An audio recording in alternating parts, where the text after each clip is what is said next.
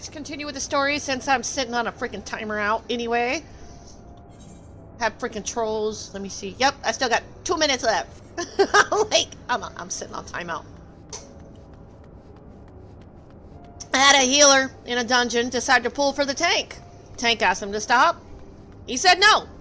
He didn't want to. He didn't like the fact that the tank was pulling one group at a time. And I'm like, that's the tank's decision to make, not yours. I don't care. So the tank got forward. And they're like, that's griefing. I'm like, actually, no. The tank was in the right, you're in the wrong.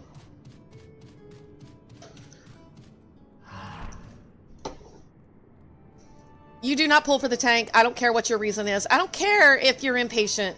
Don't sign up for dungeons as a healer if you want to go faster.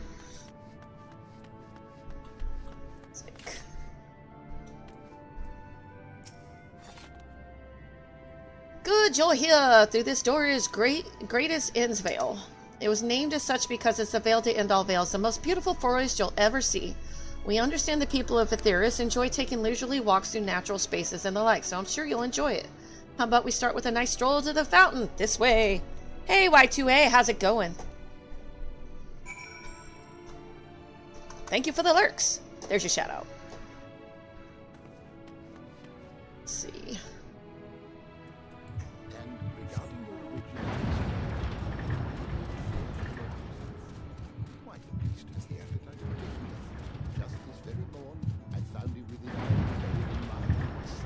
What?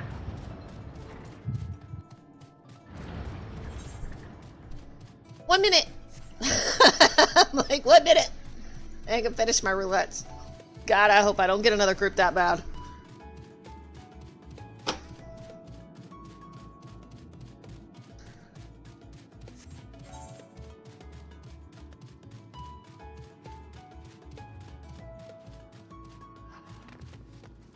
Chocobo, come on out.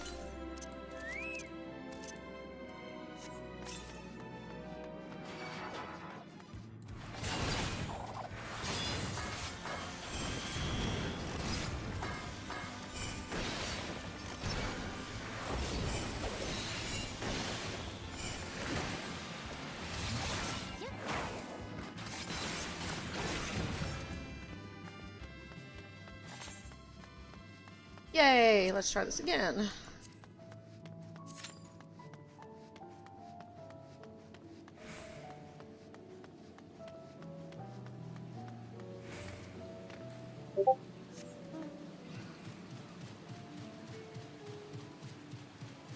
But I hope everybody's Thursday's going good. Friday for some. Depends on what part of the world you're in.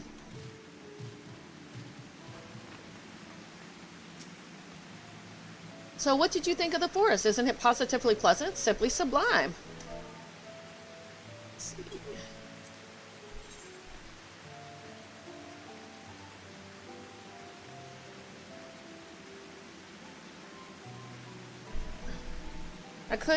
I didn't see any, wait, you don't mean those crystals out there are... Right you are, our forest is made of crystals and constructs, dotting the landscape as far as the eye can see. Building this place was a challenge, let me tell you. Since we were born here, we've never seen trees in person before, let alone a forest. The information sent by our collaborators was quite enlightening, but after much deliberation, we decided to use crystalline constructs in place of living trees. And thanks to our atmospheric circulation system, this place produces air as clean as that you find in a forest on Etheris. No time. Oh.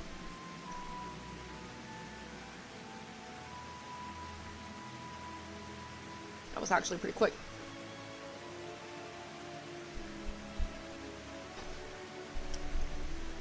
Down here behind us, powered by the large crystal adorning its top, plays a vital role in supplying us with fresh water. Much time and effort was spent making it the most spherical of spheres, and I dare say the unparalleled roundness inside of a dungeon.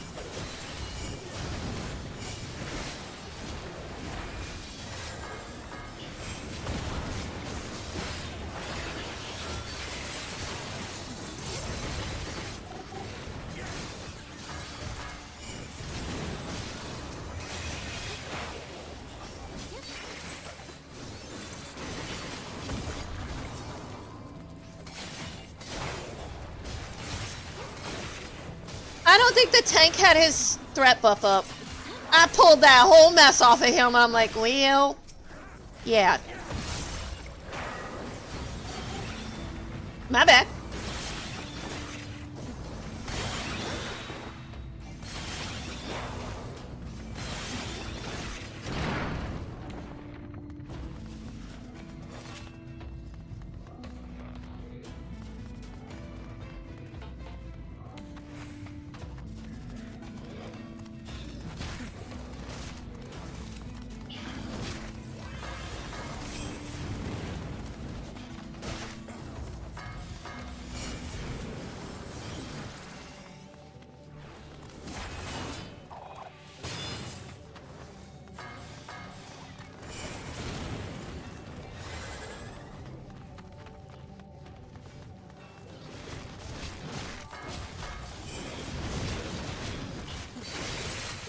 So, oh, it's so quiet. So quiet.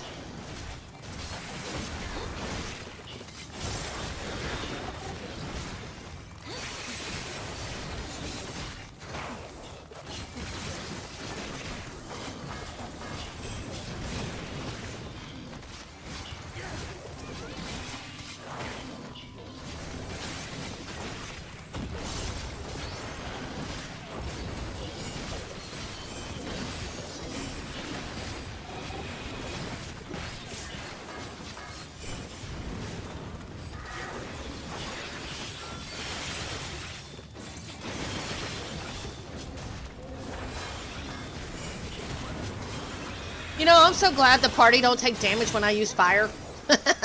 Like...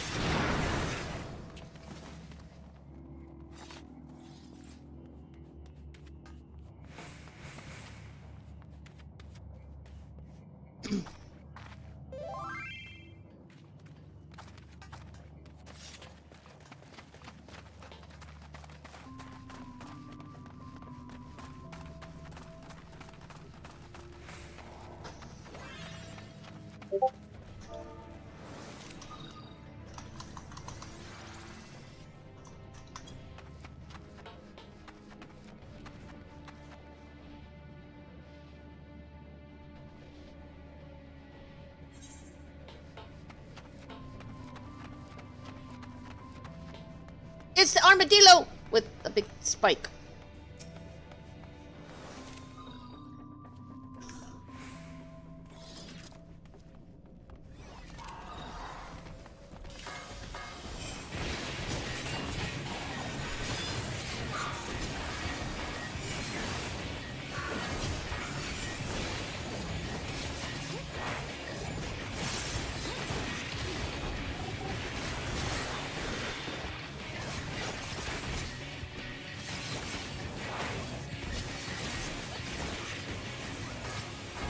Hands down, melee. I think melee DPS, my favorite, is probably hands down the ninja.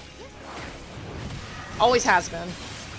A lot of people would argue with me about that, but I like it.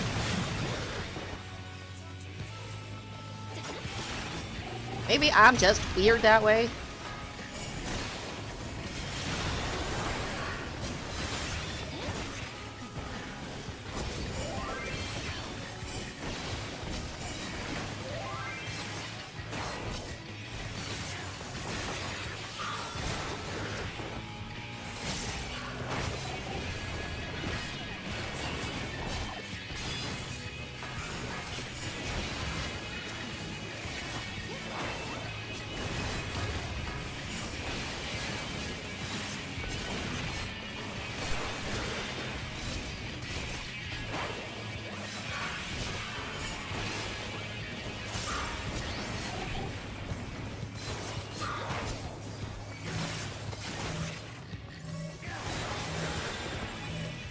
Mana Crew, long time no see. I think you were streaming earlier too. How'd your stream go this morning? What are you streaming these days? A lot of times I'm working, so I don't always get to catch it, but how you doing? Give me a second and I'll give you a shout out. In a dungeon, right? How's everything going with you? Hopefully everything's going good. Oh yeah, this is level 78 dungeon. Like,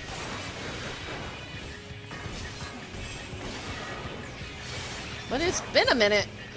Been a minute, been a minute.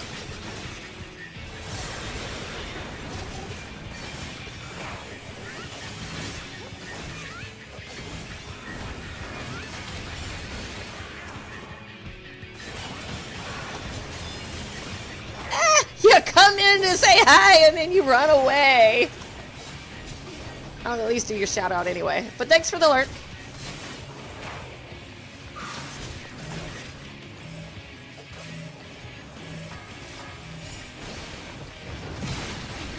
That looks like Dragon Age.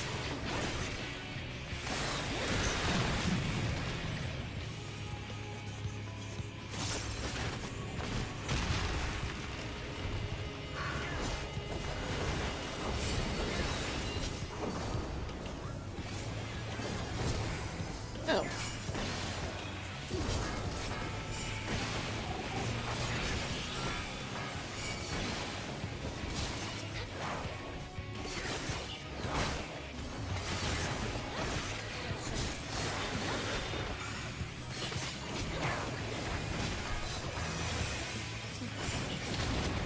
Ooh, I've never seen that ability before.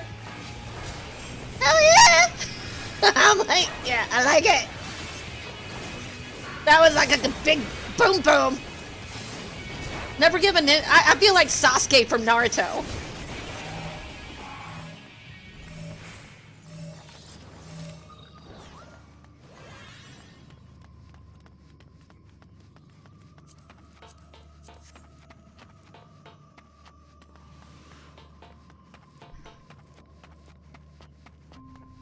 I even get the frog. It's like it's like all the best things in Naruto and the ninja class. Gotta love it.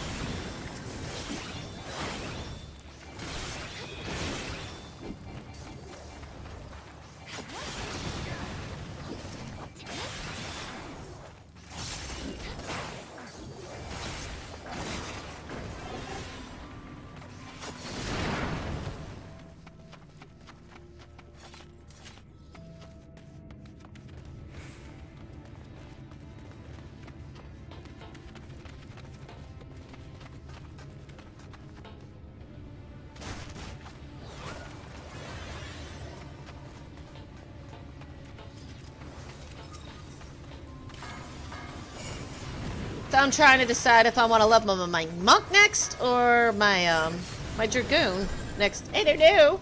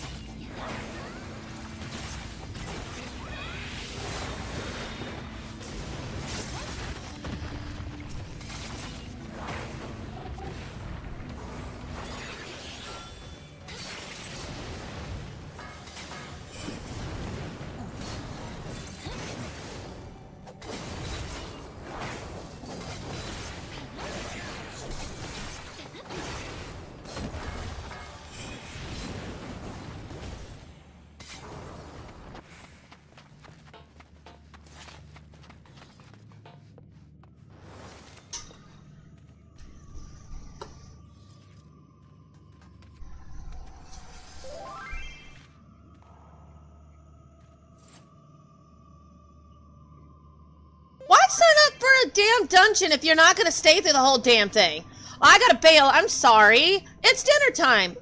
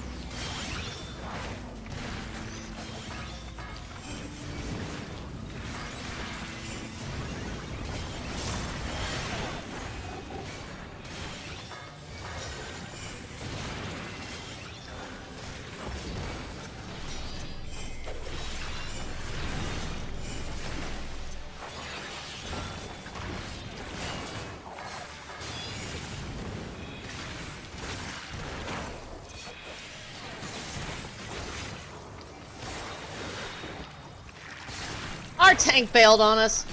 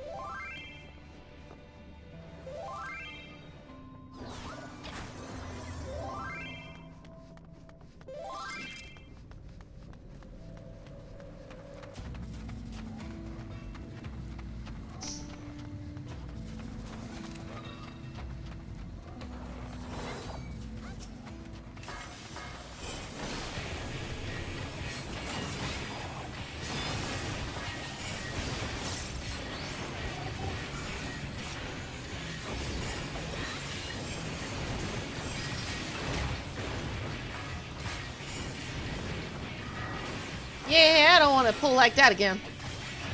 They're like, can we pull small? We'll see. I don't want to do that again.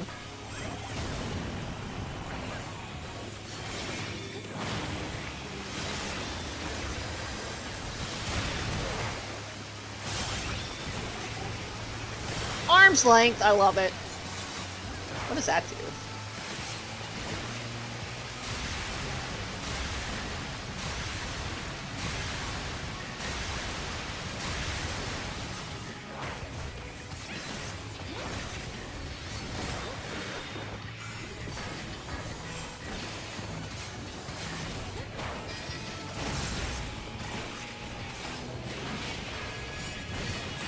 So I've been reading the solo leveling manga.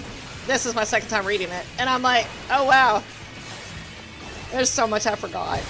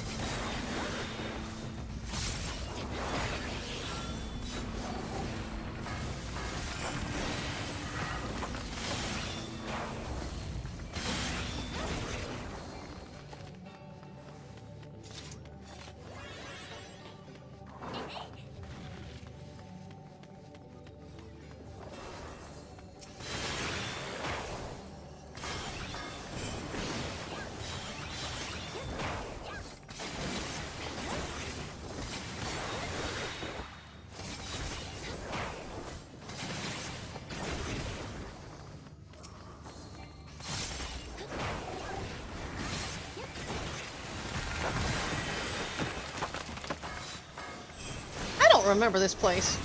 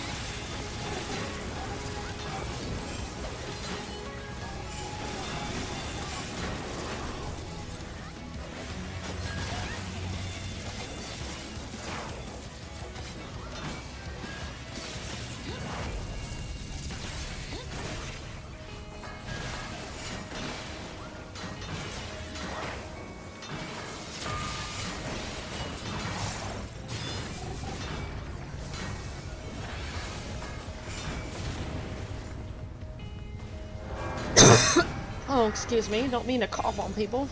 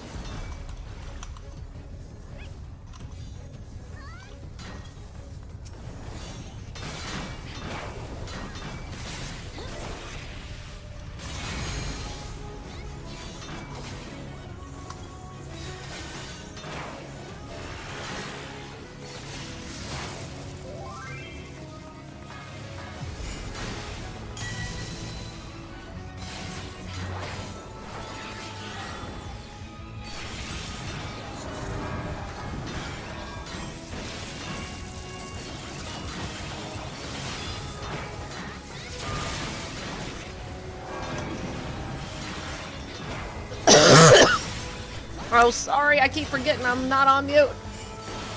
Got this nasty cough.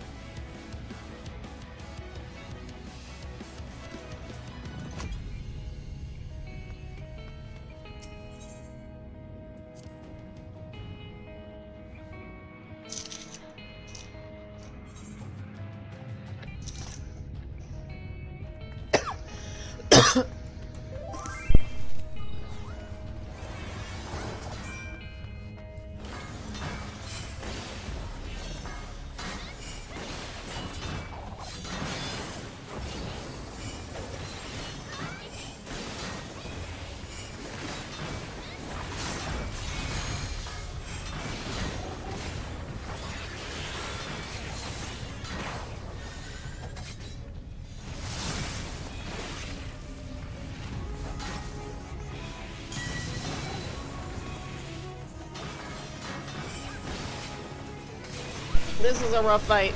We got two players that don't know this fight.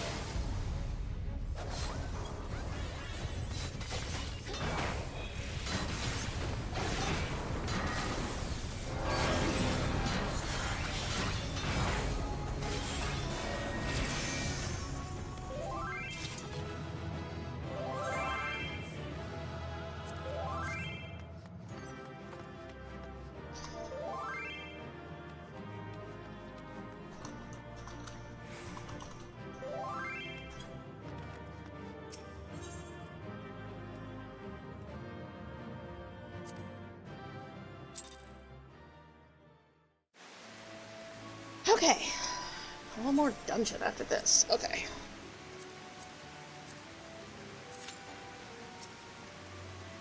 So what did you think of the forest? Isn't it? Oh, the support desk finally replied. What'd they say? I'll answer it in a minute. Isn't it positively pleasant? Simply sublime.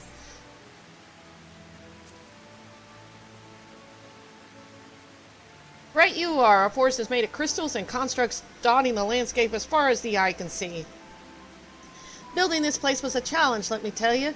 Since we were born here, we've never seen trees in person before, let alone a forest. The information sent by our collaborators was quite enlightening, but after much deliberation, we decided to use crystalline constructs in place of living trees. And thanks to our atmospheric circulation system, this place produces air as clean as that you'd find in a forest on Aetheris. I keep calling it Aetheris, but I don't think we call it that anymore. The fountain here, but behind us, powered by the rather large crystal adorning its top, plays a vital role in supplying us with fresh water. Much time and effort was spent making it the most spherical of spheres, and I dare say the unparalleled roundness speaks for itself. I enjoy nothing more than a nice long stretch and a spot of relaxation when I come up here. You look like you could do with the stretch yourself.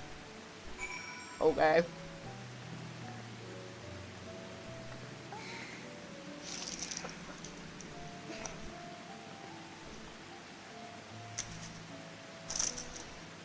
That's the spirit. I feel more relaxed simply watching you.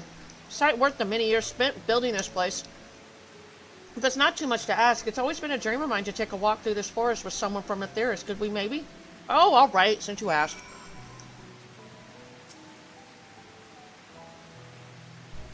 You will. Oh, be still, my quivering whiskers.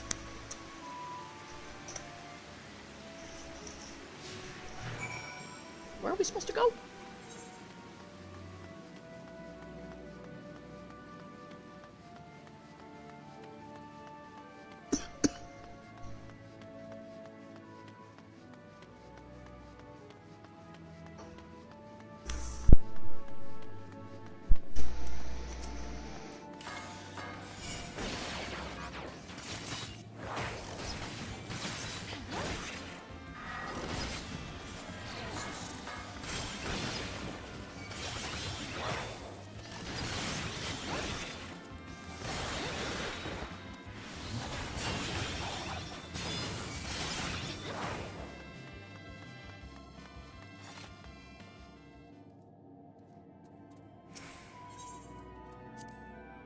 What? No, I'm not sure what it is you do with crystals on Aetheris, but we don't eat them, and certainly not this one. It's possessed of all 6 elements: wind, lightning, fire, earth, ice, and water.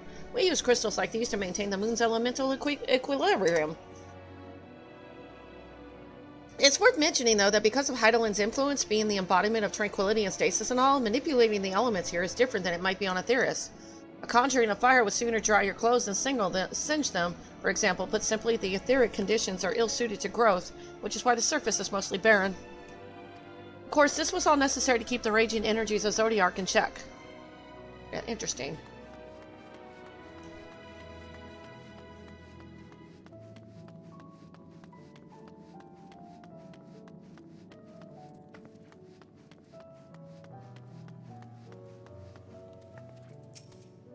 I was thinking, Knight, that I could be more helpful to you by teaching you a little about the moon and what it is we do.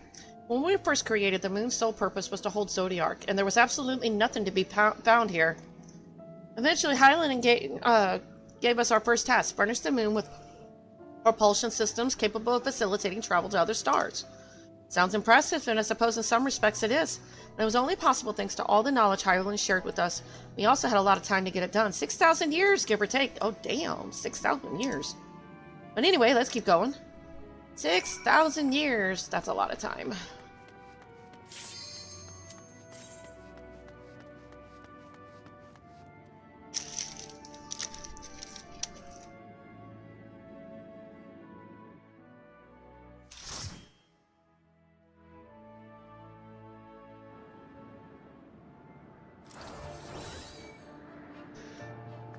Oh, this one. Well, okay then.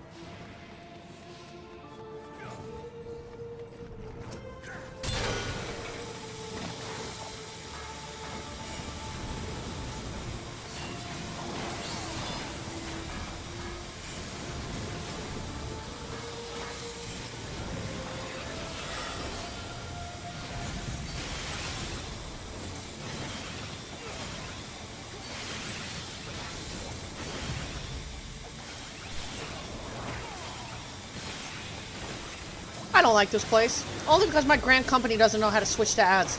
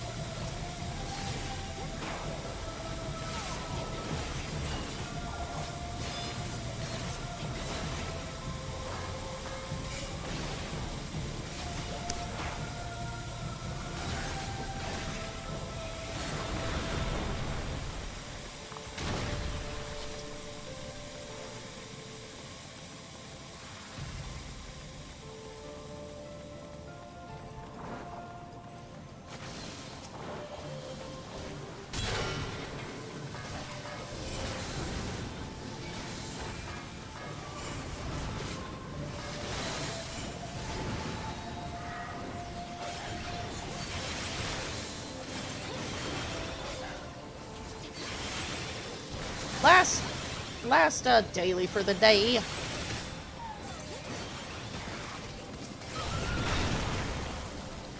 Oh, did I pick up another journal? I did not. Oh, crap. Oops.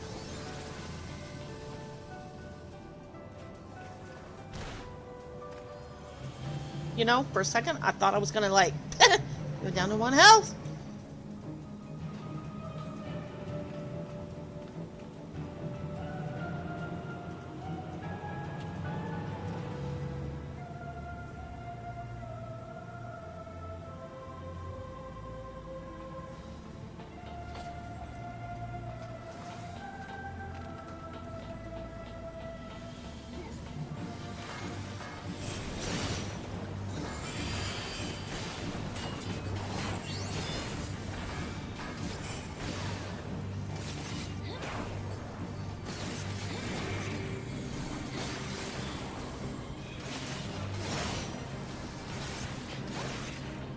What am I supposed to do with that?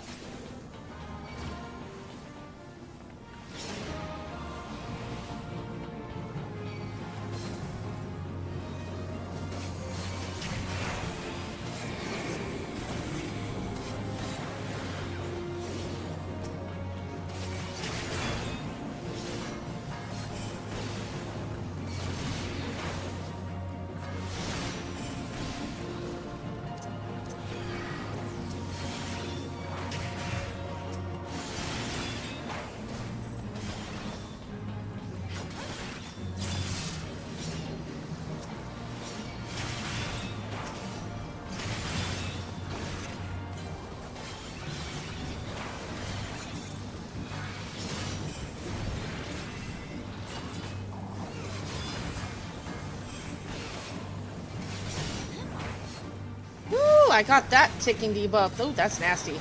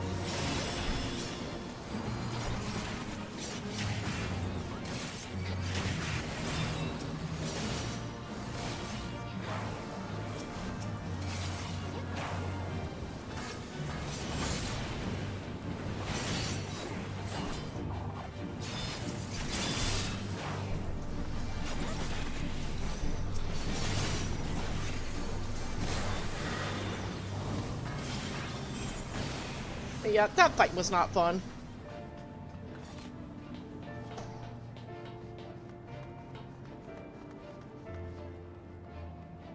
I thought you were already following me. Oh, I guess you weren't following this account. I've changed to this a long time ago. I thought you were following me already. I saw that. I thought you did too. I know you were following the old account. Because I saw that you followed, and I'm like, wait a minute, I thought you were. I mean, because sometimes I still stop by your streams when I'm not at work or something, and I'm like, I thought he already was. No wonder you didn't know I was streaming anymore. But how you doing? Oh, that would be why you never saw me. Yep, I'm in Endwalker now. How's it going? There's your shadow. Did I show you the progress? See, there's all my levels. This is all my professions. Oh, I've been queuing with people for a while now.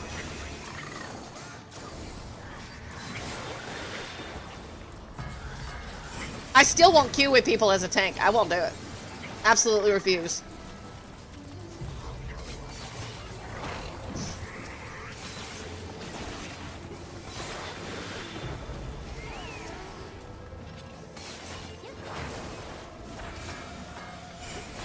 But yeah, I've been queuing with people for a while now. I do my roulettes pretty much every day that I can play. This is my last daily for the day. Well, thank you. Well, damn, that blew up. That blew up like big time.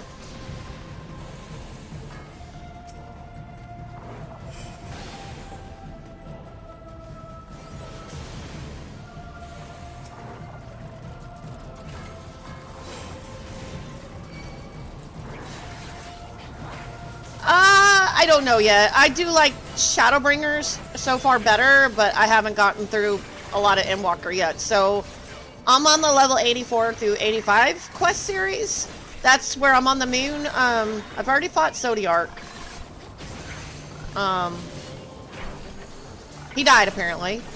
And now we find out that the moon is actually a ship. So the world as we know it is about to go boom boom. So that's where I'm at.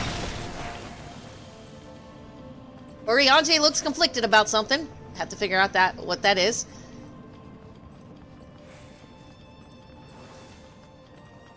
Pretty much.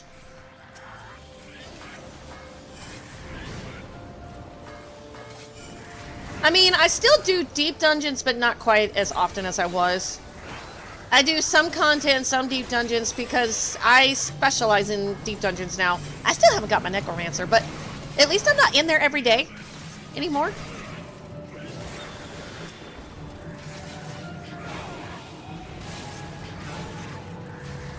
Nope, never gonna stop. I'll just tell you that right now. I'm not gonna stop doing deep dungeons. I've already done part of that too. I got to floor 80. I want the Necromancer title, and I'm not gonna stop just because I get it. I'm gonna clear on all my classes. Once I get caught up on content, that's what I'm gonna specialize is deep dungeons.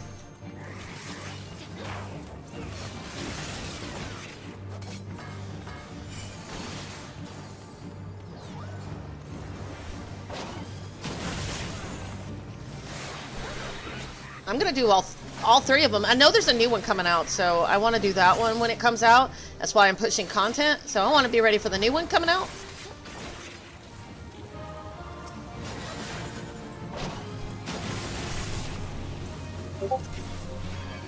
I'm not really interested in raiding.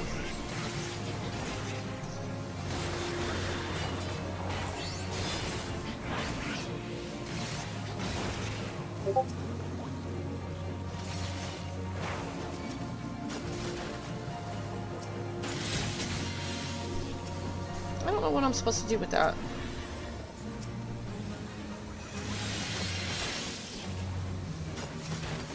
I haven't done Pharaoh's Sirius in a long time, not the hard mode. But I've been to floor 80 on Heaven on High. I think it's either 70 or 80, I don't remember. I haven't done Eureka yet, because I haven't made it that far yet.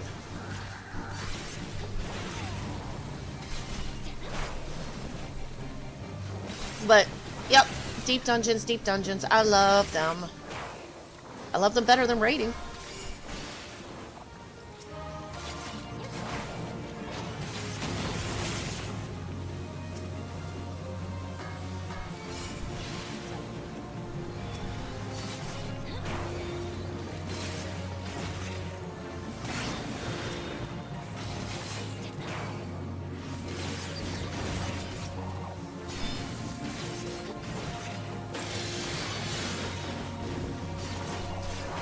I never know what adds to kill and what adds not to kill.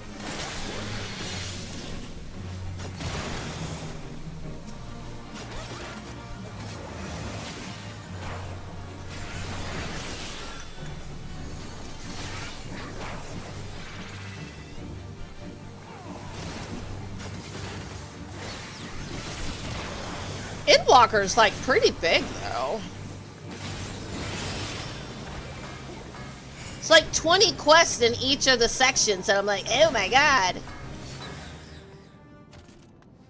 Well, I just wasted that one. Geronimo!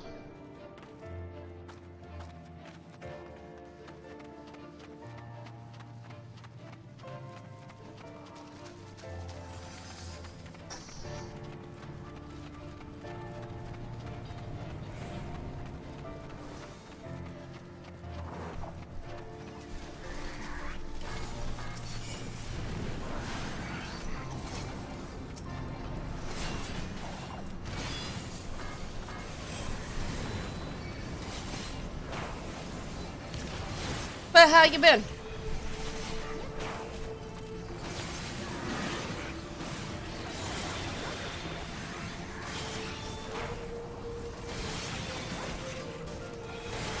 Trying to decide if I want to level my monk next to 90 or my dragoon. I haven't figured out which one. I do have one level 100 though. It's my bard. Blue mage is at 80. But yeah, just pushing everything to 90 now.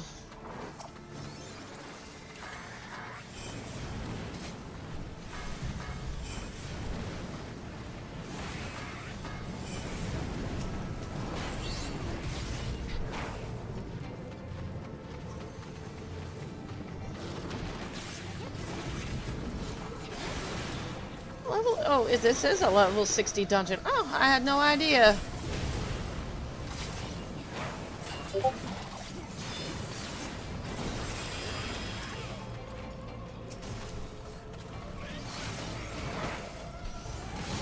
I don't like this dungeon. This one's stupid.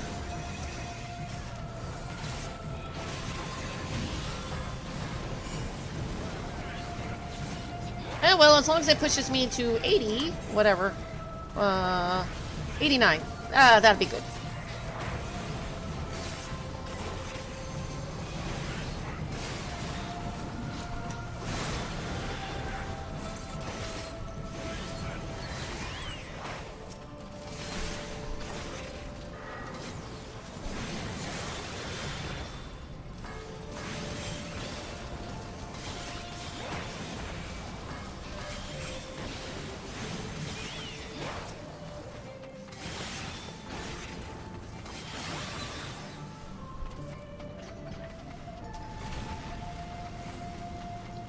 Time grenade.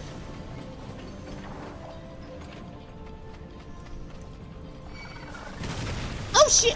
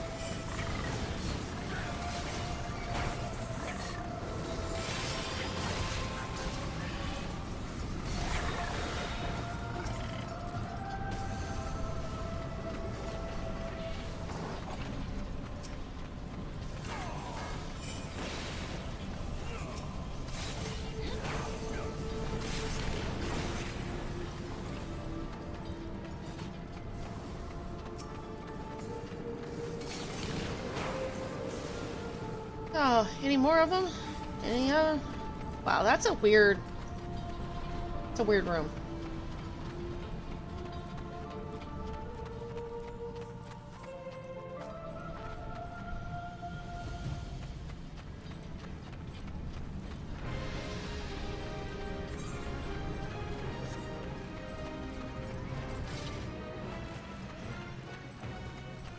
You know, if I hadn't have done Palace of the Dead, I wouldn't have got this outfit, because that's where I got this outfit.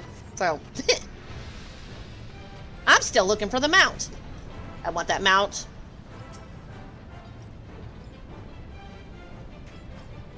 I made it as high as 150, though.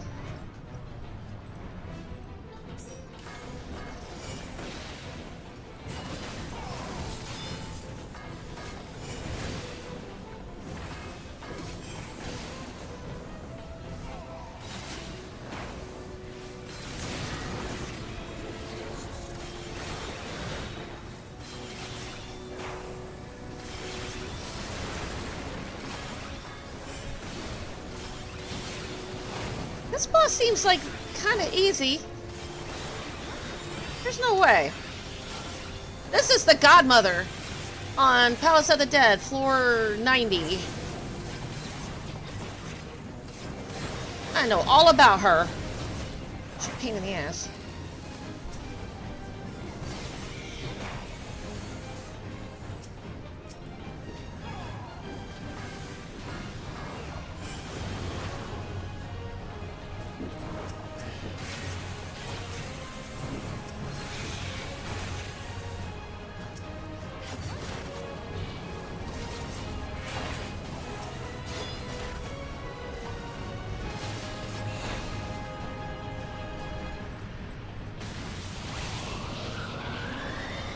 on then, here's the Godfather from floor 190.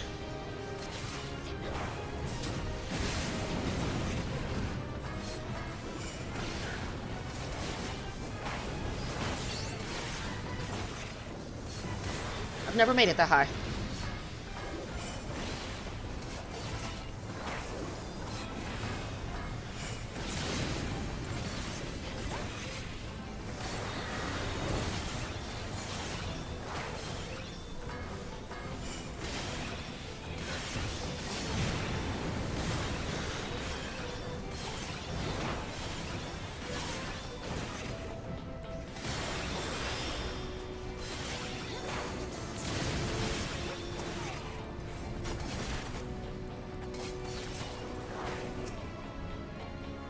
Oh, shoot.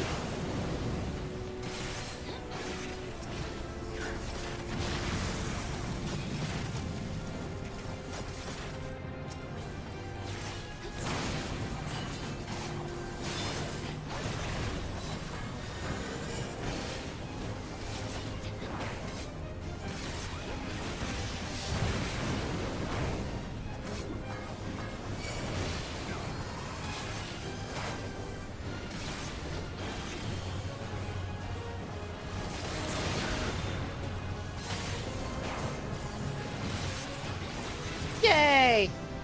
I hit 89. Nice. Okay, that's the last daily for today.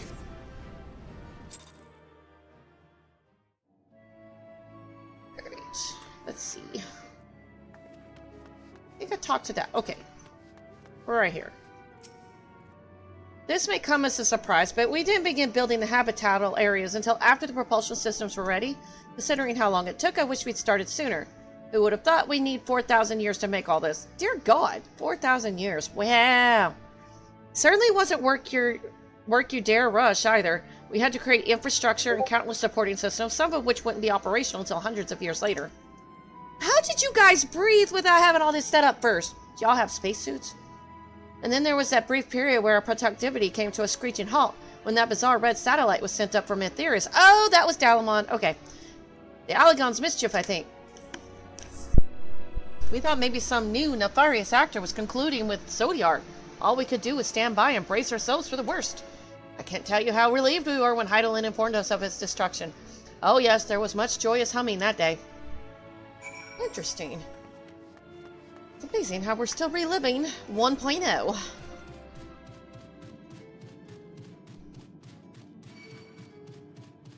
Oh, really? You want to die? Fine.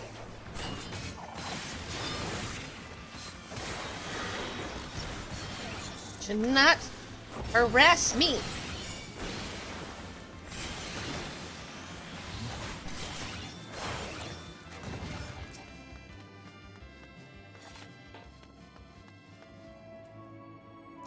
Okay. Say, do you notice anything peculiar about the treetops? I mean, apart from the fact they're massive crystals and not trees. I'll give you a hint. It's the golden rings emanating from the glowing spheres. Along with the device fixed near the ceiling, they fulfill a role similar to our sun and do so better even. Oh. The sun and similar celestial objects in the great expanse radiate energy that is harmful to your bodies. These rings shield you from that energy while allowing you to bathe in the perfect amount of sunlight, or rather, a close approximation of it. Interesting. Pretty impressive, wouldn't you say? Oh, and if you look closely, you'll see different types of trees have ever so slightly different curvature. Yes, indeed, this forest truly is the greatest. Interesting. Now let's see what the support said.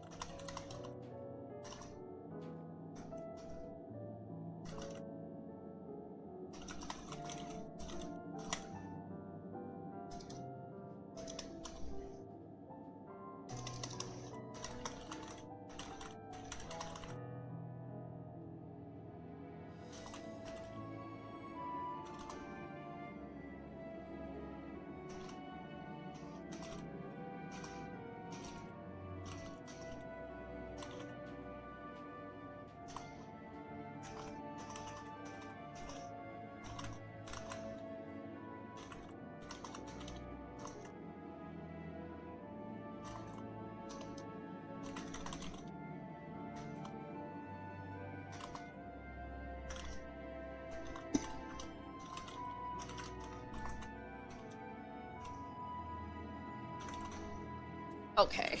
Be right back.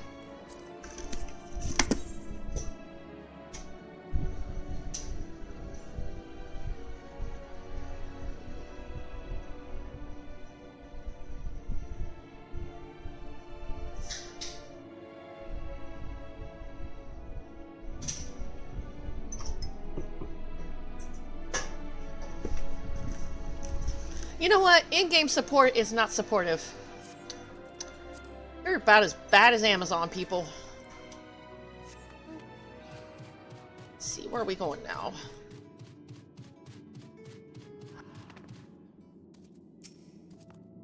There was something else I wanted to tell you about. Oh, right. The propulsion systems and habitat facilities were completed around 2,000 years ago, and with that, the most important features were fit for purpose, which was all well and good, except we still knew absolutely nothing about the present-day people of Aetheris. Why not go and visit Aetheris yourself, you might ask? Strictly forbidden. Were our technology or knowledge of the moon's true purpose exploited for evil ends, the results could be disastrous. Then there were a few more rejoinings, and it became increasingly difficult to converse with Heidelin. Fearful we might lose the ability to communicate with her altogether, we beseeched her to find people on Aetheris we could trust to help. We were quite fortunate everything worked out as it did. Interesting.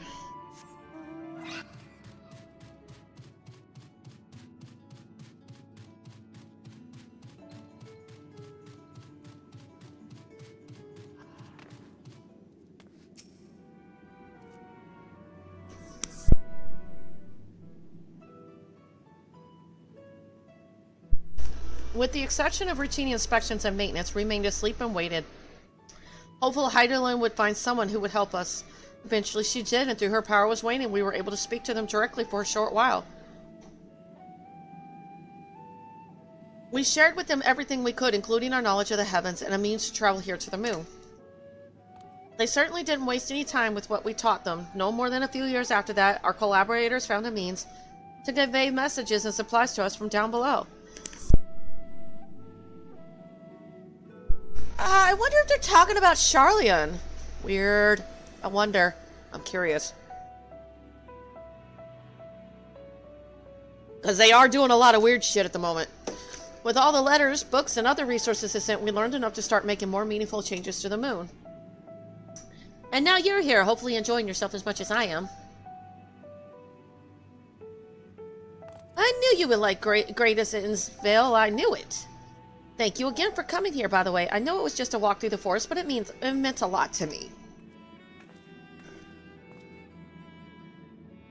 There you are. Take it you've already received the ground tour. A shame we missed it. Growing Way, I've been looking all over for you.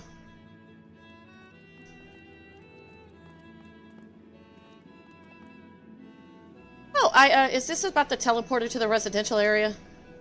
No, never mind that. We have more pressing matters at hand. I will be calling an emergency meeting shortly, and your attendance is required. Really, I can't imagine why you need me there, but if you insist. We won't be away long, so you're all more than welcome to continue looking about the burrow. Now come along, Growing Way.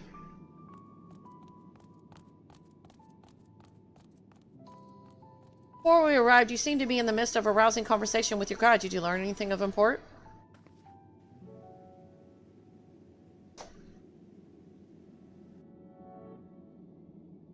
They've spent 12,000 years preparing for this. With the appointed hour fast approaching, I can certainly understand their restlessness, but still... It remains to be seen if the people can be persuaded to evacuate when there are yet no signs of the final days. What's more, the technology of this place defies imagination. I doubt there are many who would readily come to terms with living in such surroundings.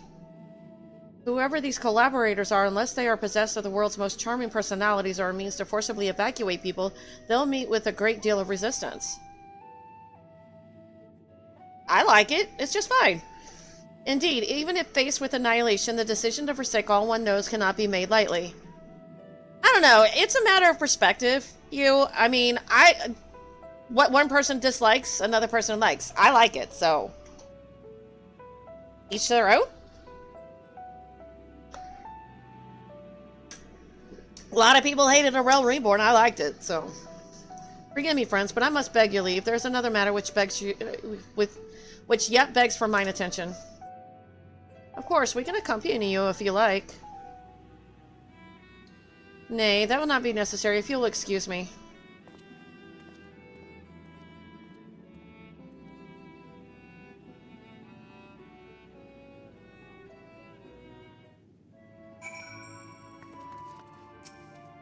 What do you suppose has suddenly tickled his fancy? Yeah, something's bothering him. It's clear now that difficult decisions lie ahead of us. Preparation for the evacuation of Aetherius is indeed crucial, but I am not yet willing to forsake our world and its reflection, and I trust I am not alone in my reticence.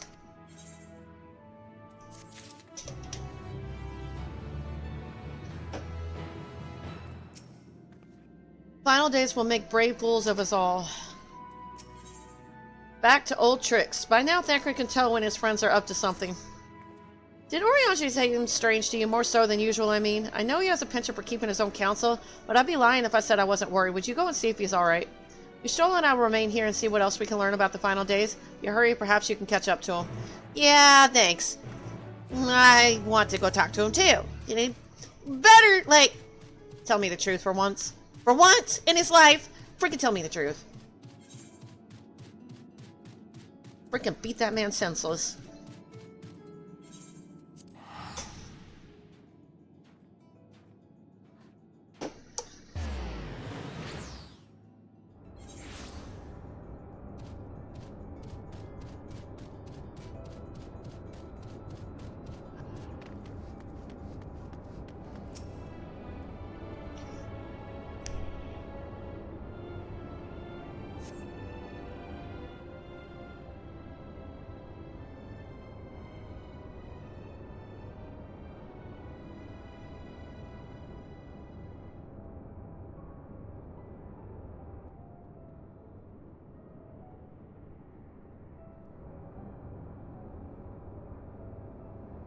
Urianger appears to be heading towards the entrance to Bestway's burrow.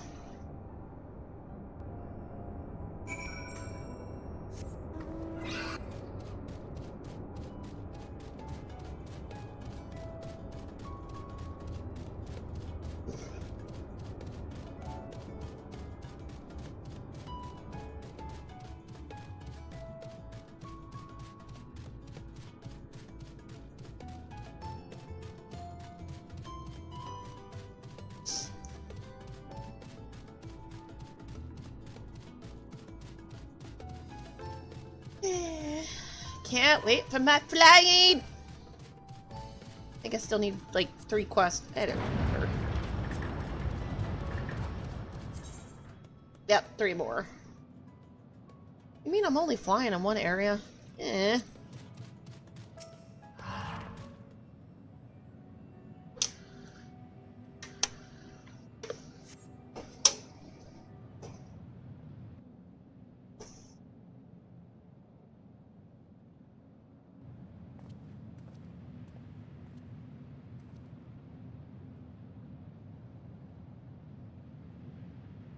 Urianger, what are you up to? Urianger ventures off into Merlamentorum for reasons unknown. You must tread carefully, else he might sense your presence. No, I don't think so. I'm a damn ninja.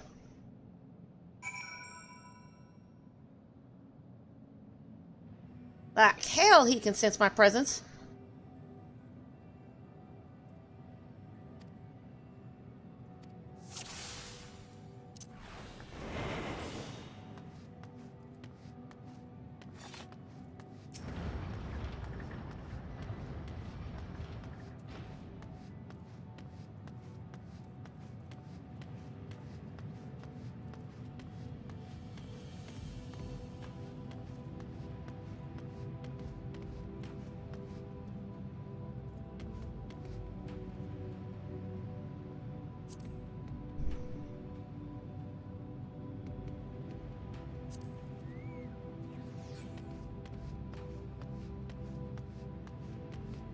You can't sneak around with a ninja around. You just can't do it.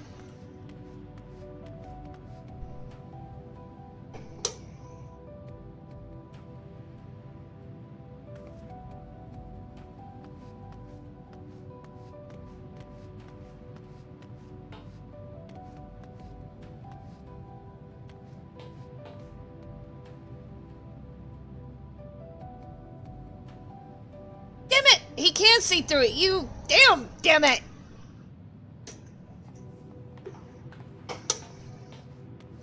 That's not fair.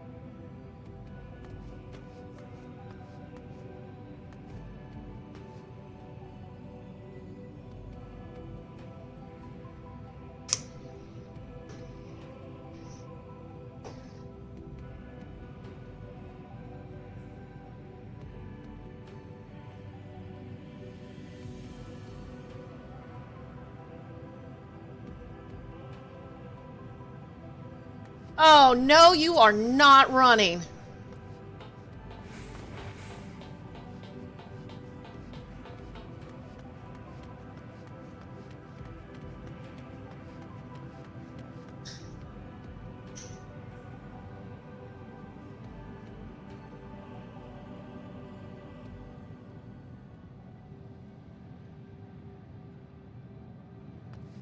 Freaking bastard.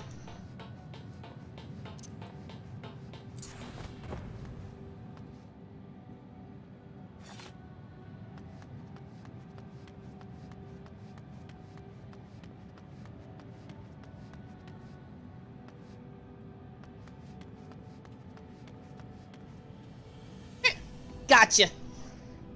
Now what are you doing, Orianjay?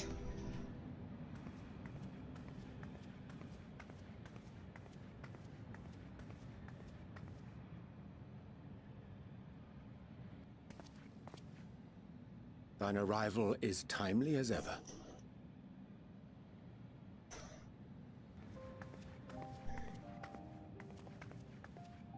Thou didst chance to overhear my conversation with Living Way, I presume?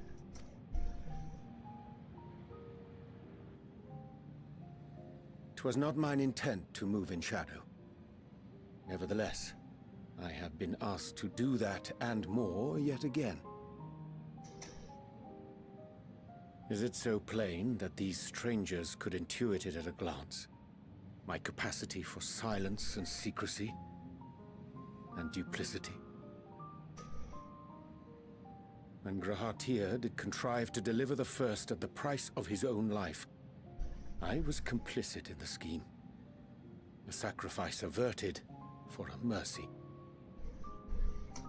Would that I could say the same for Menphilia. One life for one world. And by that bloody bargain brokered by my hand were the scions robbed of a dear comrade, and Flamine her beloved daughter. Two souls, whose selflessness was beyond measure, whose resolve was unshakable. They would not be moved even had I thought to protest.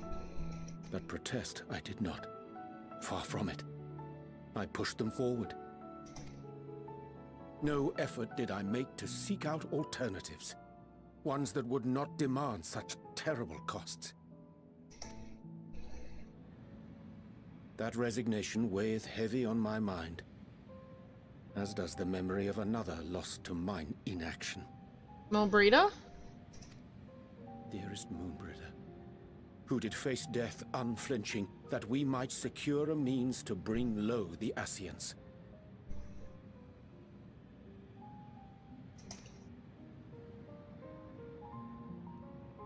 In her hour of need, I did naught.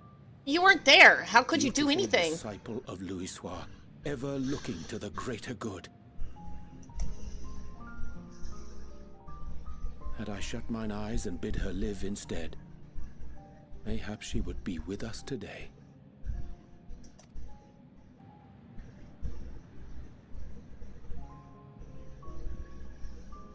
Selfish wants, born of everlasting regrets. Most days I put them from my mind, but could think of naught else when asked to swallow the same bitter draught. Subterfuge and sacrifice.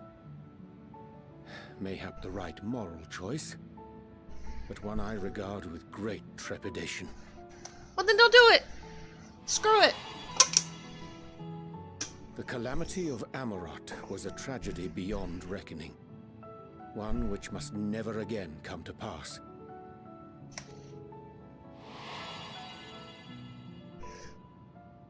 Thus must we struggle, haunted by ghosts of those we have lost, clinging to those we pray we can yet save.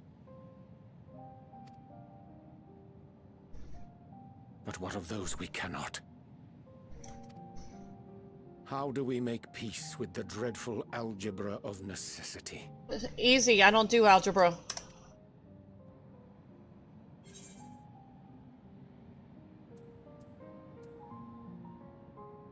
Have faith in yourself and your decisions. Take heart and protect well those you can. Sage counsel indeed.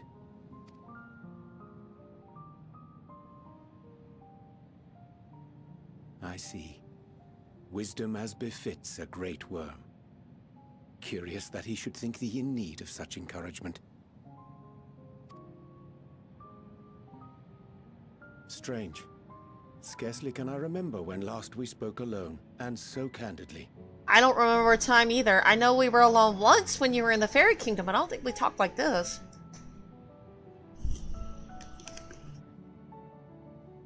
I thank thee. For all my supposed skill with words, I find it difficult to express such private thoughts. As for the Loporrit's proposition, I will take time and consider how to respond. 'Twould be to our mutual benefit if we could converse more openly with our aspiring caretakers. A concern I should be glad to address on the Scion's behalf. To dispense with all pretense and bare one's heart to another is a frightening thing indeed. But we cannot move forward ere we take that bold first step. A lesson I have learned many times before. And today. Damn it, Urianger, it's about damn time. I'm so proud of you. I'm so proud of you!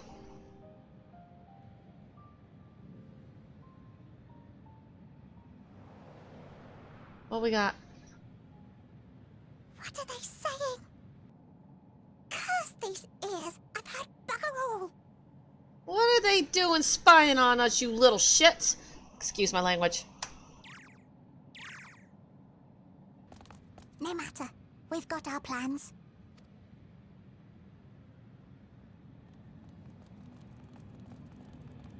Okay, what are you little monsters up to? I don't like you guys no more. What are you guys up to? So much for cuteness.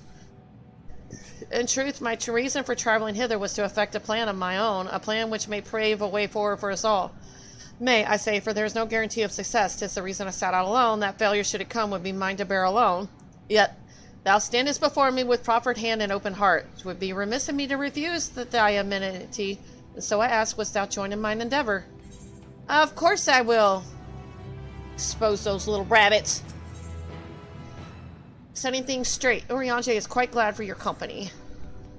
I thank thee for accompanying me. 'Tis a simple plan, in truth. We shall not be long way from Bestway's burrow. Difficult decisions must be made in the coming days, but I nevertheless believe we are all of one mind in our desire to save the people of Aetheris. To make clear our resolve to the Loporrits, I would offer them a gift, but its making doth require a most singular ingredient. Are we gonna make them a big giant carrot?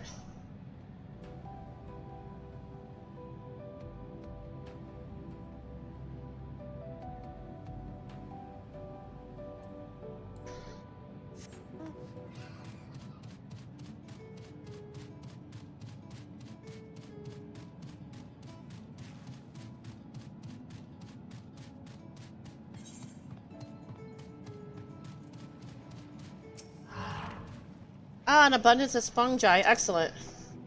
I chanced to spy this aggregation when crossing Zodiark's erstwhile prison. Using a spell taught me by the Newmau, I believe these shall suffice for the gift I would fashion. The magic requires considerable concentration, however, might I prevail upon thee to stand watch while I perform the incantation? Wow, damn, he's actually asking me for help! That feels weird. I think I might actually like this part of the story.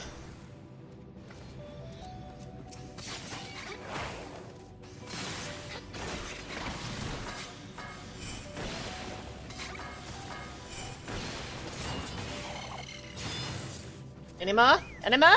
Let's do it!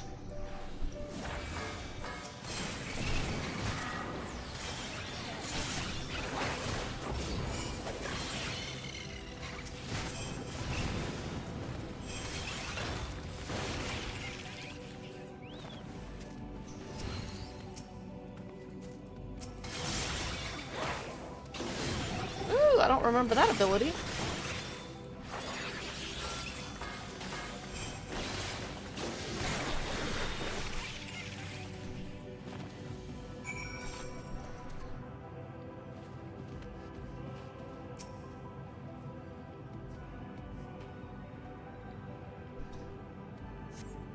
Surveying the nearby area, you see no sign of potential threats. This would be a good opportunity to see how Oriange is faring.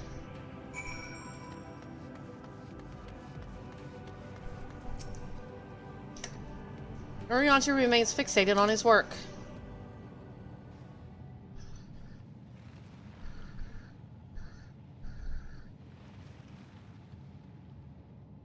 There, 'tis done.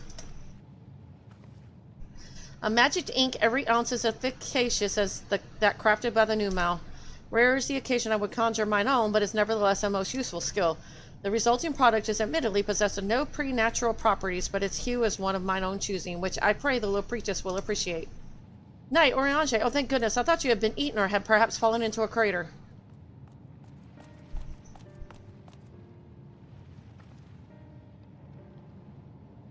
Your stroller has been looking all over for you, Knight. She says she needs to speak with you about something most urgent, dire even. She was also quite clear that she wishes to speak with Knight alone, which means I'm afraid you must stay behind, Oriarge. You're full of lies, you little... But worry not, it just so happens we need your help with an errand, delivering a package from the Watcher's Palace to Bestways Burrow. It's quite large and heavy, perhaps even too heavy for we poor Lopritas, and we would be ever so grateful if you could lend us a hand.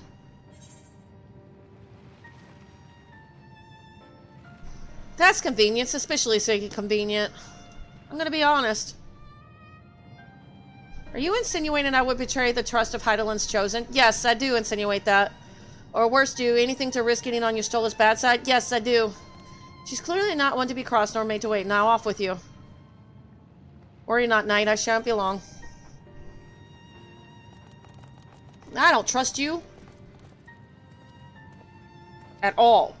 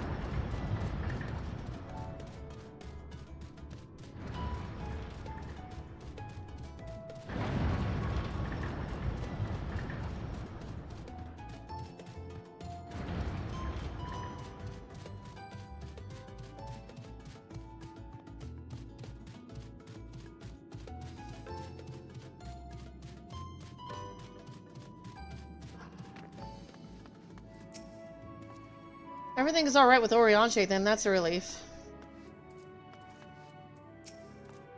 Oh, back so soon? Oh, Knight, we thought you would be away for far longer. Yeah, that's what I thought. You little shits lied to me. A dire emergency, I said no such thing. But as you are here, I could use your assistance with one small matter. No, how about we go find Oriange and see what those little brats are up to? Running away, a companion of Growing Ways apparently has much to tell us of the final days. The problem, however, is that he's determined to live up to his name, refusing to stay still long enough for us to hold a conversation.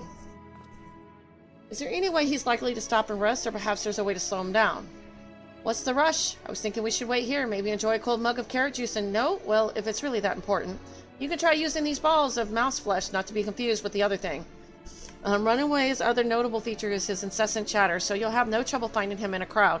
When you do, try lobbing your balls at him.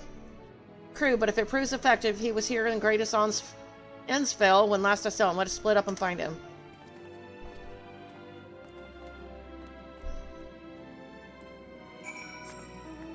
I am so sick and tired of being lied to, and I know it's not Oriange this time. He doesn't want to do that.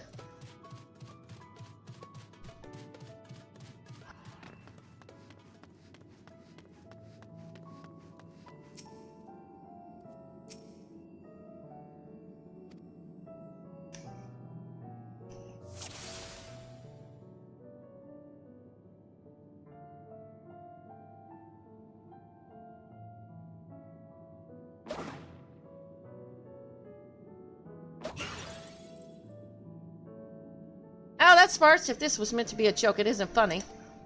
Got you. I'm not so friendly with you guys at the moment.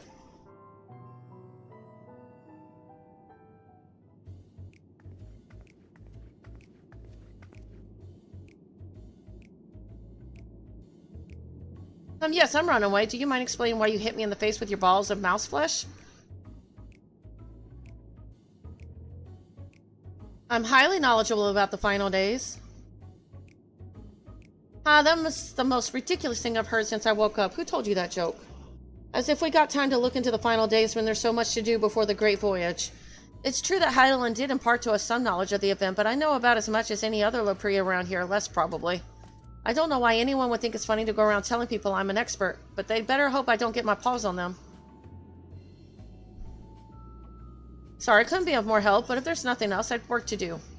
Either growing ways lying to me or running ways lying to me, and I'm off.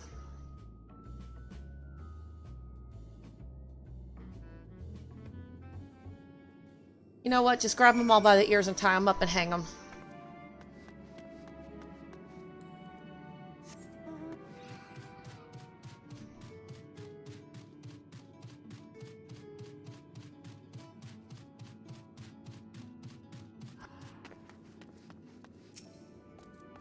Oh no, you caught him? I mean, well done you. You are lying. Any luck? I tried near the entrance, but there was no sign of him.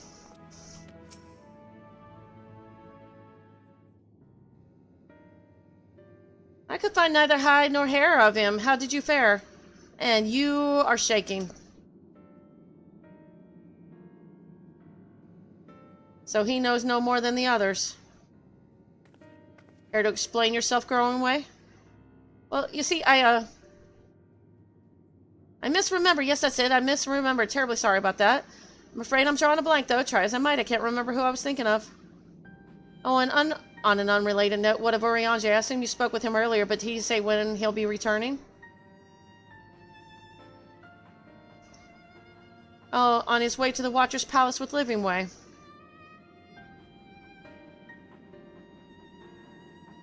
Between Growingway's sudden lapse of memory and our lack of other leads, maybe our time would be better spent leading Urianger a hand. Yeah, exactly. What? Now hold on a moment. No, sorry, I'm not listening to you no more. It's all coming back to me. Yes, I remember. The information you're looking for is in the archives. Yes, that's where you'll find all sorts of useful knowledge, including that pertaining to the final days. No, do not listen to him! Oh my god. We already know he's lying to us. Why? Does the game really think I'm that stupid?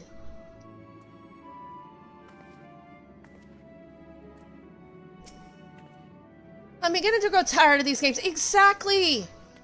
Stop playing along! If some scheme was afoot, surely Urianger would be the first to see through it. Then again, he does tend to give others the benefit of the doubt. Heart of the matter. Growingway's fidgeting with nervous energy, but is it from excitement or worry? Oh, what to do? I promised Livingway I would help, but... No, I promised I'd help, so that's what I'll do. The archives are on the second floor of the main plaza, the eastern wing. Follow me. I don't want to follow you. I'm getting angry. I suspect the little priests are up to something, but if there's aught to be learned of the final days, I think it best we play along for now at least. I say no? Don't play along? Oh, I'm getting angry. I don't like what they're doing. I don't like Urianger being dragged into it. And I'm tired of the game acting like I'm stupid enough to believe this shit.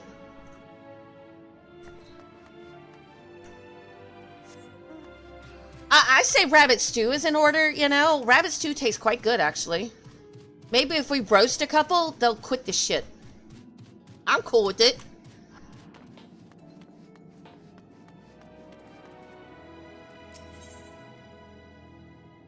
Troubled water. Something goes bump in Great Sunsville, and it has moping way concerned. Oh dear, oh my, oh dear, this is terrible. Thank goodness you're here. There's a strange sound coming from the waterway. I think there might be something wrong with the water regulation system. What if the water starts to flow backwards? Or worse, everything must be inspected from top to bottom. But time is of the essence, and I can't possibly hope to do it all on my own. Not as quickly as I'd like. At any rate, please say you will help. I will help eat you. Oh, thank goodness. Look for the water towers to the north and you'll find the regulators. If you can take care of that, I will see to the rest. We can reconvene here when you've finished. For a greater garden, the bouncy Lopri would ask you to lend them an ear. Just the person I was hoping to see. I'd like your thoughts on something if you have a moment. As you might have noticed, this park is rather drab as it is now, which is why I plan to plant flowers to liven things up a little. Of course, there's no guarantee my tastes are in line with those of your people. We have a most wondrous assortment of plants at Lovingway's Darlings. It would mean the moon to me if you pick which flowers we use here in the park. Hooray to the gardens then. You're going to love them, I know it.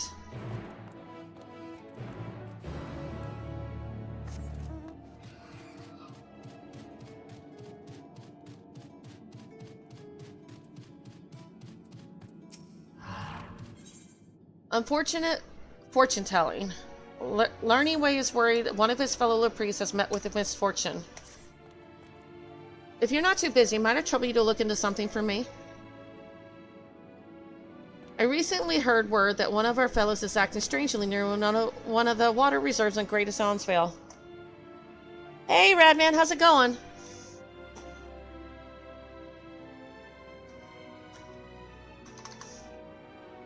Everyone knows that water is for our passengers to be, and if anything should happen to those reserves, it could ruin everything.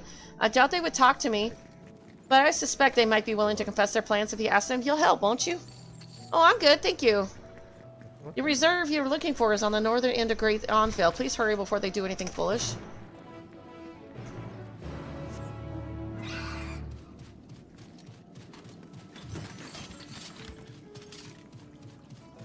That you are, Lexi.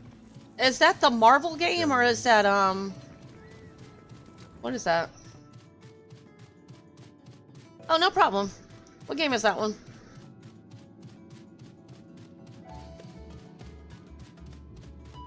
Fortnite. You know, I always forget the name because I never play it, so.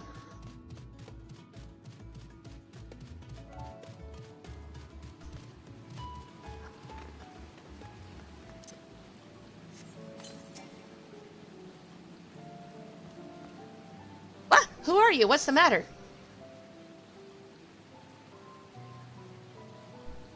Suspicious? Me? But why? I haven't done anything wrong. Oh, it's good. I took the day off. I'm gonna go back to work tomorrow. Oriange was teaching me about telling fortunes, and I've been trying to practice so I could show the others how it's done.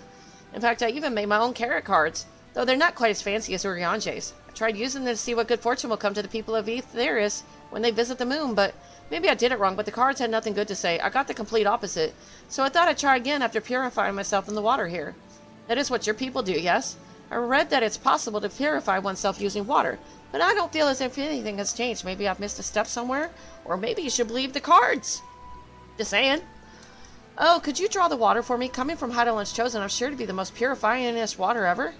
All you have to do is fill this empty bottle with water and pour it on me. Please, the outcome of my carrot card reading is in your hands.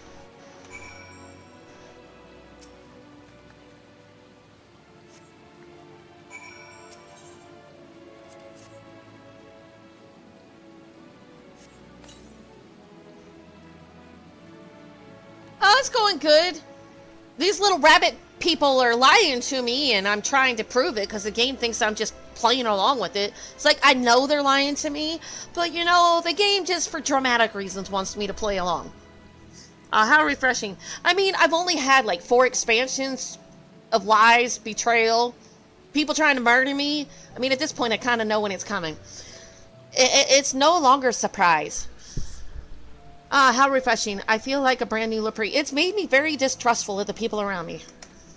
Already I can feel my spirit overflowing with good fortune. Time to have another look at those carrot cards and see what awaits the people of Etheris. Now what are we doing?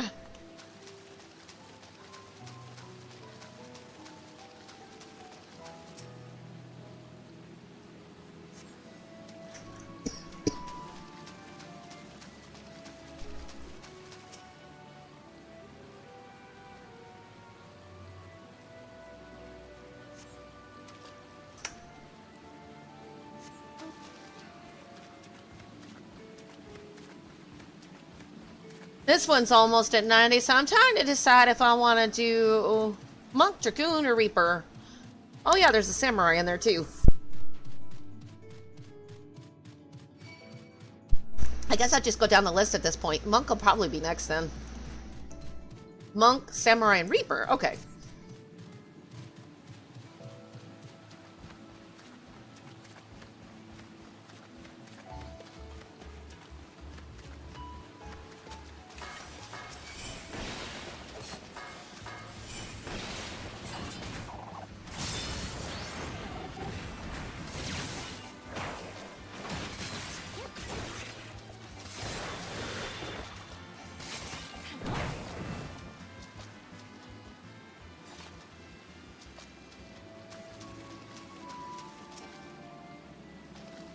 But how's your day going?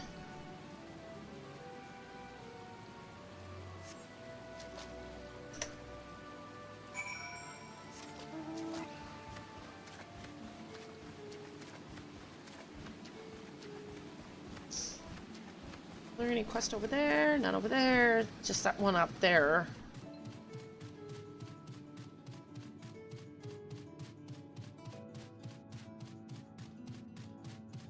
Oh, you just woke up? Hopefully it was a good nap. Or good sleep. One or the other? Good sleep. Was it good sleep?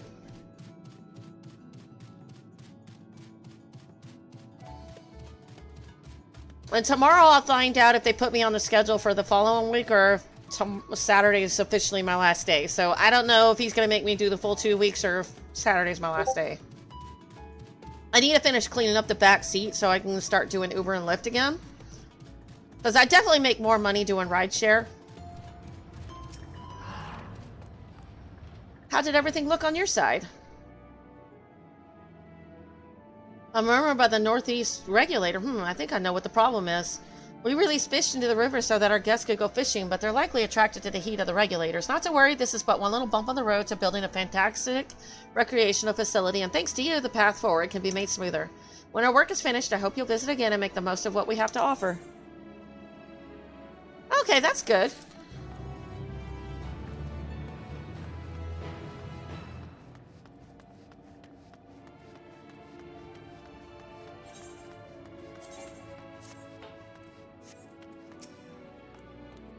Well, did you find out what that good-for-nothing was up to?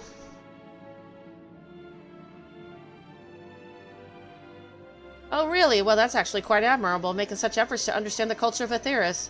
As said, I'm not sure one is meant to redraw cards until they find a desired result. Or perhaps I misheard how fortune-telling is meant to work. Maybe I should go and talk to them about that.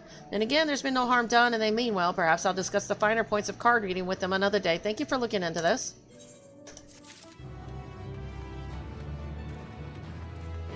Let's see, how many spots do I have?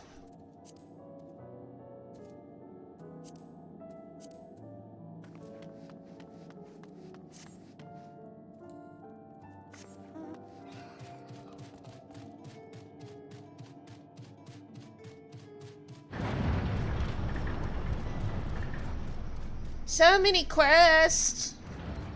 There's really not that many. 1, 2, 3, 4, 5, 6 so far. Plus that one.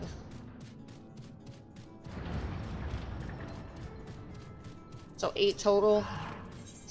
Material woes. Gilding Way has a request that only an adventurer such as yourself could fulfill. Ah, there you are. Do you have a moment? While going over the resources sent by our collaborators, I stumbled upon a rather curious morsel of information that wants for verification. Is it true that you procure crafting materials from other living creatures, and thereafter use them to craft without using creation magics? Incredible. I'd like to try my hand at it, but first I'll require materials to craft with. Considering what resources are here in Merilomotorum, I thought a Daphnia would be the perfect specimen to harvest material from, but I am hardly a hunter.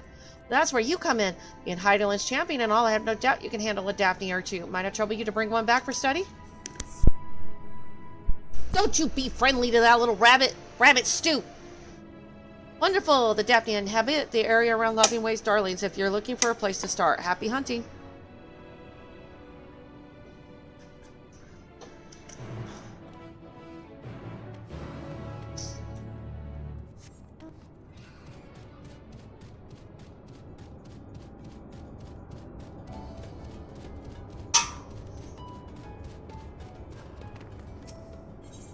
Overexcited admirer. Something has ruffled the fur of the Lepre. Pardon me, could you spare a moment? A friend and I plan to go and meet you shortly after we woke from hibernation, you see. But they're the excitable sort, and well, after much shouting and hopping, they somehow ran themselves straight into a wall. They're yet to awake.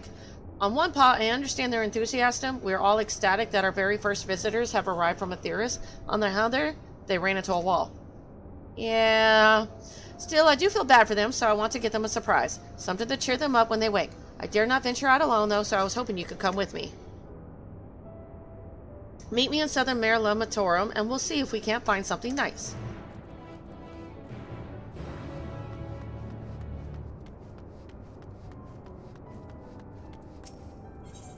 Name that way. Knockingway would like you to call upon a friend. Hail, person. Yes, you. Do you have a moment? You see, ever since we woke for inspection, a friend of mine has been acting a little funny. Funnier than usual, even.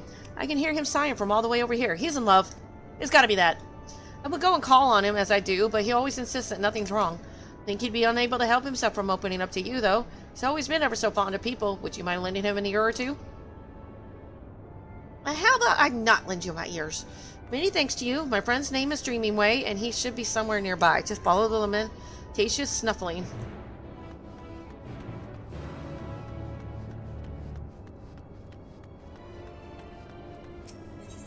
Dangerous work. The sprightly Lepre has lost track of their friends and could use a helping hand.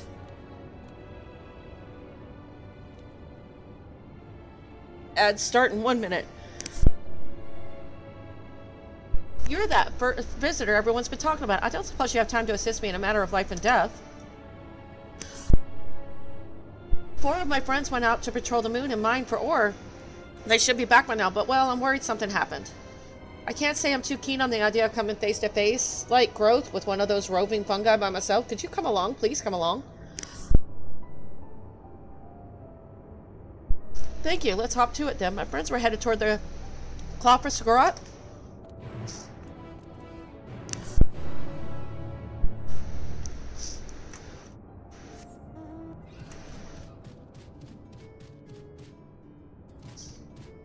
I'm gonna go get something to drink while the ad plays. I'll be right back.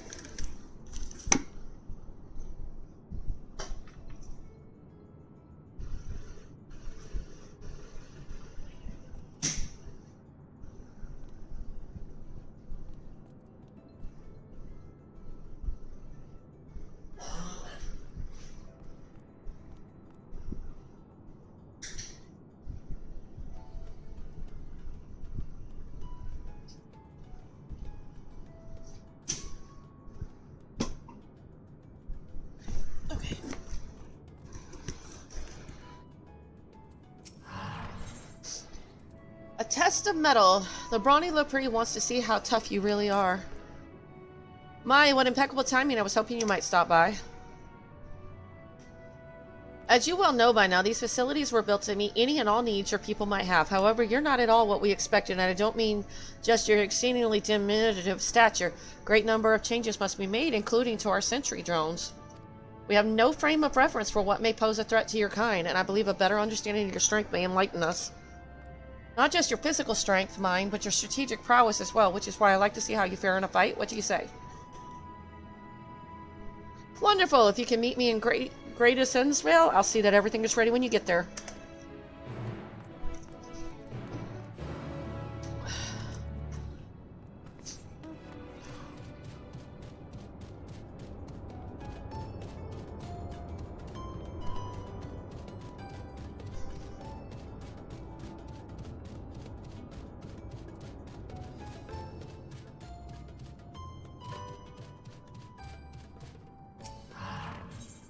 Lone Lepre.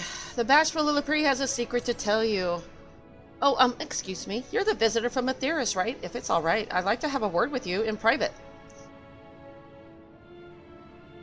Well, I can't talk about it here. Might we step outside of Bestway's Burrow? I'll be waiting for you around the northern end of Mare Lamentarum.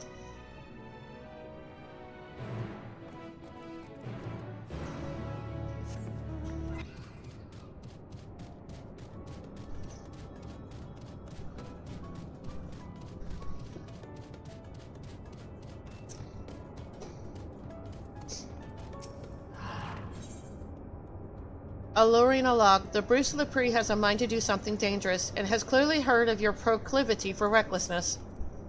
I hear you have a penchant for excitement and adventure, is that correct?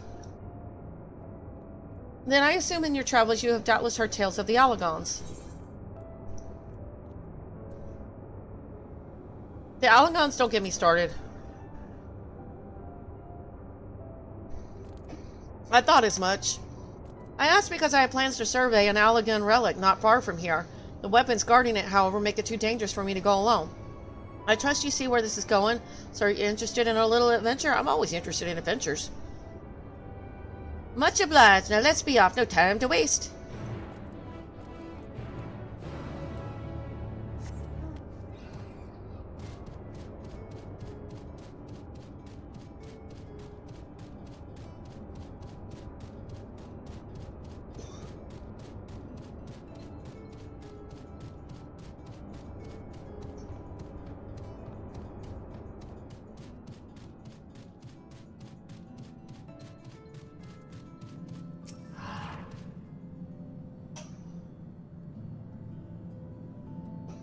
Stay focused, Dreaming Way. Sure, you're no working way, but...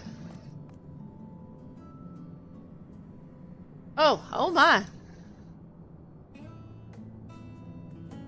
You're not a Lepre. Am I dreaming? Is the day finally here? Am I truly talking with a visitor from Aetheris?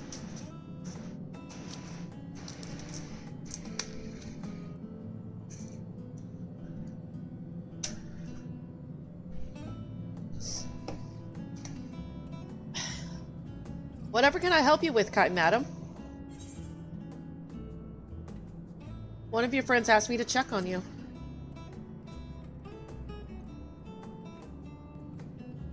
Who put you up to such a thing? In any case, I couldn't bother an honored guest with my silly troubles.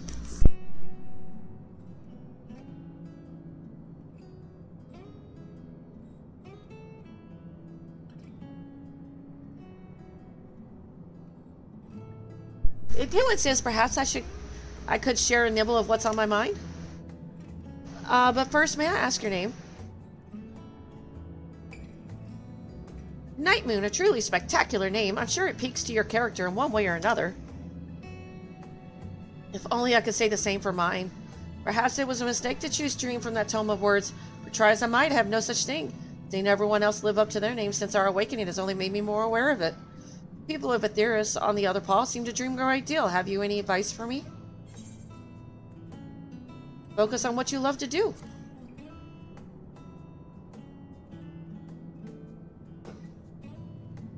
But that's the problem. I haven't the foggiest idea what that would be. Though my fellow Lepres might, I've known them since we were created, so perhaps they see something in me that I cannot.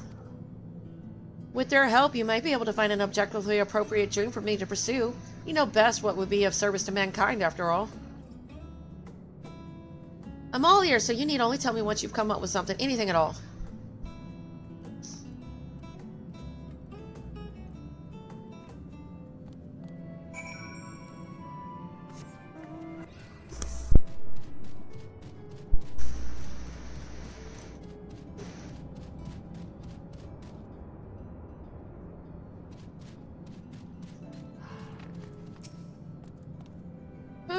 He's no sluggard, I can tell you that. Always happy to lend a paw when there's work to be.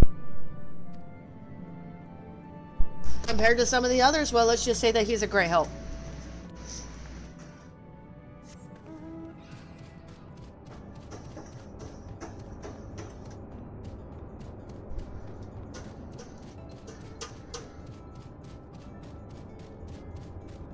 That's a lot of quests.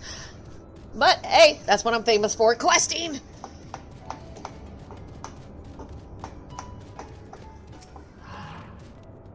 You want to know about Dreaming Way? I can't say I know him terribly well. He's always rushing off on a new task just as soon as he finishes the old one.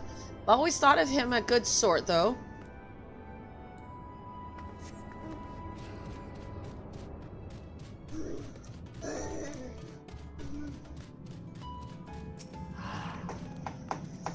Dreaming Way, he can do anything he sets his mind to. He doesn't complain about getting his paws dirty either. That said, I'm not sure I can think of anything he's particularly gifted at. He's gifted at helping people. You just... all of y'all said the same thing, basically. Well, that's not necessarily a dream. That's just his personality.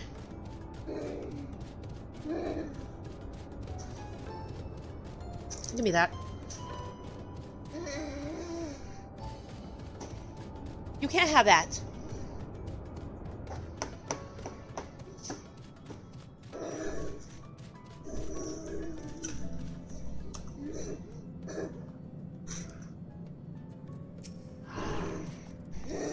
Did they have aught of interest to share? Please say they did.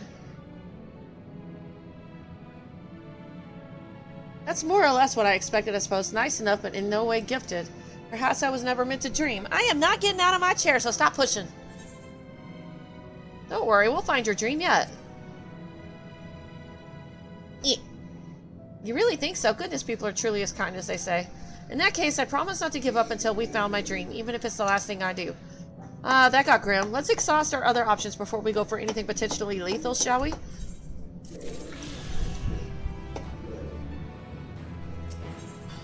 A way to make a living. Germanway would show you how he spends his day. My warmest and fuzziest thanks for your continued help, Knight. I was thinking if the other Lapries can't tell you what I might be best at, perhaps you could follow me around and see for yourself. My primary work includes gathering materials, equipment maintenance, and most importantly, carrot production. That sounds like you're some kind of crafter, profession type person. All indispensable to our day-to-day operations, as I'm sure you agree. Now, that sounds like some kind of profession worker. As for what to show you, perhaps a spot of foraging. Everyone likes a good forage. We'll need to go and see Thinking Way and Greatest Innsvale first. They're the Laprie who allocates this sort of work. I hate to step on any toes. Okay. Off we go, that one.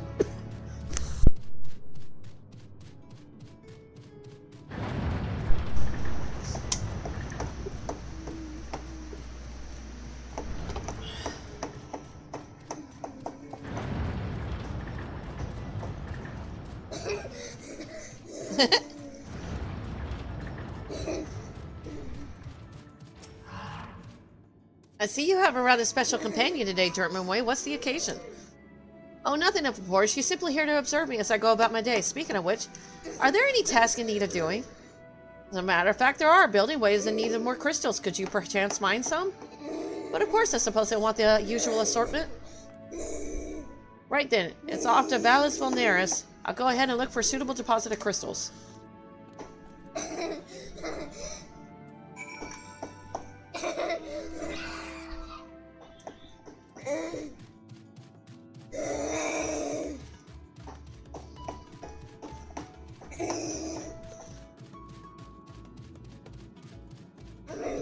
Be nice. I'm gonna ticky.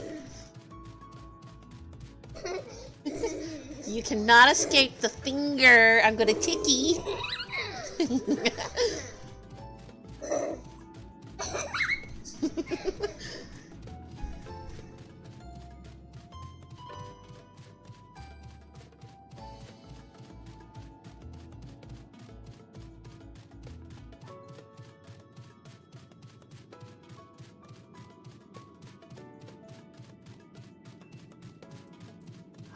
Brawny Laprie? Let's get started, shall we? Activating Terminal 1, begin data acquisition.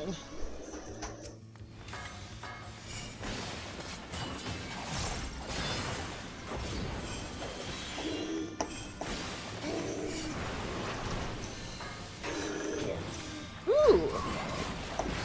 I don't know what I just did, but okay.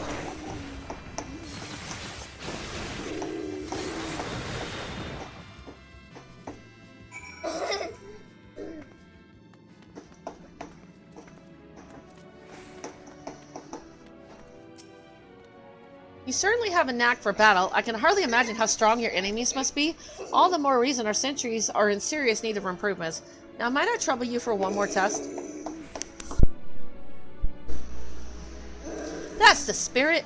I can't imagine you'll have much trouble after seeing that first display, but one can never have too much data. Let's try one. Oh, man. I accidentally pushed the button too soon. Oh well.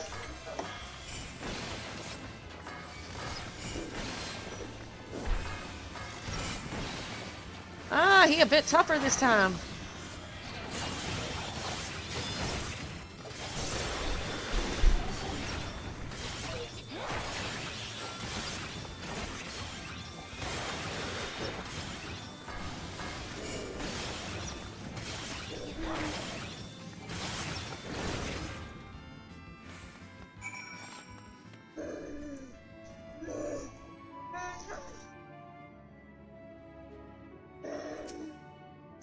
That was incredible. You haven't been sneaking any iron carrots, have you? I had no idea your kind were so fearsome in battle. Maybe we should forget the sentries and have your guard best ways burrow. I jest. We would never dream of putting you or your people in harm's way. I want to thank you properly, but not here. Let's head back to the main plaza.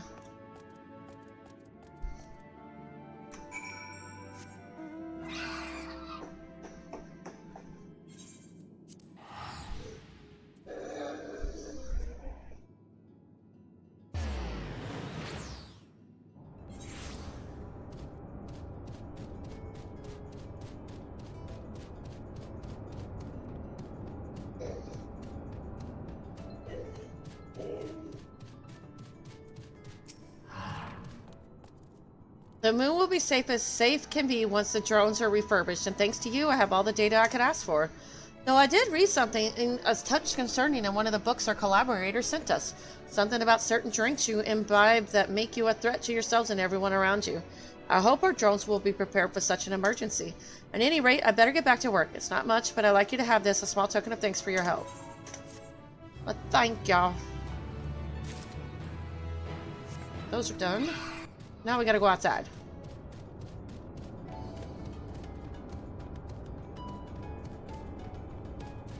Oh, wow. That's like all over the place.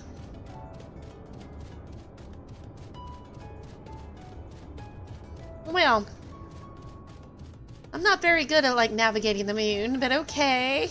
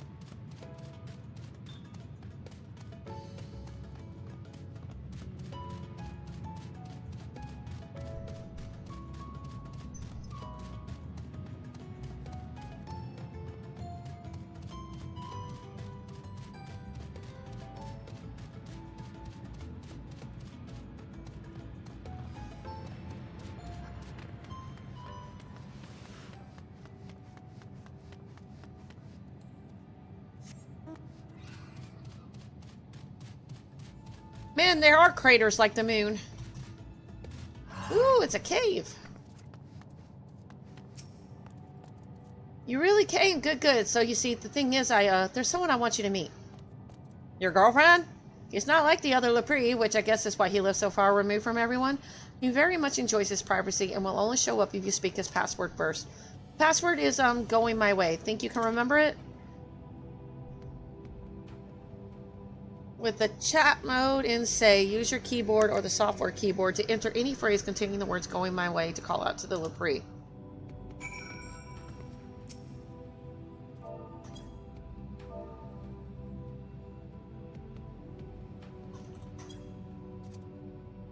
Those thunderous footballs and sonorous tone aren't at all like a Lepre. Who goes there? It's me. I thought I brought someone I really like for you to meet. Very well, you may enter.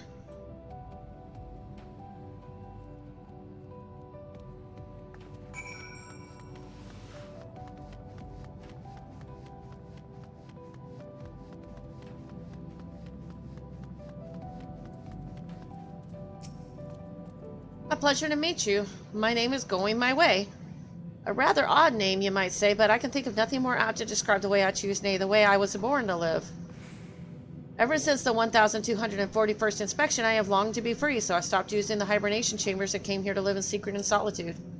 I found him here by accident one day when out searching for supplies. I promised to keep his secret, and we've been friends ever since. I made an exception for you because, well, he likes rare and unusual things, and you're by far the most rare and unusual thing I've ever seen. I mean that in the best possible way, of course. A visitor from Aetheris, at long last, I bid you welcome to the moon. My friend here tells me you're an adventurer. Ah, what a life that must be. I too yearn to journey in search of the unknown, and to that end I have labored to build a ship that may one day take me to explore the other side of the moon. And I hope he makes it there soon. Ah, speaking of which, I'm sure he was busy at work before we barged in here. We should probably let him get back to it.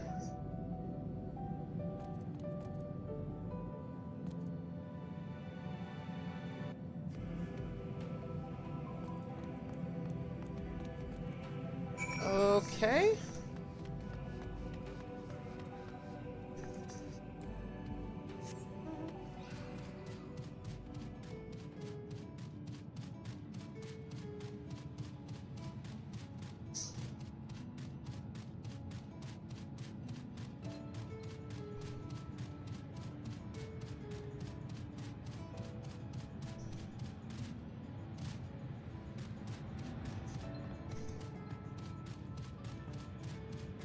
It's weird, they just don't let you jump over cracks.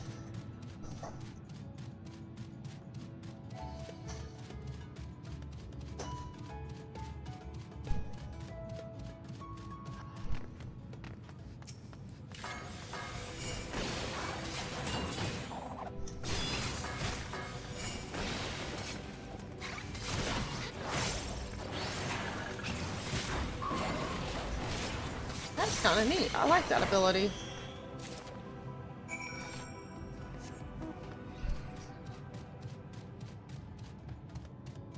Oh.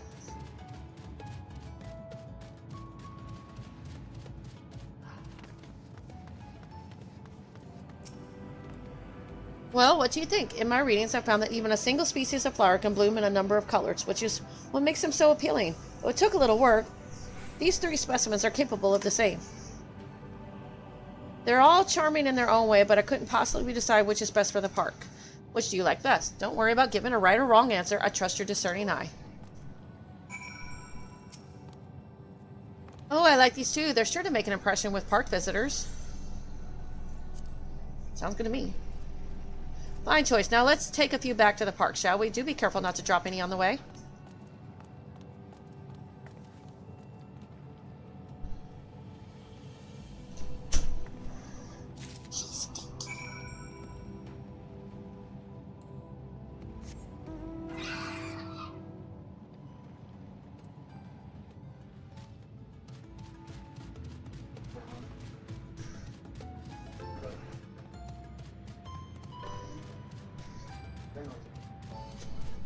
I just took Sudafed. I'll see if it works.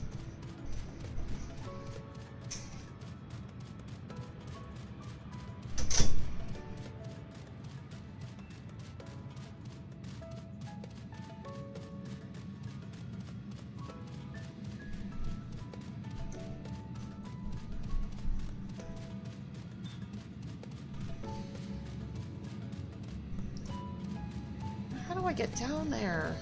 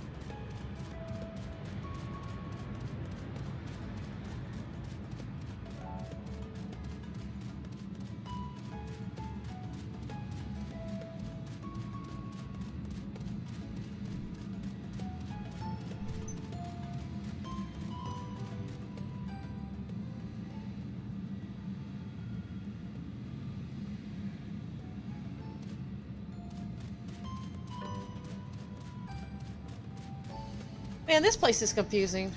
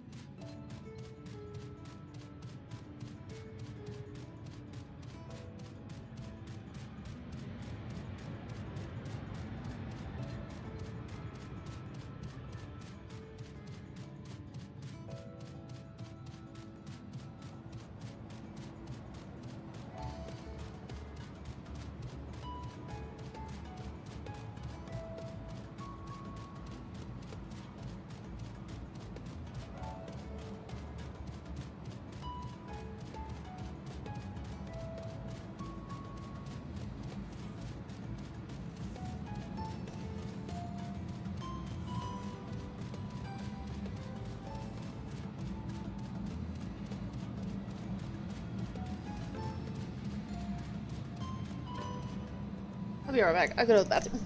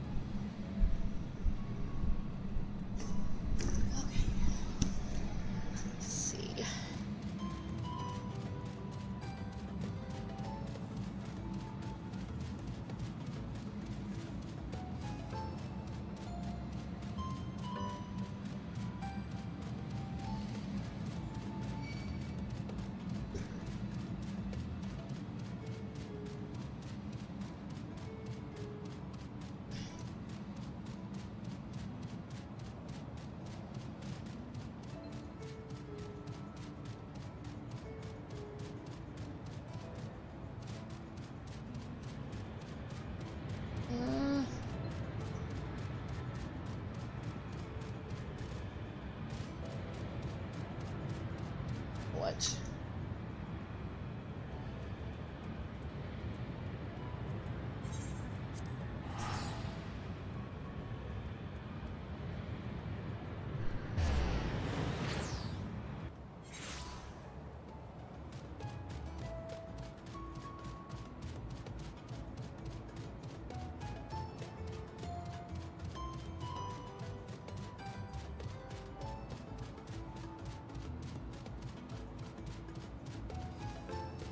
I don't know how to make my way around this place.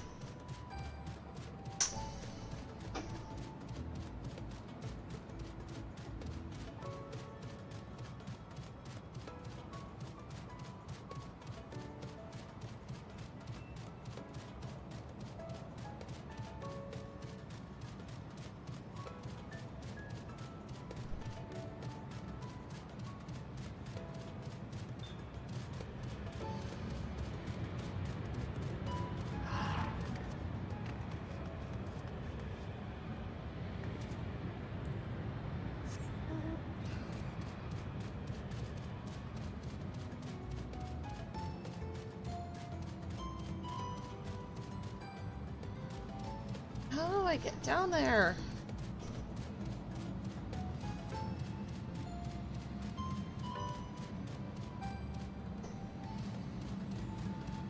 There's a way.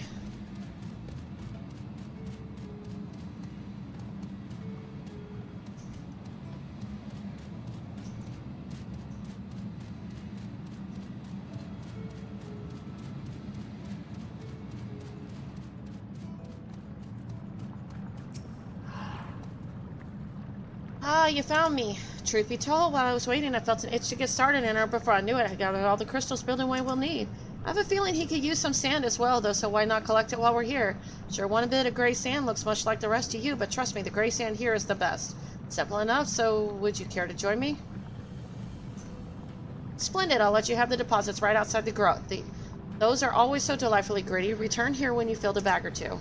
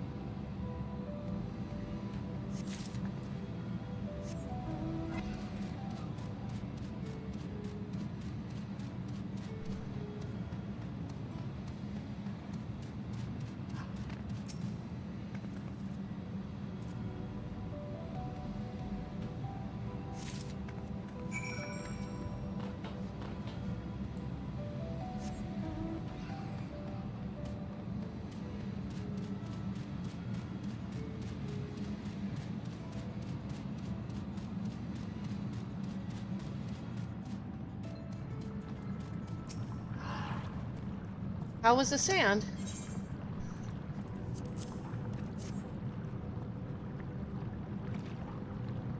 Lovely as ever, building way. We'll be delighted. We should make our delivery to Thinking Way as soon as possible. Last one, there's a moldy carrot. I guess I'll be the moldy carrot, because I got other quests to do while I'm out here. Let's see. Keep going this way.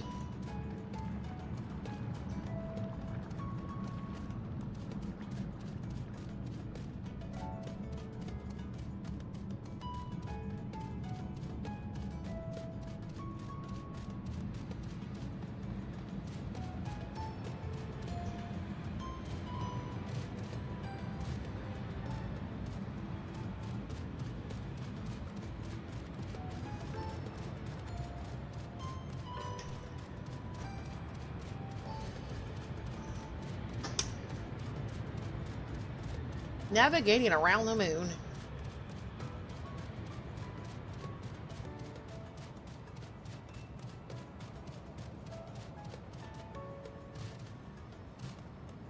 Are you seriously not going to let me jump up there? Oh, wow.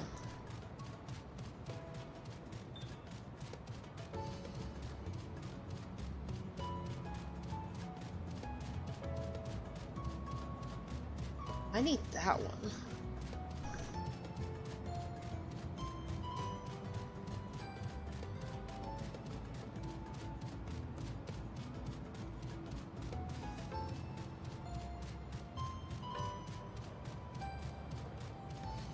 Uh-oh.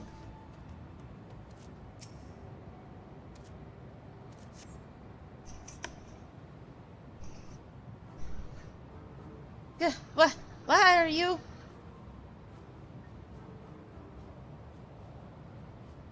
I'm not slacking. I'm passed out after a weeper ambushed me. Yes, that's definitely what happened. You guys are a bunch of liars.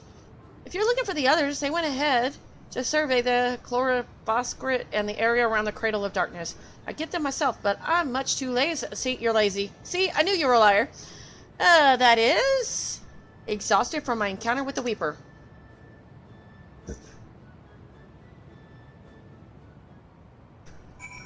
Well, okay then.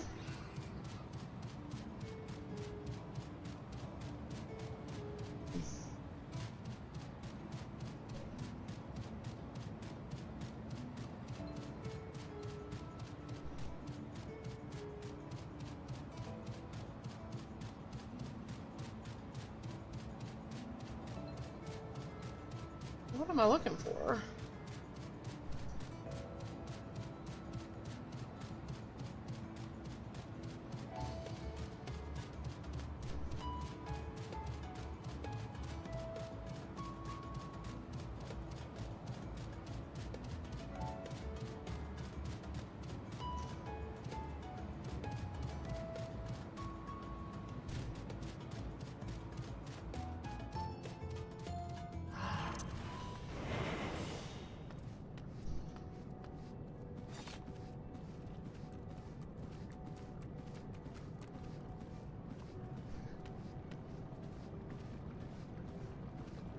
No sense in fighting if I don't have to.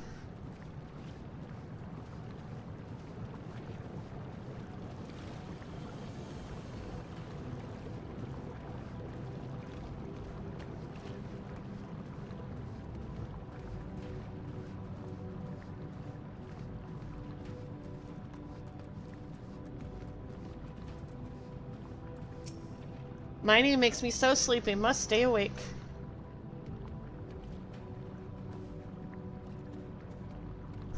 Oh, is it time to go back already? I hardly got anything done. Oh well.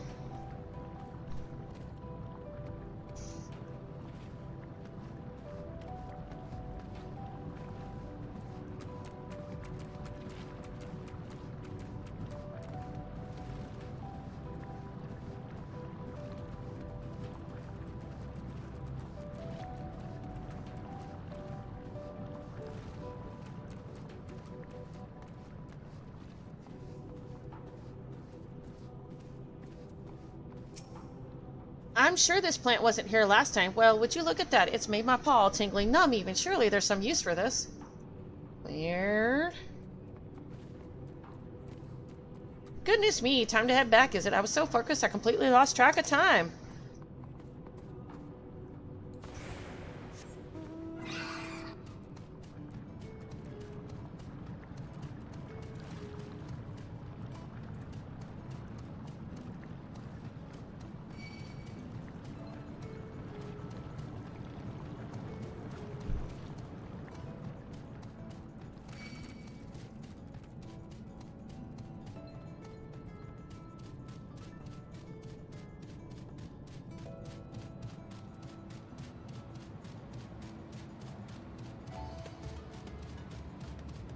Gatekeeper?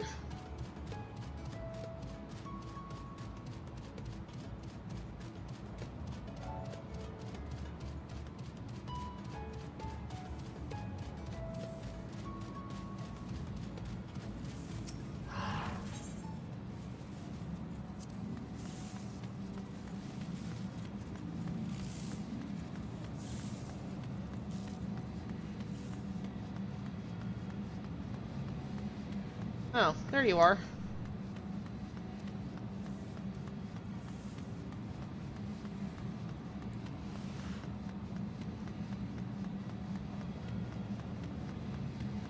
Dozing right there is not a good idea. This hole sure is deep. Drop a rock in there and you'll never hear you hit the bottom. Oh, it's you. Is something the matter? Yep, sorry for the bother. I didn't realize I've been gone so long. I'll head back right away.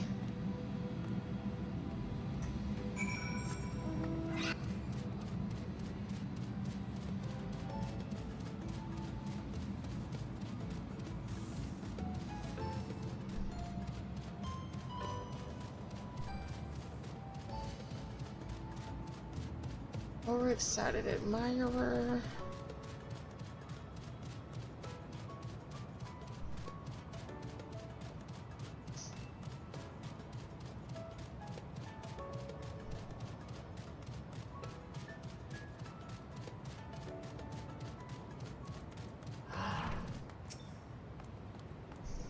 I feel much better after that brief and totally regulation compliant break. Let's head back and sift through the spoils of our expedition. Hope they don't think you're impressed by their shenanigans, honestly. Yeah, I'm not. Let's see.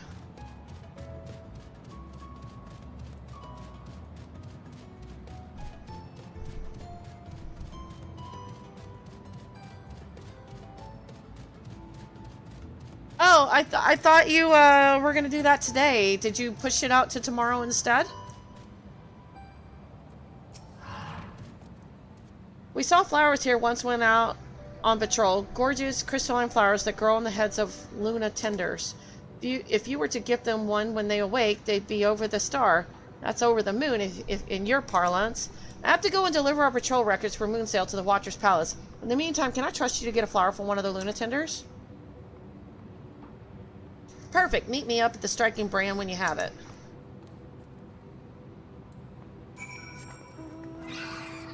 Oh, I think I know how to get over there. Okay, cool. I know how to get over there. Kinda? No? Don't know.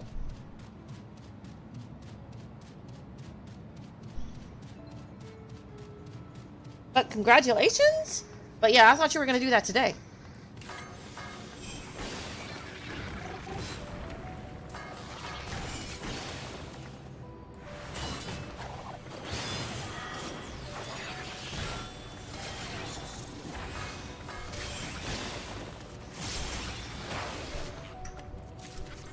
Okay, I got that one. So now we got to get across over there. So I'm going to try here first.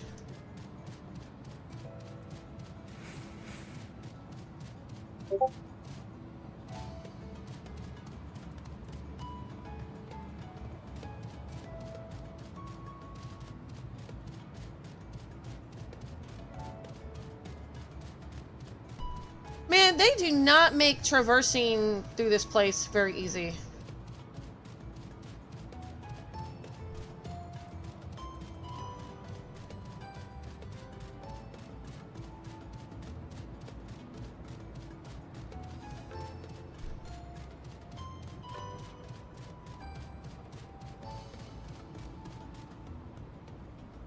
How do I get over there?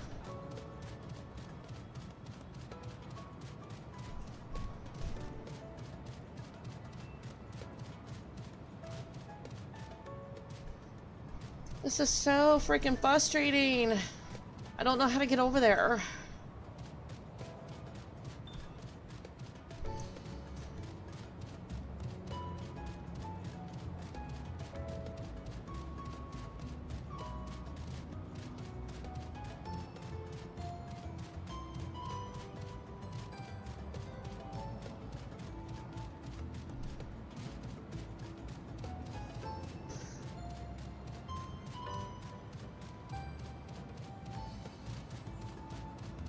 This is probably by far my most frustrating zone.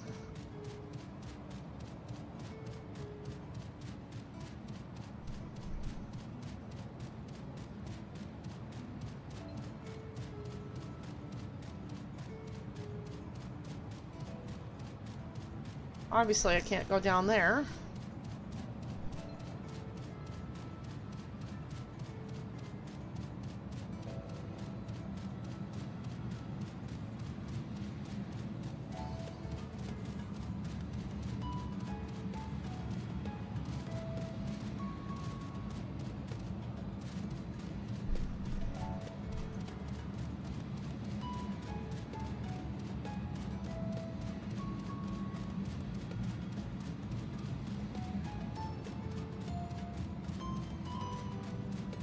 So, how do I get over there?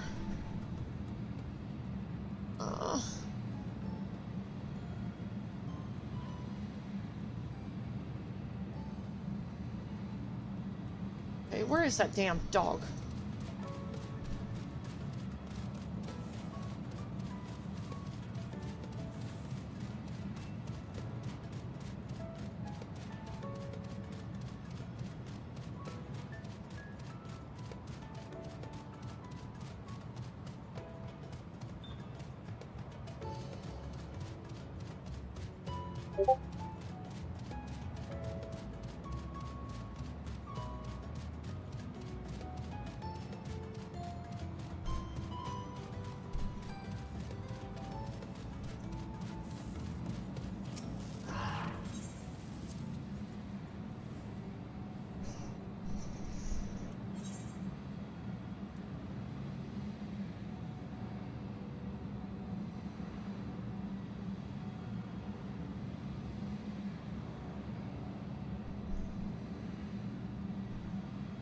I know there's something down there, so how do I get to it?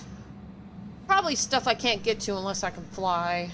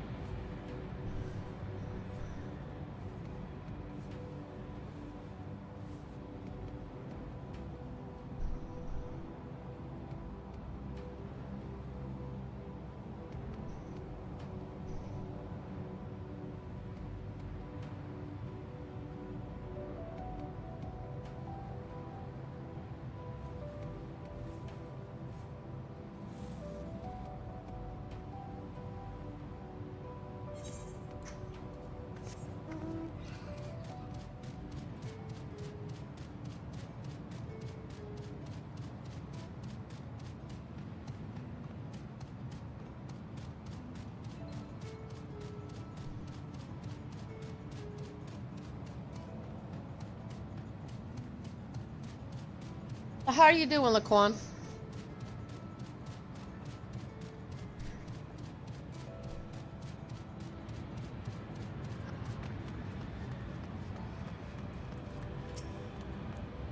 Were you able to get a flower?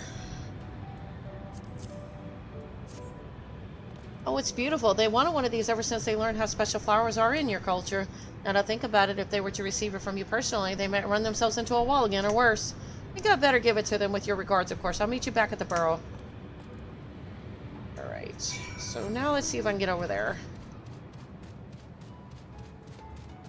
Because I really need that quest for flying.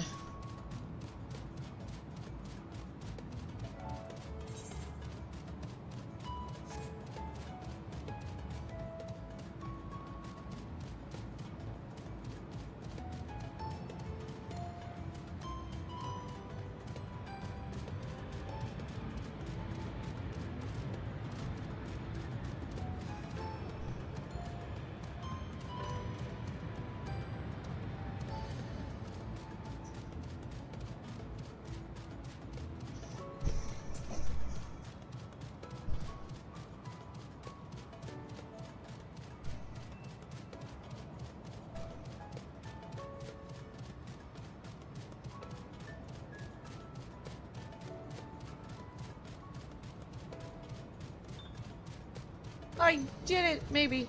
Maybe.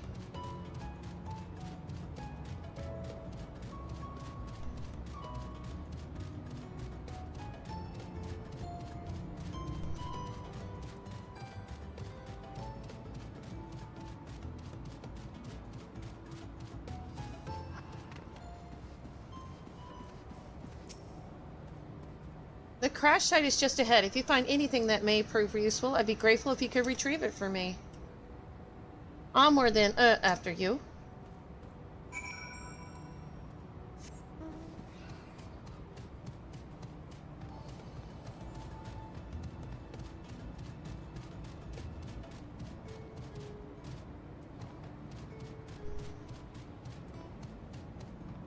Wow, Alec was actually up here? I didn't know they did space travel. Well, they did create Dalamon, so never mind. They're probably far more advanced than we realized. But then again, with Vandalis helping them, I'm not surprised. Van Daniel.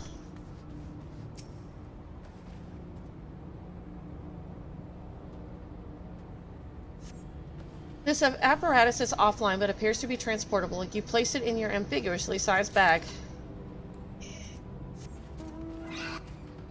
Kind of interesting how my bag is always full or able to carry stuff that should be too big. This bit of Alagon technology is certainly fascinating. A shame it's too bulky to carry back.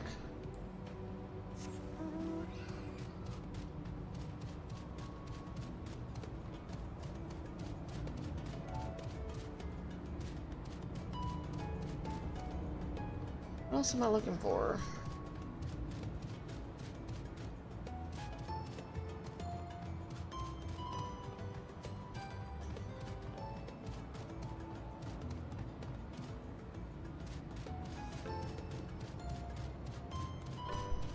Oh, there we go.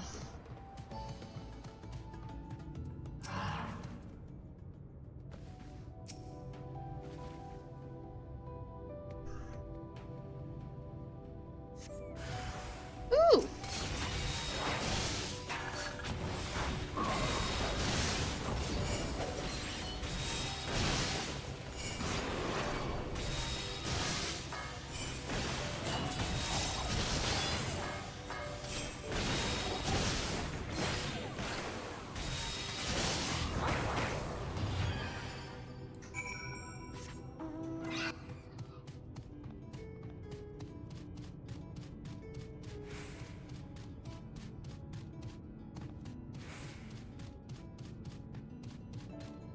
That was definitely a piece of alog technology.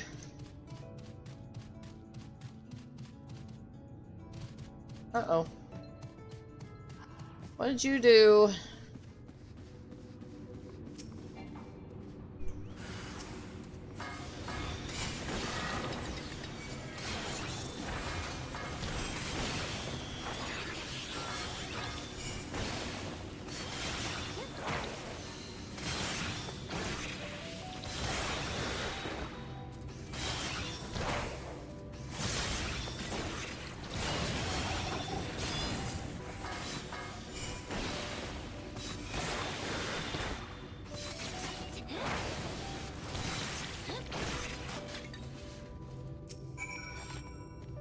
Phew, a moment longer and that drone would have alerted more. Now, did you find anything of interest? Oh, let me have a look. Oh, no, you're right. It must wait until we get back. Is that everybody? Is that everybody? Everybody? Okay, we can go back. Cool.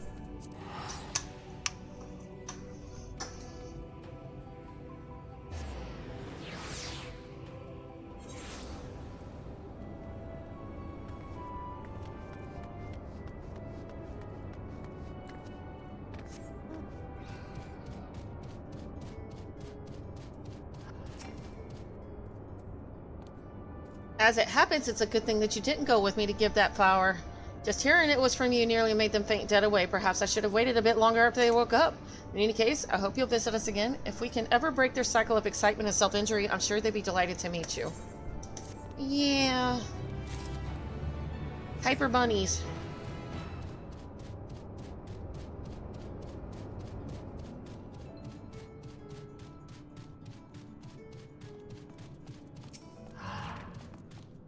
Welcome back. I take it you have a Daphnia for me, or what's left of one, I suppose.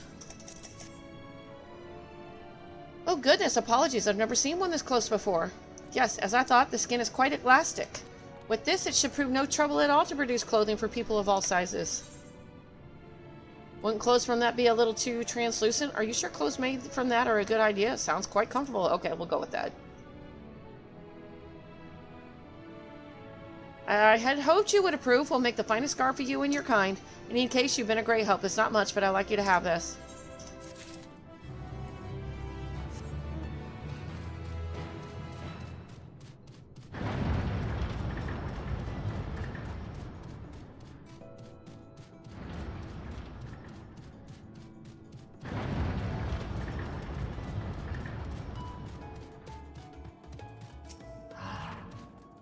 The flowers, if you please. I'm told the people of Aetheris love nature, and flowers are held in particularly high regard. I realize they're not quite the same, but I sure hope these blooms make the moon feel a little more like home. First things first, I need to plant as many of these flowers as I can. By the time I'm done, our gardens will be a place of joy and wonderment for all. You wait and see.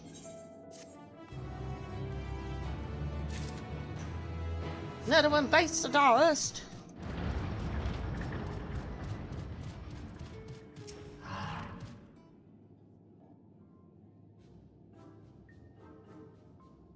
Ah, that was efficient. Did you manage to procure what I asked for?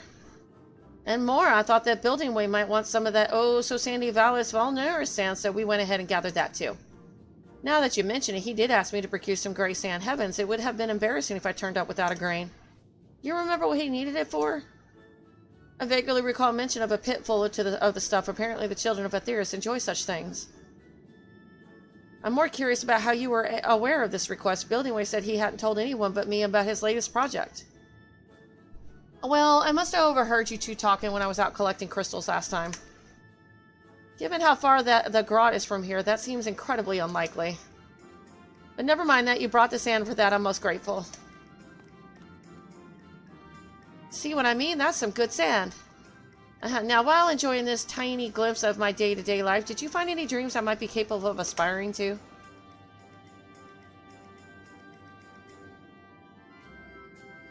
Oh, don't worry if you haven't. We've only just begun after all. I really must learn to be patient. Surely the right inspiration is out there, just waiting to strike.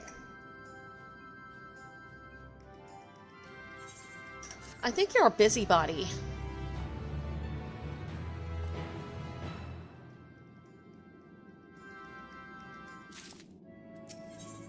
One way or another, Drivenway is eager to set about his next task, whatever it may be.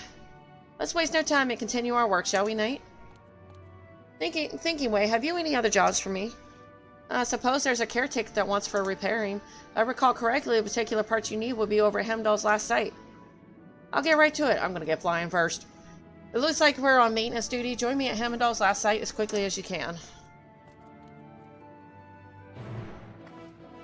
Yeah, we gotta go get flying.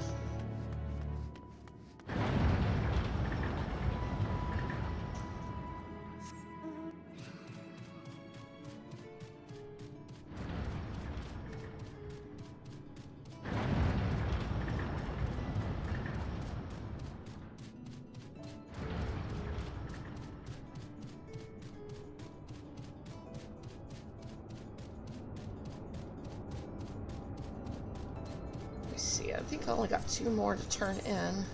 Yep.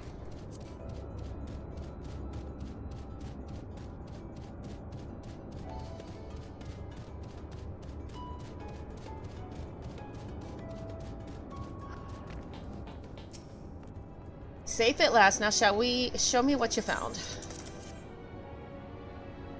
This is an Alagon decryption unit. With it, we could read Alagon tombstones about history, science, poetry, if we had any, which we do not. An adventure for another day, I suppose. Nevertheless, I'm deeply excited by the prospect, as I'm sure you can tell. You have my heartfelt gratitude.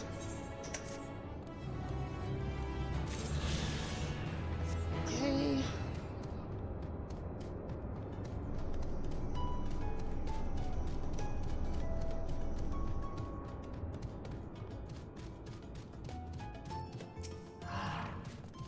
Thank you for meeting my friend. He thinks outside of the carrot patch, so it's nice to spend time with him from time to time. But please don't tell anyone. It has to be our little secret.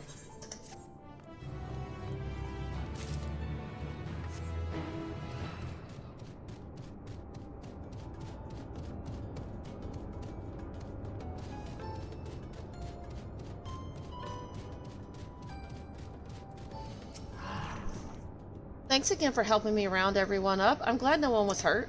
They were lucky this time, but with those fungi and other odd creatures out there, I think we'll have to reconsider our patrol routes from now on. For a mercy, there are plenty of places to mine for ore nearby. Before you go, I'd like you to have this. Don't be a stranger.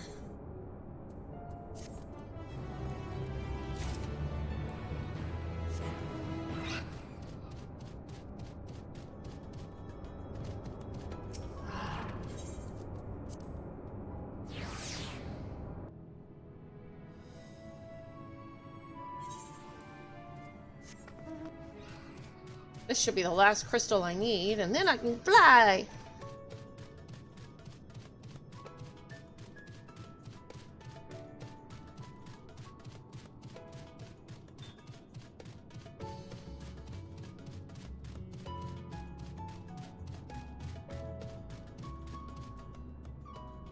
Yeah, how was it?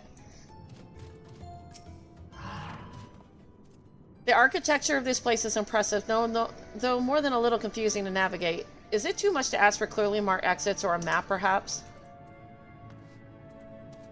No human should be subjected to a full hour of a fight, wipes included, of course. Ouch.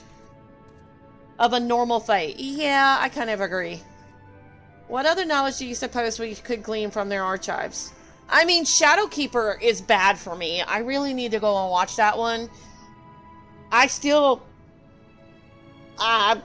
yeah. We wiped so much we ended up voting to abandon that raid the last time I did it. It was really bad, and I can only imagine it getting worse. So I think from now on, before I start doing some of those raids, I need to see YouTube videos on them. Hopefully they'll have them up by the time I get there.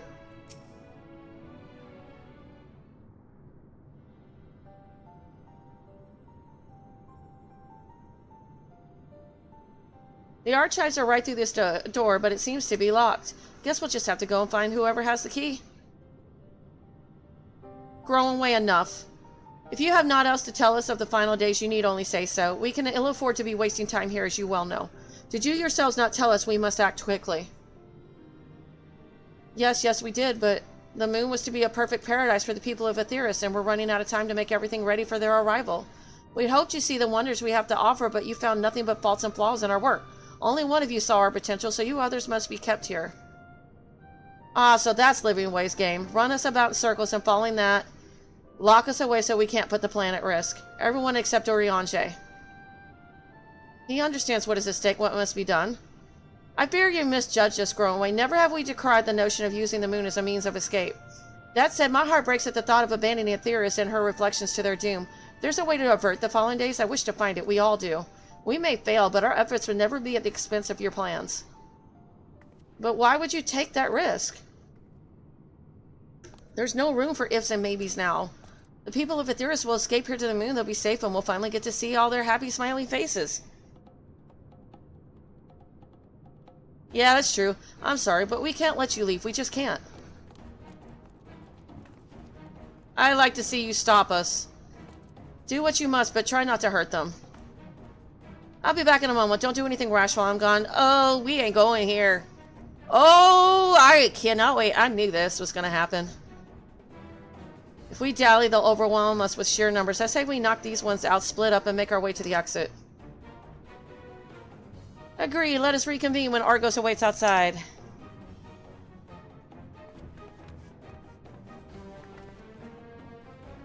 They messed with the wrong adventurer, man.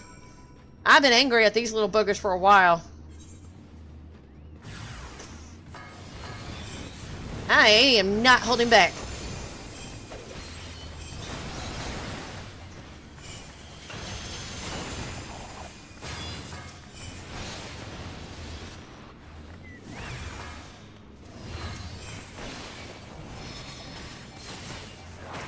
Do they really think they're a match for me?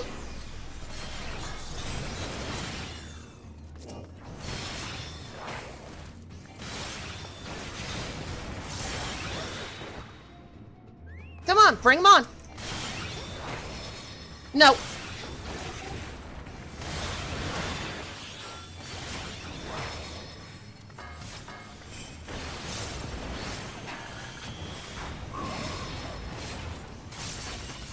These little things have made me mad. Like, so mad.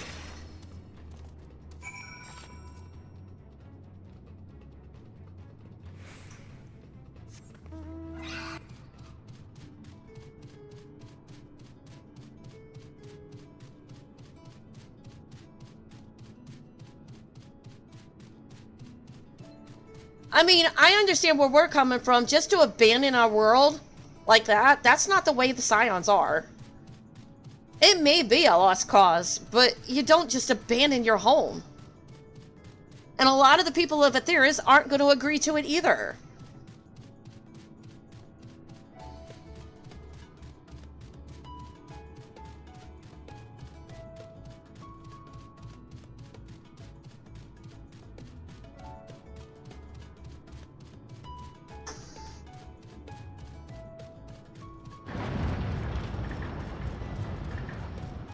And I'll wait until the ads finish.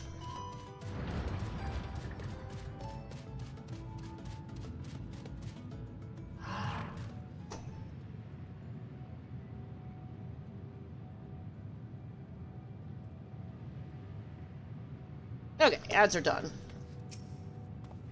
There you are. Didn't rough them up too badly, did you? Nope. Still consider rabbit stew. Good, you're here. We must hurry to the Watcher's Palace and find Urianger.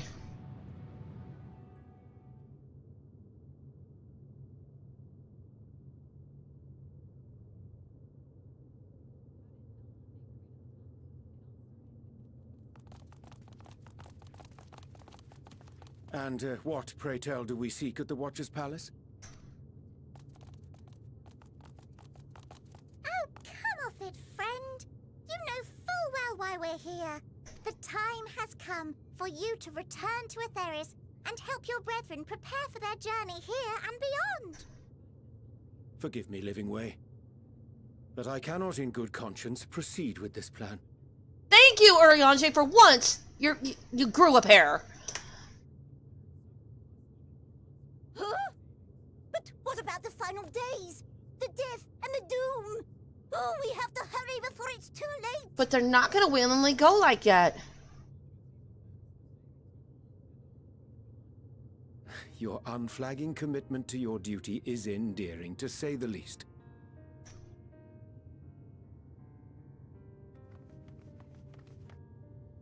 Oh, bugger!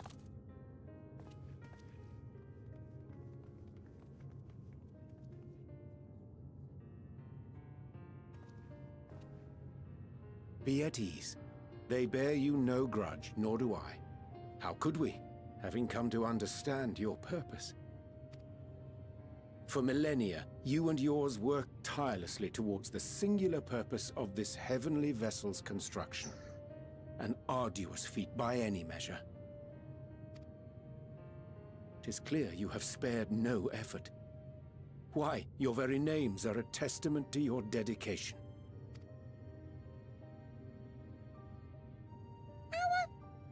Our names? I'm not sure I understand what you're getting at. Names are an expression of the self, a declaration of one's hopes and aspirations.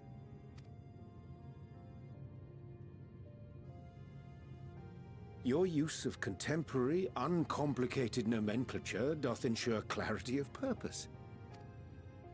There can be no doubt that your love for the people of Aetheris is boundless and pure.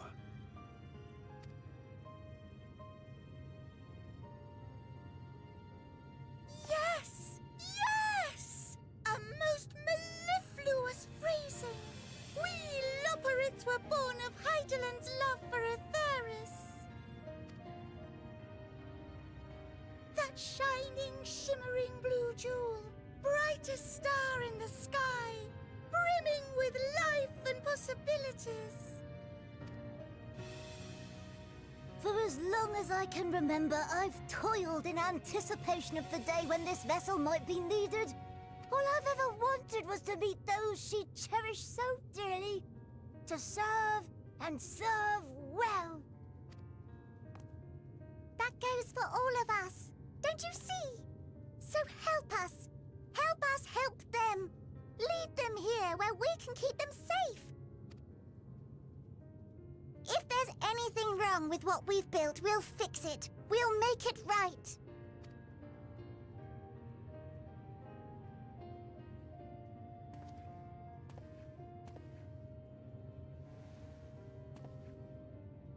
Your works want not for repair. Yet there remaineth much for you to learn of men, and your own kin besides.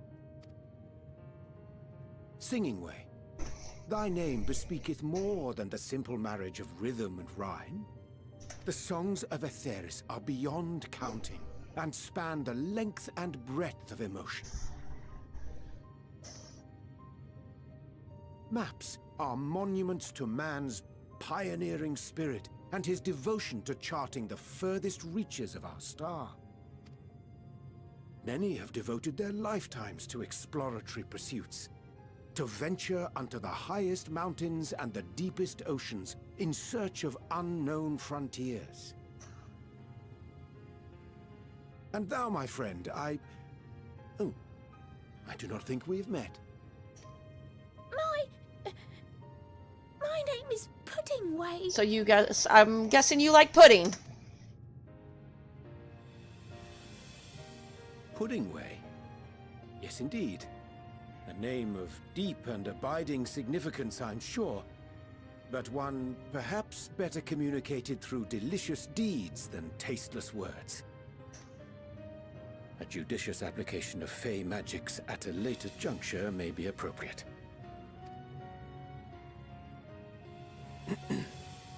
And Living Way.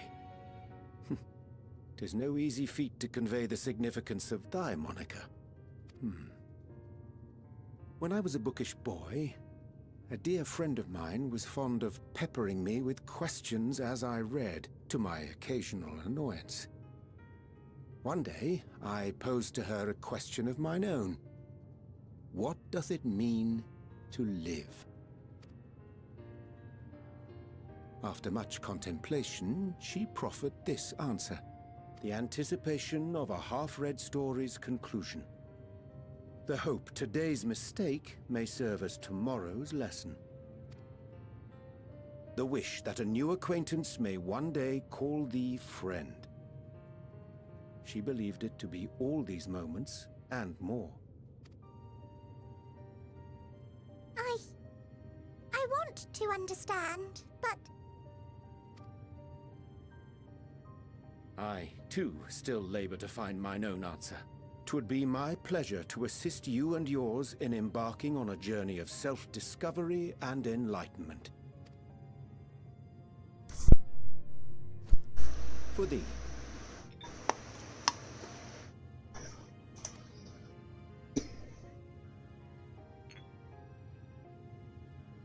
Ink as blue as the waters of Aetheris. Made in haste, though I assure thee, the quality has not suffered for it. The people need not be persuaded by honeyed words. Nay, I have faith they shall do what is right in due course. Until they do, I beg your patience, friends. And with that ink, let us fill the empty pages of Living Way's compendium. An open exchange of ideas will surely afford you all a better understanding of modern man, and with it, ideas for improvements and renovations. But more importantly, it shall empower us to together find a way forward.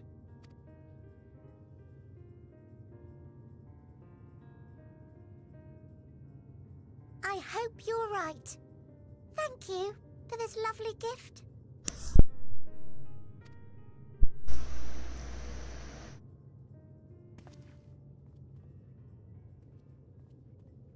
There you have it. I shall remain with the Loporrits to ensure that all is in order. Though we must needs prepare for every eventuality, you would all agree that the evacuation of our star is a last resort. To accept failure is to accept the demise not only of our star, but that of Reed's, of all reflections, and the souls that call them home. Which is why I have every faith that you shall fight to the last, that such drastic measures may prove unnecessary.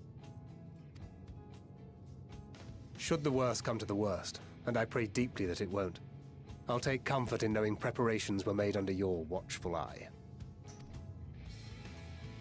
Aye, thou mayest be assured that if calamity cometh, not a soul will be left behind, if being the operative term.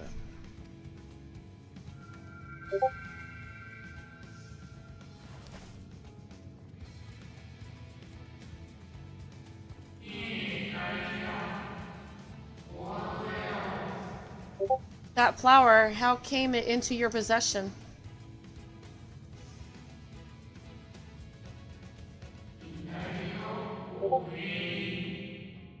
How very like her.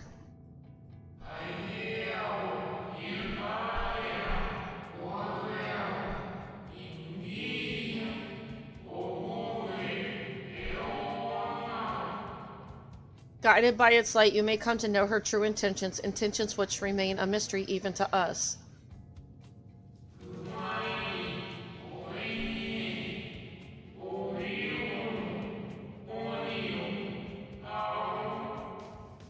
In our time, we called it Olympus. You would do well to remember the name.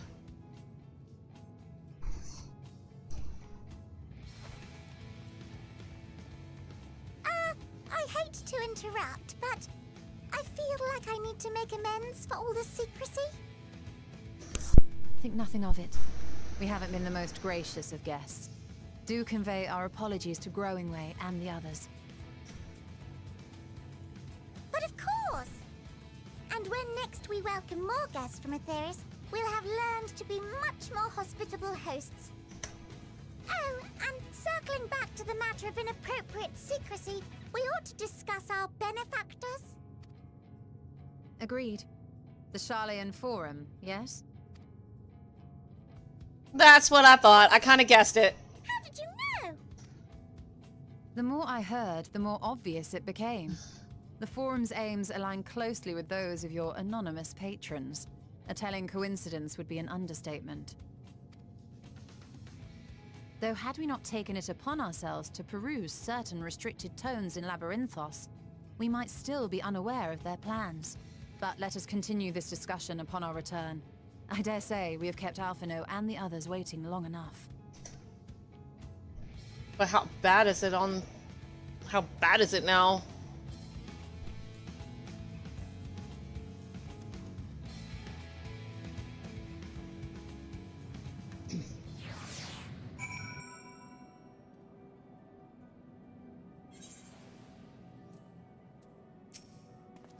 A declaration of hopes and aspirations. I hadn't thought of it that way before. The Loporrits may be in good hands now, but that doesn't change the fact that their plan is a last resort I'd rather not employ. Let's see it doesn't come to that for the first and all the other reflections. I chanced to spy you crossing the chasm and I feared something was amiss, but all is well, and more importantly, I have been given the opportunity to behold a wonderful sight. Keep the ellipse close and its light will be your guide.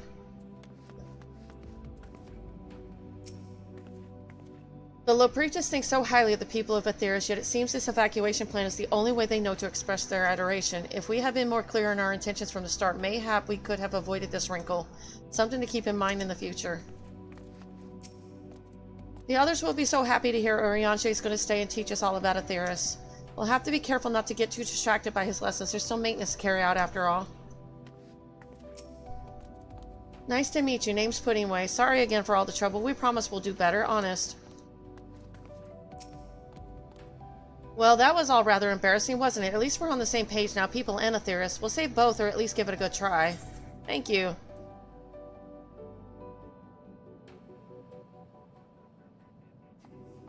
Tell Growaway I look forward to our next walk together. I will. I'm sure he'll be glad to hear it. There is a little I can do to help stop the final days, but should you need to know of our star traversal, look no further. Such knowledge I can offer in abundance, so do not hesitate if you find yourself wanting.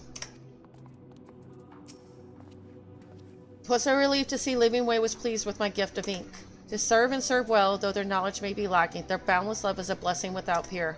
It will be no easy task to prepare them for what must needs be done, but gladly do I embrace this duty, even if it doth necessitate that we part ways for a time. Forgive me my absence, but I have the utmost faith in you, and all our fellow Cylons. When next I return to Aetheris, I pray I find you all in good health and good spirits. Let's go. Yay! We'll finish this one other quest. Awesome!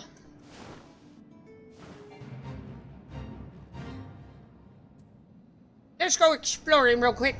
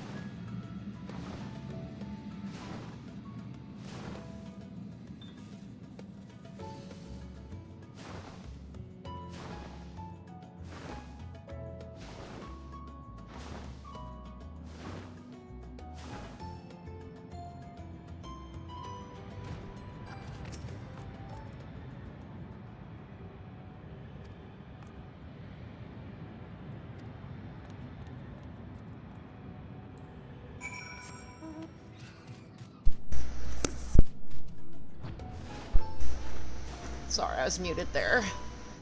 I'll be alright. I'm taking Sudafed. I forgot to get more Benadryl.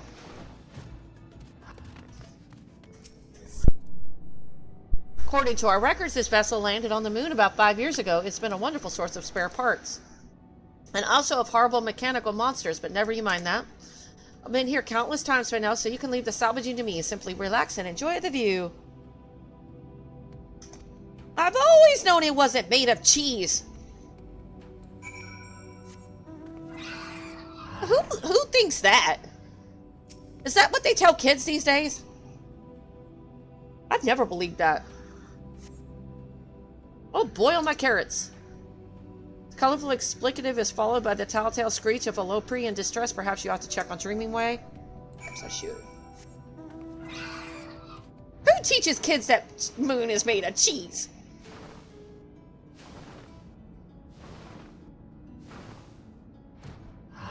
None of the Americans I know?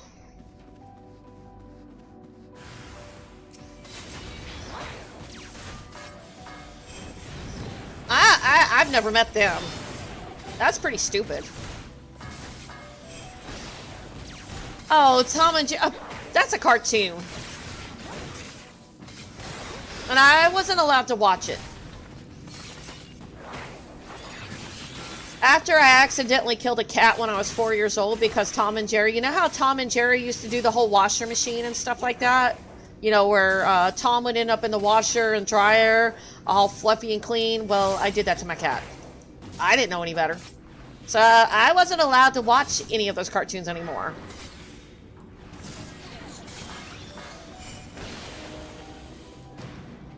I didn't know that it would kill my cat. I just thought it would come out nice and clean. I was 4. I felt really bad when you know, that's a horrible way to learn about life and death situations. It really is. Because, you know, I had no idea. I just thought the cat was asleep, you know. I didn't understand. You know. And now I have a deep respect for animals. But, you know, that is just... Yeah. Just imagine how my mom felt, because after I pulled it out of the washer, I took it to the bathroom sink, you know, splashed water on it thinking it would wake the cat up. And so my mom was getting ready to go to work and she finds a dead cat in the sink. Yeah. So yeah, I was banned from watching cartoons like that ever again. Like, Tom and Jerry, Bugs Bunny, any of those type of cartoons, I wasn't allowed to watch it. And I made sure my kids didn't watch stuff like that because it's very impressionable. Thank heavens you were here. I tried to run, but I tripped. That gray sand is not nearly as pleasant when it's in my mouth, let me tell you. Wait a minute. Did Jerry think that the moon was made of cheese? Because Jerry was the mouse, so I'm guessing he thought it was made of cheese? And here I was hoping to show you what a competent and capable worker I could be on my own. I did manage to get the parts we need, though, so all's well that ends well. Meet me at the Curatorium, and we'll see if we can't fix that caretaker. I did feel really bad once I learned the truth about all that, but, you know, it's like a horrible way to learn life's lessons.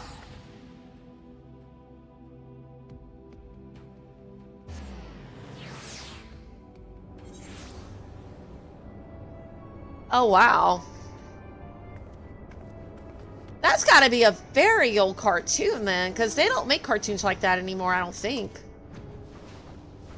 Now, Dragon Ball did have something where he took the bunny that turned everybody into carrots to the moon to make candy for everybody. It's very unrealistic, too. But that's a Japanese anime anyway, so who knows.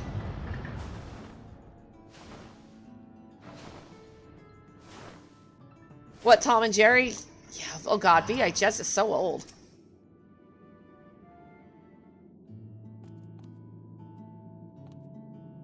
As you can see, this is the caretaker that needs our attentions.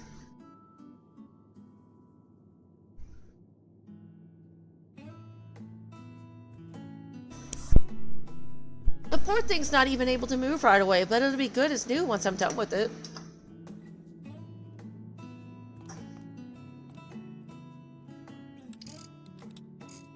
You know, he's worried about his dreaming way.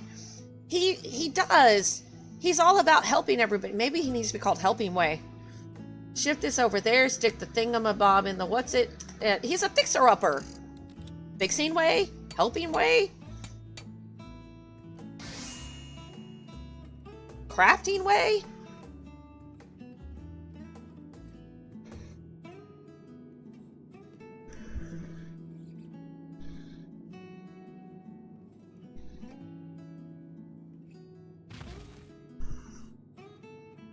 Restored to pristine condition in no time at all.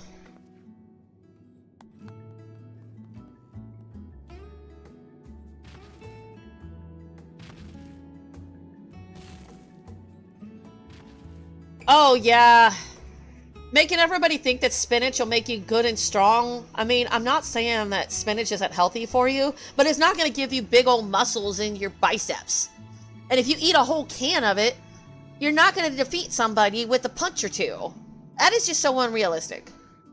But that's the kind of cartoons that they made. And Betty Bop or Betty Boo or whatever with their big old boobs and big old booty. I never liked that anyway. So, but yeah, stuff like that. Most Leprees know enough to make similar repairs, though. It's really nothing special. And I cannot even imagine how one would go about building such a machine from scratch. Though something tells me my dream lies elsewhere. I suppose that's more than we had to go on before, though. Not to mention that there's still one job of mine that I haven't shown you yet. Would you care to see how we grow carrots? Well then, let's hop to it. Betty Boo? Something like that. I didn't like her. I don't like the way women are portrayed in a lot of those cartoons. I'm not particular to it. The guys would disagree with me probably, but I'm just, no. Dream, little dream. Dreaming Way has one last demonstration for you. Well, Ned, are you excited to learn about the wonderful world of carrot cultivation? Not that there's a lot to it. Truth be told, we simply place the seeds in the machine, water them, and then reap the sweet rewards. It's so easy that anyone can do it. As far as I know, you're an anyone. Why not try it for yourself? Oh, completing menial tasks is so much more fun with friends. Pray take these seeds and follow me. I do believe there's an open creation station nearby.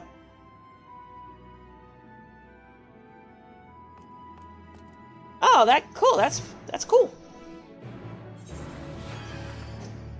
So, VY, what am I supposed to do with these? All this stuff?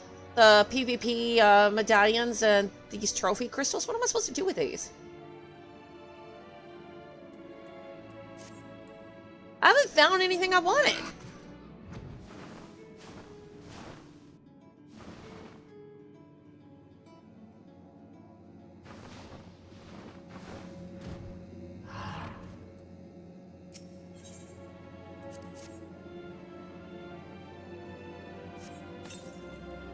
That carefree tossing motion of yours seems to have scattered the seeds nicely. Now, of course, they'll need water. Water crystals to be precise, and this isn't the only machine in need of replenishment. Why don't you pay a visit to the sparkling supply station over in the northeast corner, and then bring a crate of crystals to the creation station nearby.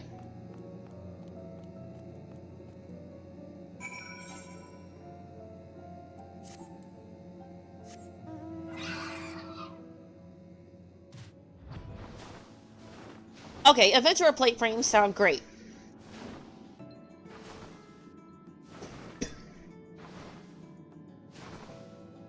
Any mounts?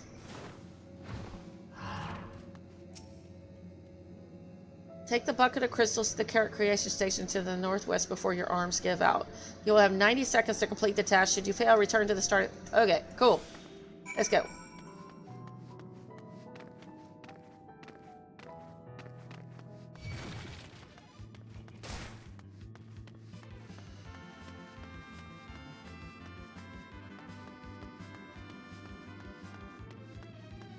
I hope they plan on getting rid of these robots that seem to want to attack on sight.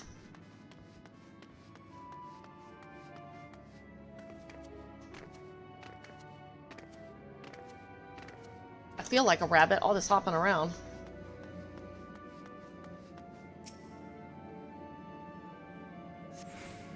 That should be enough to make our carrots grow nice and big, and the machine converts them into water hit bit by bit, so we never need worry that the seedlings are too wet or too dry. Oh, don't you just love that sound? What sound? Ooh, dragon sounds cool. I have to go look. Yeah, that sounds cool. What, did you not hear that tone just now? It's telling us there are carrots ready for harvesting. They're not at the station, but I am certain I heard the joyous sound of 2 ripened carrots. You may as well see this through to the end. Pulling them is the best part. You can hear carrots grow? That's funny.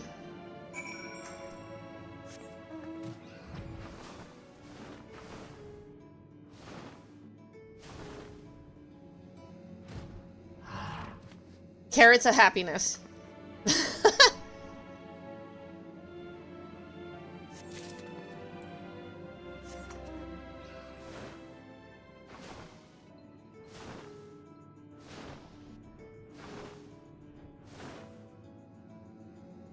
But now I think we figured out what Charlian's been up to. And they were going to just abandon the rest of the world? They deserve a good smackdown.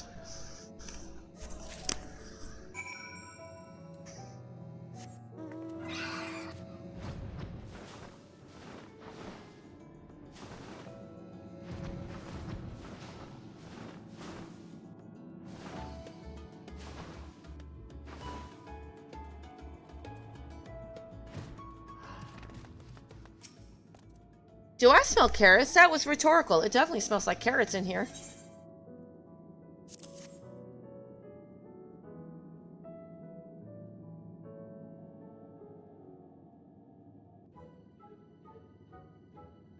Mouth-watering. It's really all there is to it, and to my days, to put it plainly, I apologize for not being more interesting to follow around. So, have you any ideas for a dream that would suit a Lepre like me?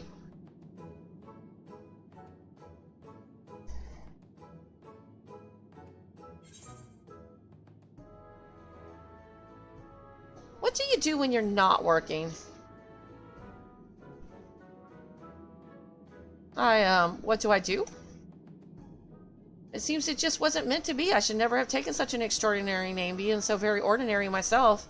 Only had some sort of skill to set me apart from the others, aside from hearing things no one else does, I suppose.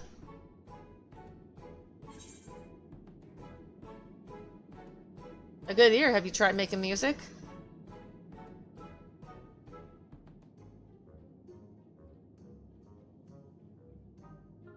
Oh, I've read about this music of yours, though I'm afraid I can't make heads nor tails of the notation. Do you really think I could learn how to create something so inscrutable?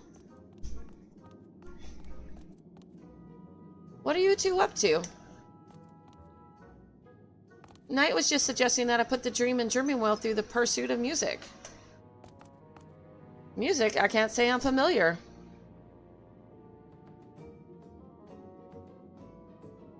Yes, we Lepre can do something similar, a whole lung, nose, face thing. Look, let's just try it and see how it sounds. Come on, Knockingway. 1, 2, 3.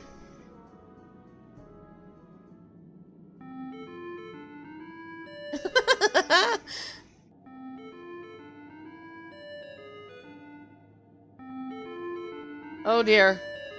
Oh my dear. Goodness, that's terribly fun. I must confess, humming in tandem has a certain charm that snorting or shrieking does not. I'd be interested in more such music, I dare say.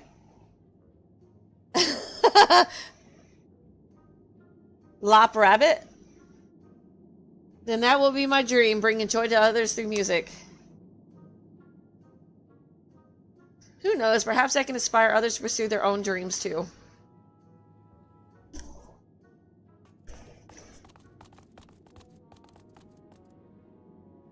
What were those noises? What's this all about?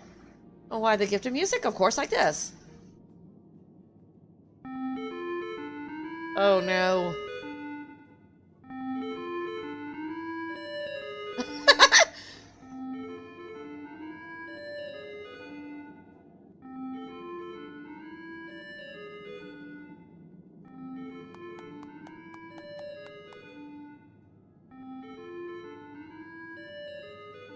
We're gonna come back and all they do is that.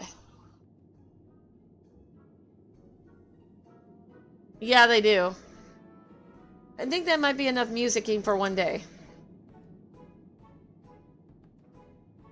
I don't know how I'll ever thank you, Knight. You've changed my life. Finally, I can hold my head high, knowing that my heart will guide my way forward. Dreaming Way has a dream.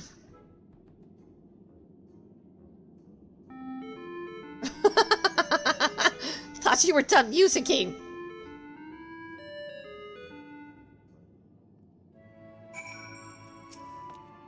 I cannot thank you enough for helping my dear friend. I hadn't realized he was so upset over not having a dream of all things. You helped him as only a person of Aetheris could. Still have my other tasks to attend to, of course, but I promise to practice every day. Eventually, I want to go beyond just humming and compose original music. When next we meet, I hope you'll once again lend me an ear, maybe even two. I want to give you my ear.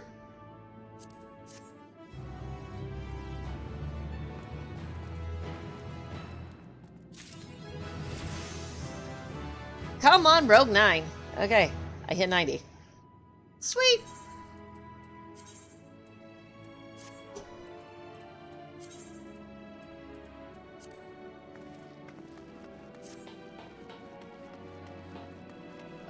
Where am I going now?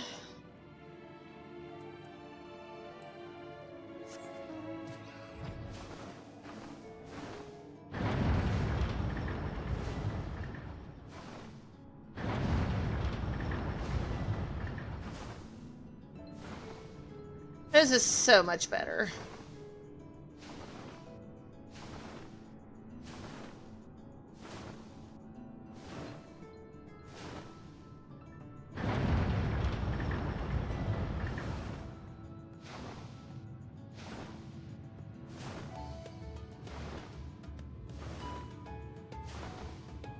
My husband keeps asking me, are you done with Endwalker yet? I'm like, no. I'm like, my daughter asks, where are you at in Endwalker? Somewhere over the rainbow? Apparently on the moon somewhere? I'm guessing they both want me in Dawn Trail. They've only waited a year.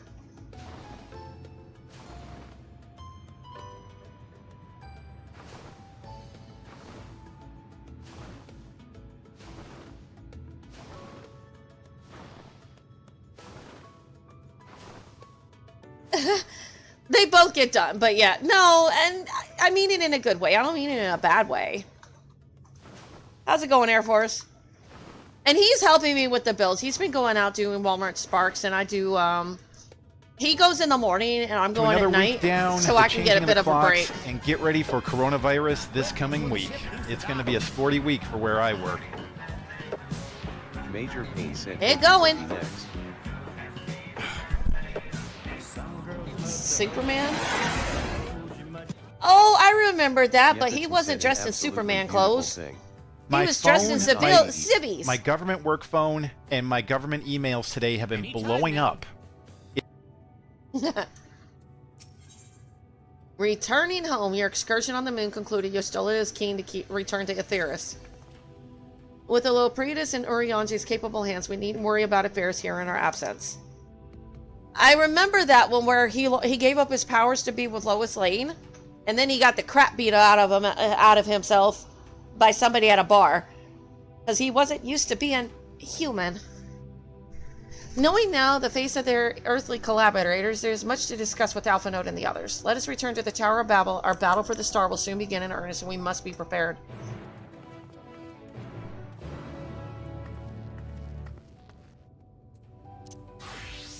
Work on the Paladin now.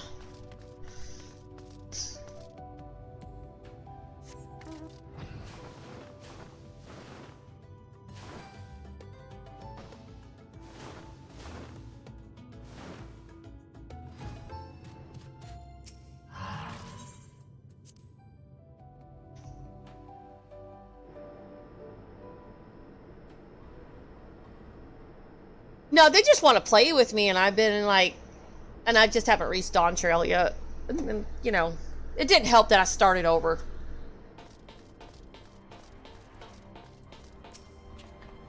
Gods, I can scarcely believe we went to the moon and back, but we'll have time to reflect on that later. Right now, we need to head back to Camp Broken Glass and deliver a thoroughly detailed report to Lucia. I'd like very much to know how everyone is getting on here as well. We'd only just begun to treat the temper prisoners when we left. I share your curiosity, but warning our allies that the final days is of greater importance. Speak not only of the contingent, of course. The heads of state of every nation must know what we have learned. We know not when or where or in what manner the final days will begin to manifest, and so we must see that everyone is prepared. Agreed, though we may wish to stress the importance of discretion, lest the public be sent into a panic. Not that anyone in a position of responsibility should need to be told as much, but it bears repeating. Anyway, first things first, to Camp Broken Glass. You know, I don't want to be the leader that has to tell people that the world's gonna die.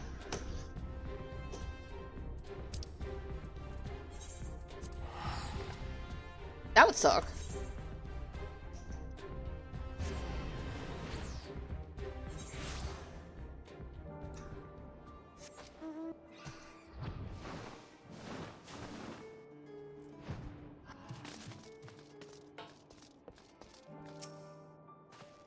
Knight, at last you are returned. Yes, sure am. Call my bird back.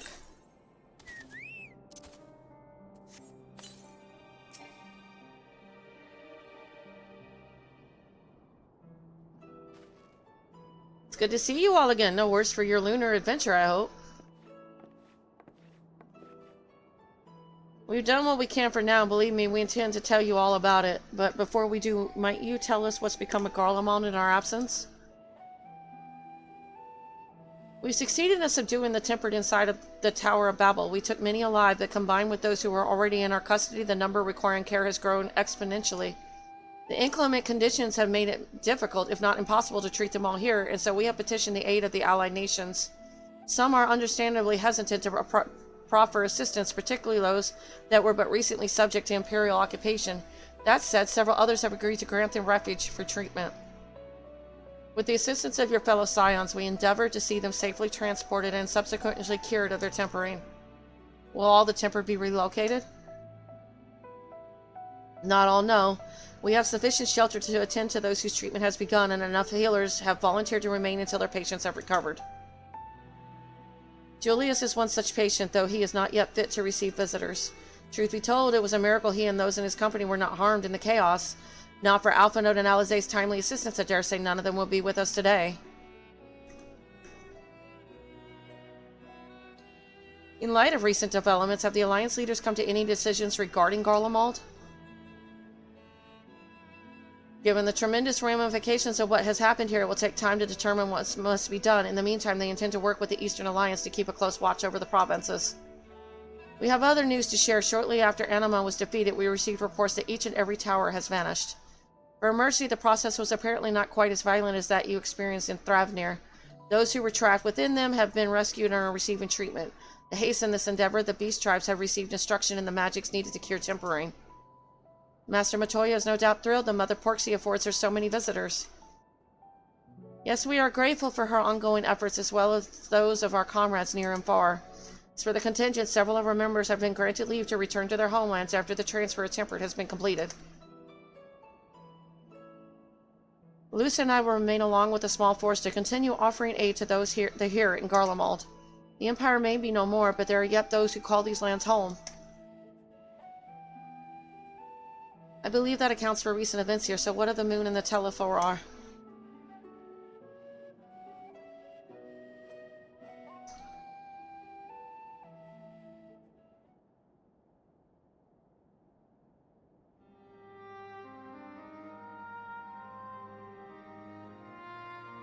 The final days, gods, I prayed your victory would mark the end of our troubles.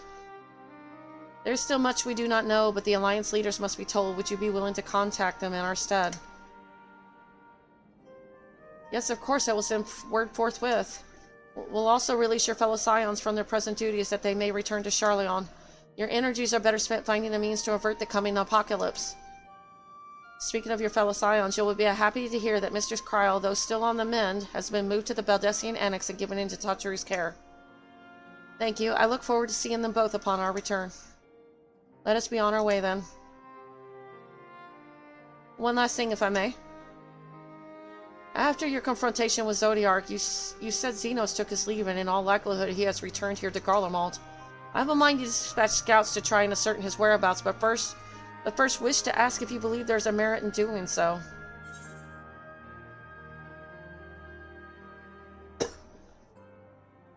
An admirable but futile endeavor.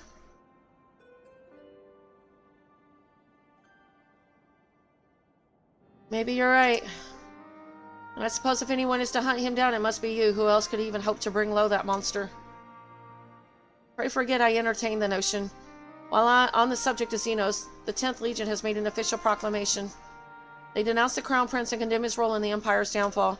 His very title has become a source of shame among his former subjects, and its continued use serves only to hinder relations with foreign nations.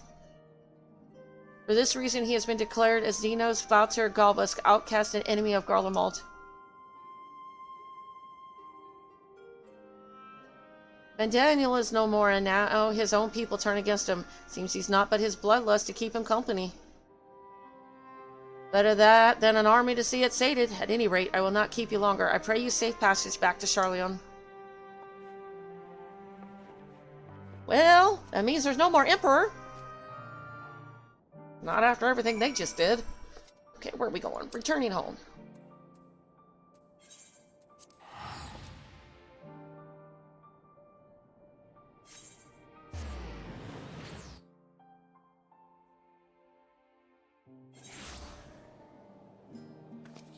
What's that?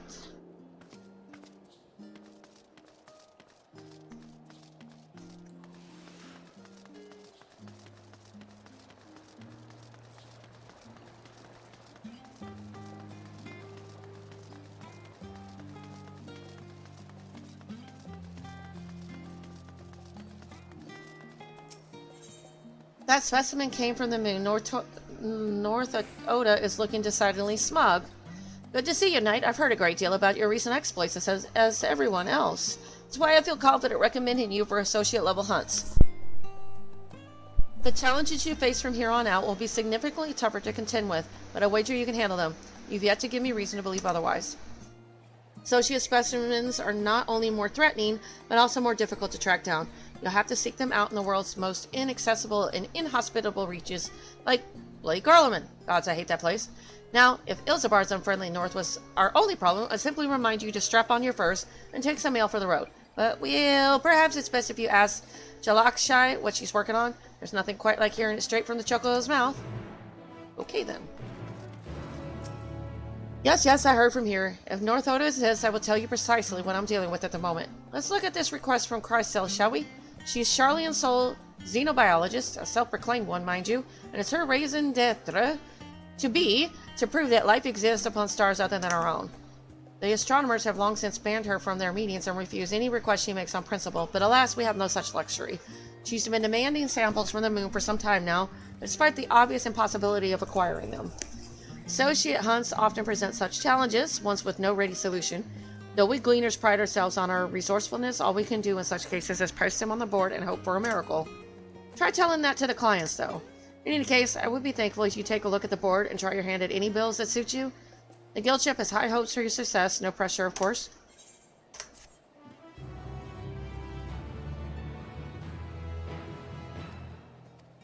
Yay! What we got? So can I do both sets now? Or am I only allowed to do one?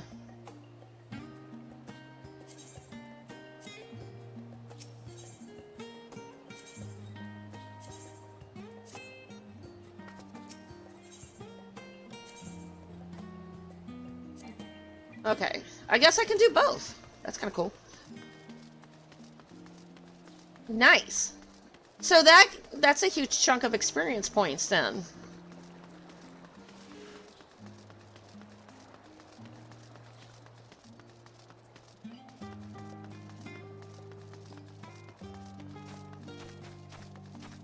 Makes sense. So now I can go through... Oh wait, I need to post the other one too.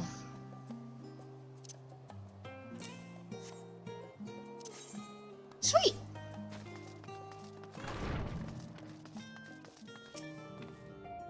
Welcome back, Knight. We were so terribly worried about you. Though it is plain I have caused my own fair share of worry, and for that I apologize. Heidelin called to me that day when you entered the Tower of Babel. Her pleas were faint but desperate, and I knew at once she required a vessel to carry out her will. What came after feels like a dream barely remembered, my body flowing through the life stream toward Garlemald. When I regained consciousness, I was all aches and frostbite, exhausted of ether. So exhausted, in fact, I could only laugh. For it was in that moment I understood Raha's weariness from the Tower of Zot. Would that I could laugh at a time like this. Though we prevented Zodiark from being unleashed upon the world, I'm curious to know what else took place there on the moon. Perhaps we should wait for the others to join us before you give your account. Let us reconvene in the main hall once they've arrived. Oh, it's so good to see you and free from Chibelaines, I take it? You'll be pleased to know everything's been kept in order since you've been away. I've been brought a few useful knickknacks with me from back home. But no sooner had they arrived than I received word of Kryl in poor health, and you on the moon. You meant to give me a fright, you succeeded. I'm good at that. For a blessing that recurred enough to get out of bed, even if I hadn't, I could not well miss you recount your exploits on the moon? Yeah, about that.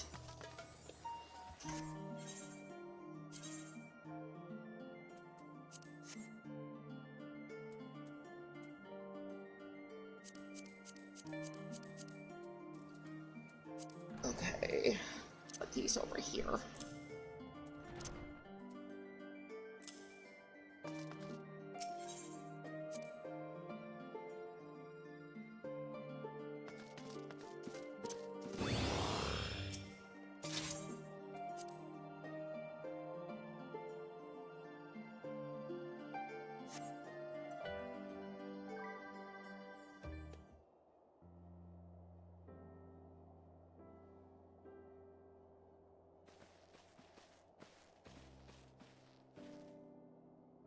Sorry to have kept you all waiting.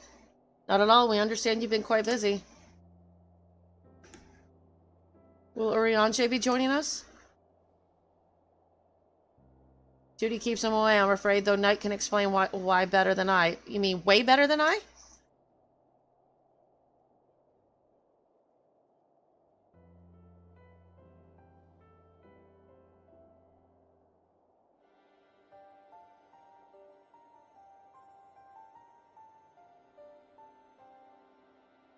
The final days as befell Amarat? And we are to escape via the moon? What are the source and its reflections? I've no intention of standing by while the world falls to ruin. So how do we stop this? Fortunately, we have no answers at present. If the celestial currents have grown stagnant, as was the case in time of Amarat, the solution would be to alter the flow of ether throughout the entirety of the star. The ancients accomplished this by summoning zodiarchs, sacrificing half the star's population in the doing. But it should go without saying that such a sacrifice cannot be repeated. Which leaves us with the daunting task of identifying the underlying catalyst for the final days, feat which even the Amarantians could not accomplish. Fortunately, we found no clues in Merlamentorum. There is still much we do not know about the catastrophe itself, let alone what may have caused it. The final days were marked by the corruption of the Amarantines' creation magics, but we command no such power, which invites the question, what havoc is in store for us? If we knew that much, perhaps we could draw some parallel with the events of the past and thereby form some semblance of a plan. Perhaps we should start with the Forum then, having worked with the Lopretus in secret all this time, there's surely more they can tell us. Forgive the interruption, but I have urgent news. The Forum is holding a public assembly in the plaza outside, some sort of announcement. What is Father up to now? There's only one way to find out. Are we gonna call him out on their crap this time? Looks like I'll be doing a dungeon soon.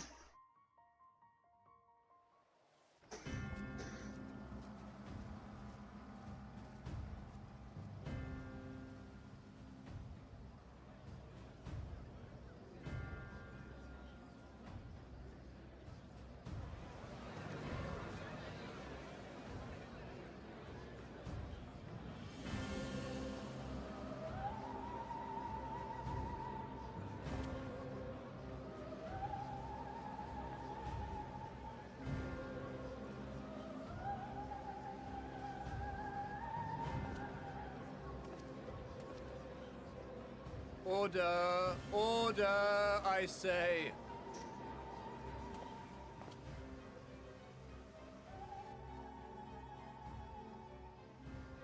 I thank you all for gathering here on such short notice. This day we must speak of grave affairs and their implications for the future of Sharlayan, nay, of this very star. Said affairs concern all citizens, and so we have called for a public assembly.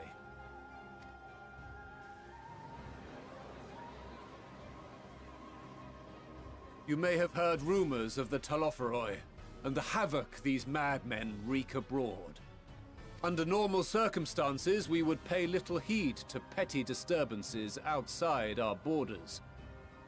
The final days, however, are another matter altogether. And yet you guys were denying it not too long ago. For we dare not ignore these prophetic words of Eld. The Endbearers will come, ushering chaos and calamity. The final days descend and devour the very star. I've never heard this prophecy. Is it true? Will all that really happen? Calm yourselves. The time has come to speak of the Forum's most sacred duties. But first...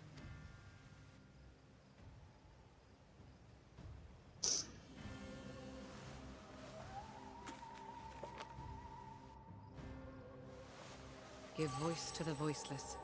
Let bindings be unbound. By unanimous decree, I declare the enchantment broken.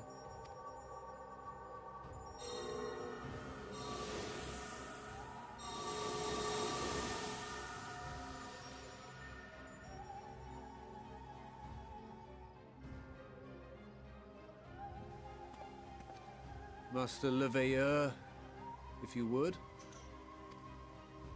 Very well.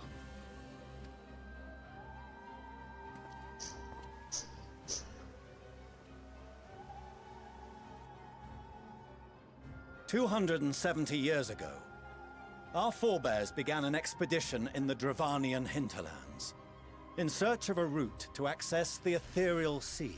This much is public knowledge. Their findings, however, would become the Forum's most closely guarded secret.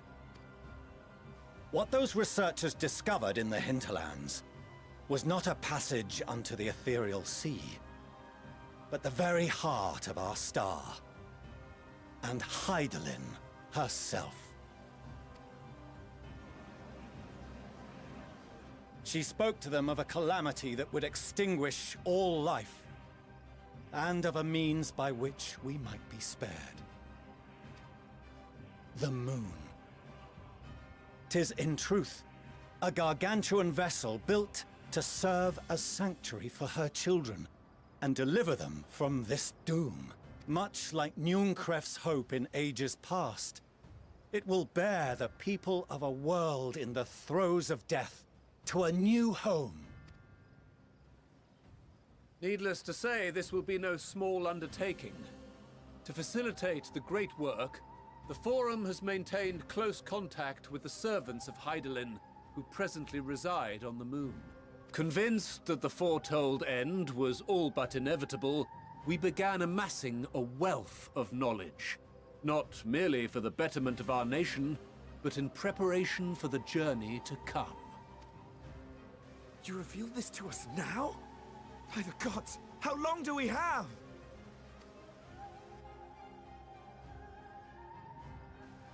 While we cannot say with certainty, we believe the hour to be nigh.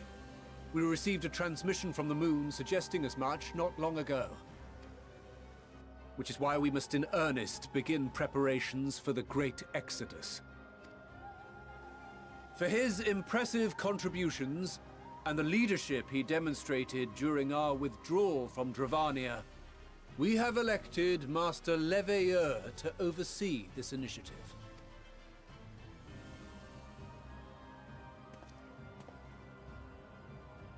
Fellow scribes and scholars, my countrymen, we face a threat of unprecedented scale. We must challenge the trials before us with composure and conviction if we are to find salvation. The wisdom of Sharlayan has ever been a shining beacon in the darkness, and so it shall continue to be. It is our solemn charge to see our heritage preserved for future generations. For those who will come after, we will brave a new frontier.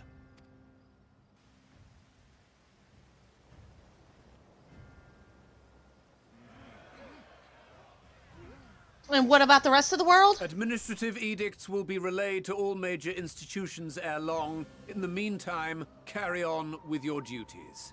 With that, I hereby call this assembly to a close.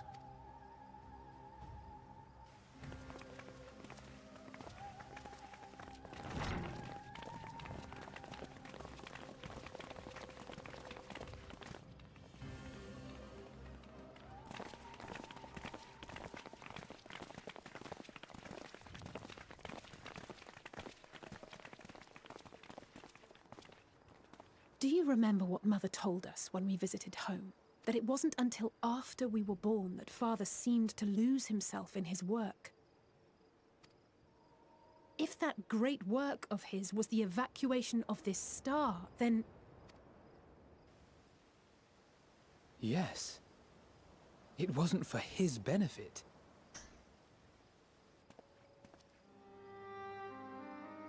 Would you mind waiting here a moment?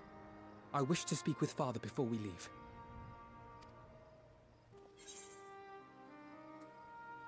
Keep it civil, eh?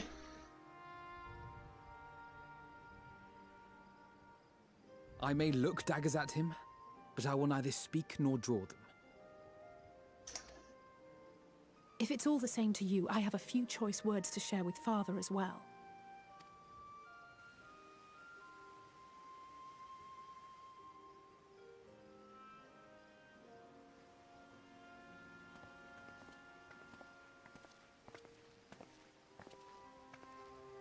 So, come to call us cowards and bid us join your fruitless battle against the inevitable. Nay, we do not object to the Forum's proposal. On the contrary, those who wish to flee have every right to do so. Urianger is cooperating with your associates on the moon to ensure that all is ready should evacuation be our only recourse. Then whatever your business, I suggest you be brief. Though we cannot boast the boundless wisdom of Sharlayan, we have first-hand knowledge of foreign cultures and have conversed with no small number of peoples. These experiences have taught us fundamental truths that cannot be recorded in any tome, nor charted on any map. The beating heart of this planet is its people, many of whom would give anything, even their lives, to protect the lands they love. Many may choose to join you in the end.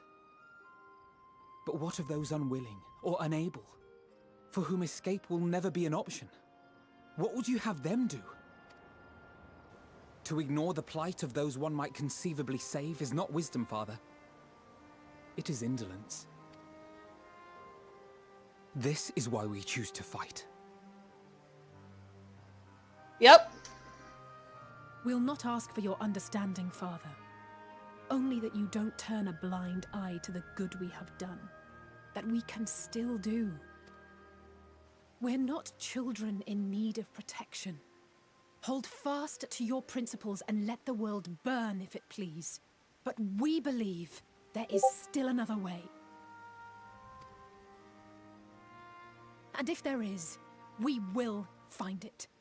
You see if we don't.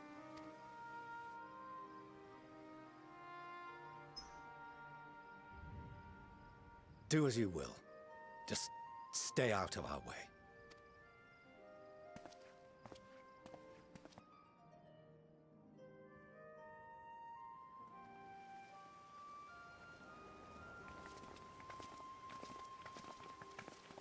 Were he not so consumed with self-righteousness, he might tell you how proud he is of you both. Bold words call for bold action. And there'll be no turning to your father should plans go awry. You tell him, As if I Astidian. ever would. So long as there are those who wish to stay and fight for this star, we have to do what we can to help them.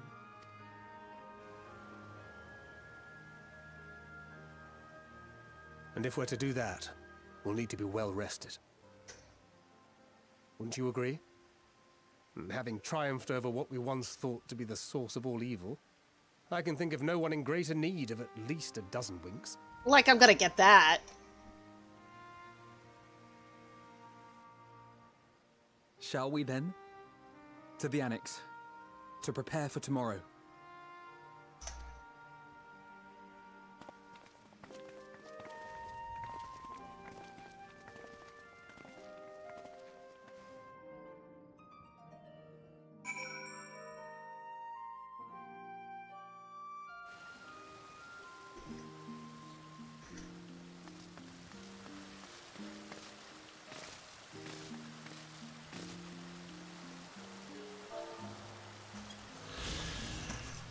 Alright, where am I going?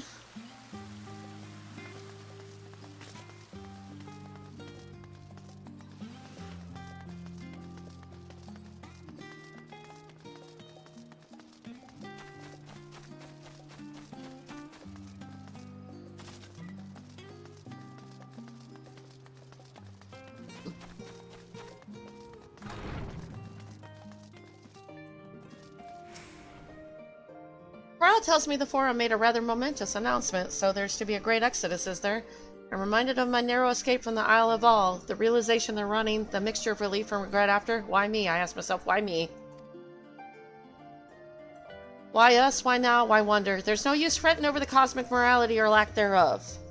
We are here and we'll get through this together, and who knows, maybe my luck will rub off and grant everyone a narrow escape. There's no harm in praying for as much. Oh, but enough of my rambling. I'm sure you're exhausted. Your chamber awaits.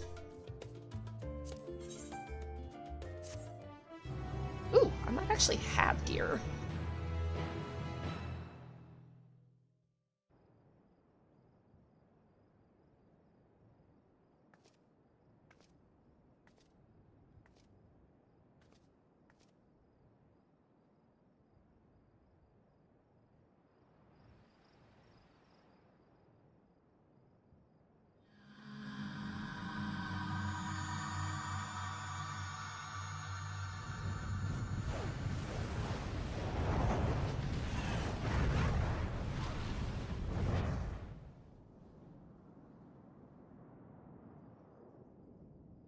Did she just see the final days, or is she seeing the future?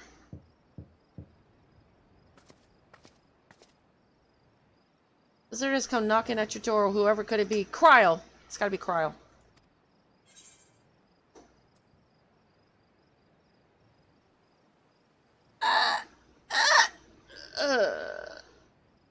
You know what? Estinian. I'll go with you.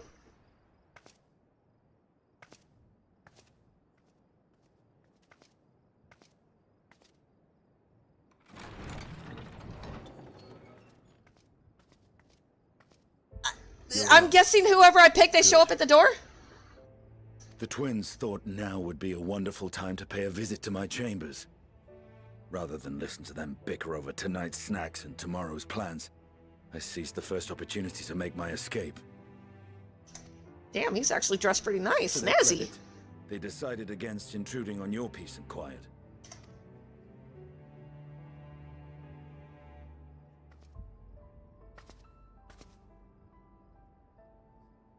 Can all be a bit exhausting at times, can't it? I wasn't sure what to make of you at first. During the Dragon Song War, how quick you were to take up a cause not your own. But I came to see that is simply the way of you and yours. I will not pretend to understand this talk of ancient primals and the final days. But I trust in your judgment and choose to believe in your cause. You and Alphino have my lance, now and always. I notice how he says you and Alpha Node. Nobody else. Just you and Alpha Node. You'll need it. Rack and ruin looming on the horizon. Calamity bearing down upon us. There's no place I'd rather be than here. Standing shoulder to shoulder with friends on the front line. So do not hesitate to send me against your enemies. I'll make them rue the day they met me. Damn it! You know, and there's other choices too. I kind of want to know what they all say, but whatever. Now, if you'll excuse me, I could do with a little air. If Alphino asks, I was never here. Those are some tight leather pants, man. Until the morrow. Is he really going to do his Dragoon getaway like Superman? Yep. He did his Dragoon getaway.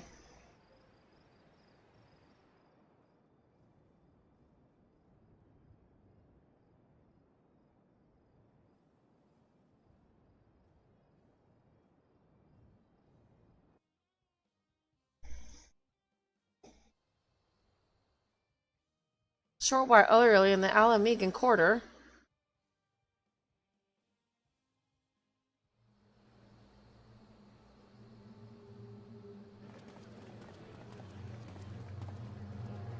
Well, that's my Red Mage Master, my Dancer Master. Thank the gods that tower is gone. The sight of it was enough to make me sick. Thank the Ilsabar contingent, more like. Word is, they fought their way into Garlemald and toppled the bloody thing themselves. Not just the one, neither. All the towers have up and vanished. Aye, I heard the same. Commander Aldin and his troops helped keep casualties to a minimum, too.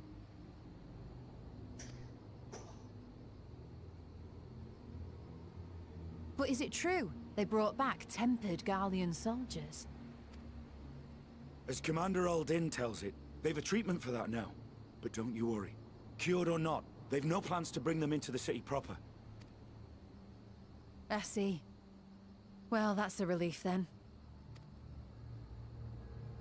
I know we've brothers and sisters among the lot, but I can't say I'm eager to welcome them home. Wanted to think about it for a while yet. But to be looked after in Alagana for the time being.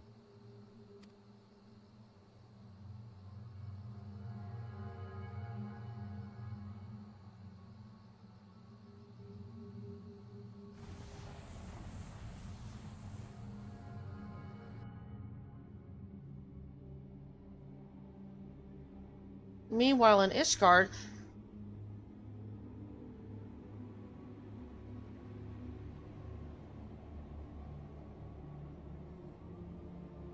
Oh, the dailies are done for the day.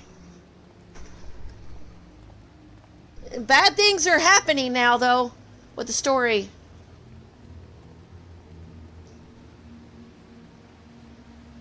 Nothing good. Another day, another commission of paramount Oh importance. yeah, I did them already.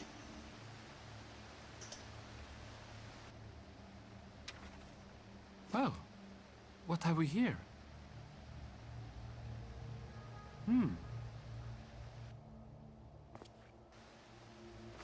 Oh, I did them before I started stream. I think I only had like a couple left. Hey, are you all right?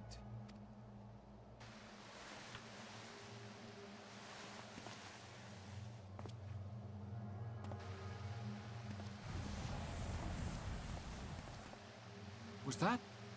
No. The shadows play tricks, nothing more. No, you should believe your instincts, boy. You better be running. Get out of there, Vieira. The towers are gone, and the Garlean threat is abated. They were easier today than usual. Why does it feel as though it's about to get much, much worse? You know what? You should follow your instincts, dude.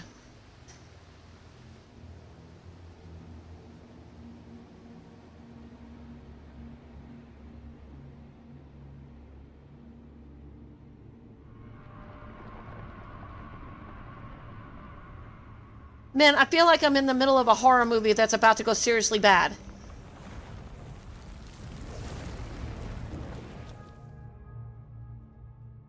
Okay, why is there a black spot on the map?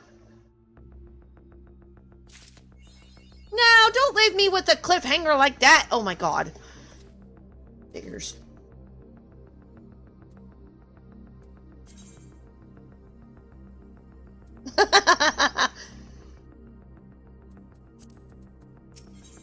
Skies aflame. Tataru is furrowing her brow in consternation. Oh, Knight, I was just about to call for you. I'm afraid we received another call for assistance. This one comes from Radzahan. The others have assembled in the main hall to discuss the situation. You must join them at once. Okay. Where am I going? Why are we always in my room? Probably. I can probably make coffee too. It's part of cooking.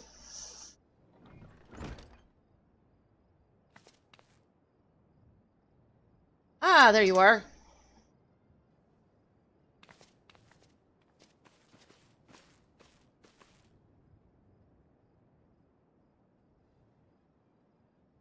Our worst fears have come to pass, but moments ago we received grim tidings from our contact in Radzahan.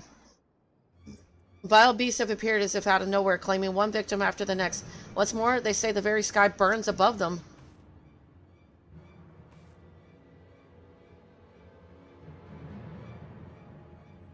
Good gods, are the final days already upon us?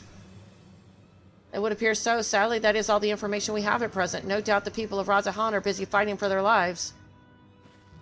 Then we must go at once. They need our help. Agreed, Kral. You best remain here with Tataru and gather what knowledge you can. You are in no condition for a long journey, I imagine. Very well. Similar phenomena may have been observed elsewhere, and if so, we must know about it at once.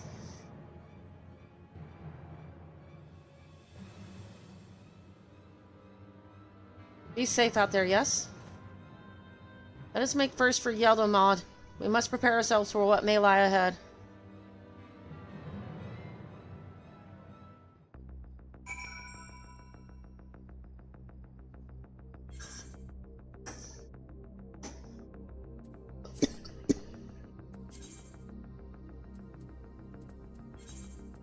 I'm gonna go ahead and start the ad real quick just to get it out of the way.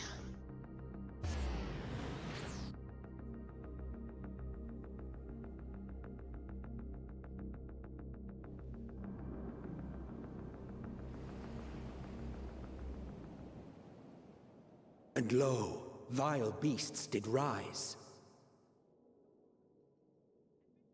Well, an ad's gonna start and I can't pause this, so... Sorry now.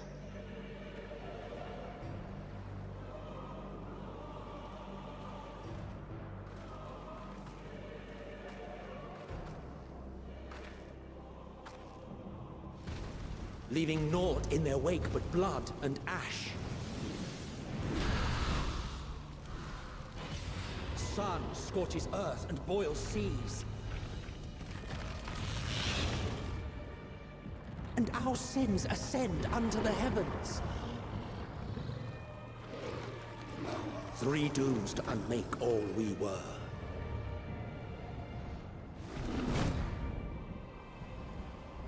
Sorry about the ads.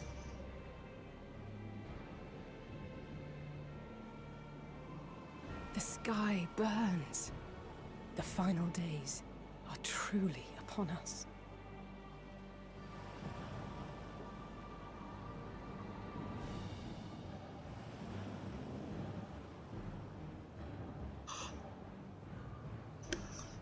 Okay, ads should be done.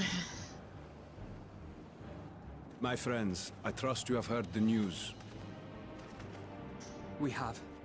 What can you tell us of the situation, Your Excellency?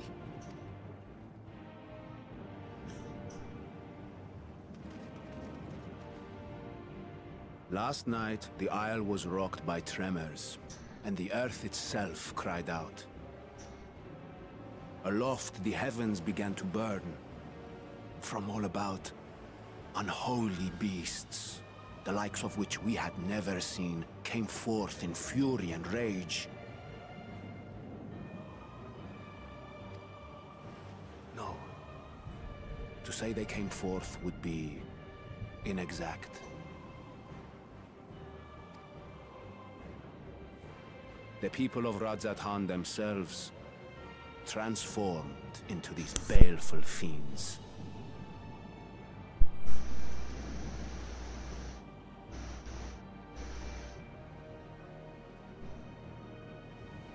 Though the phenomenon was observed throughout our lands, the first creature, the largest and most dreadful of the lot, wrought havoc upon us here in our fair city. Though they bear superficial resemblance to divinities of legend, they are ungodly abominations. The people decry them as blasphemies. The Large One's rampage has since taken it to the northern reaches of the island. I mean to dispatch our radiant host in an attempt to quell the threat. And what of Vritra? Vritra too makes for the north of his own accord, and yet he knows the blasphemy and its minions were but yesterday his beloved people. I pray his boundless compassion and mercy does not deter him from taking unenviable but necessary action.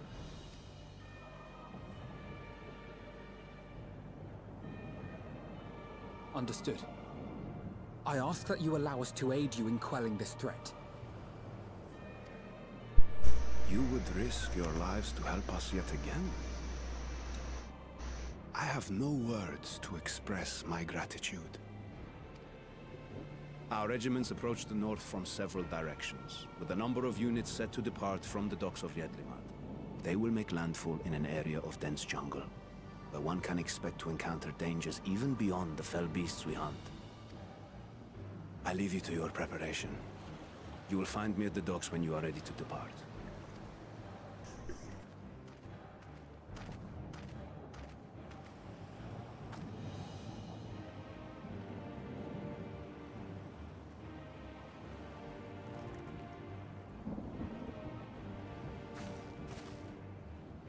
We're as prepared as we'll ever be. Let's go.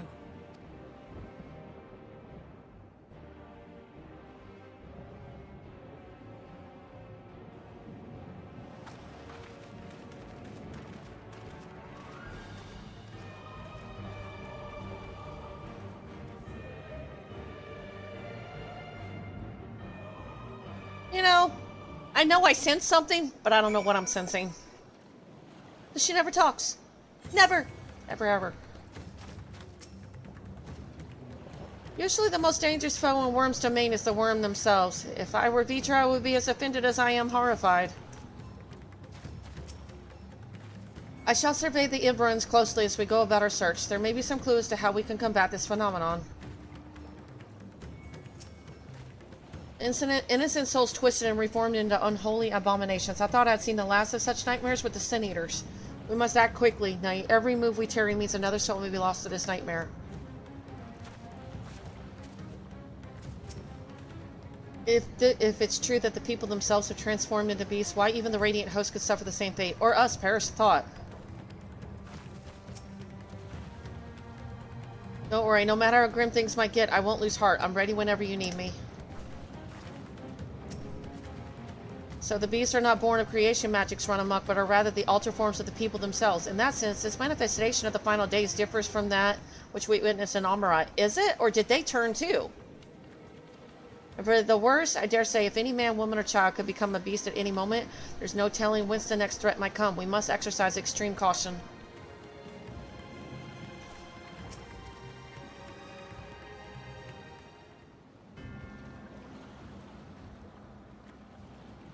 Everyone is assembled. Yes, I thank you for lending us your aid in our battle against the blasphemy. Let us review our plan of attack. I would have you board this boat and circle around to the north side of the island. There you will find a dense jungle we call Vanaspati. It is a sacred wood home to many temples and a number of villages. Beecher and the Radiant Host have gone there ahead of us. I ask that you join them and do all in your power to destroy this blasphemy.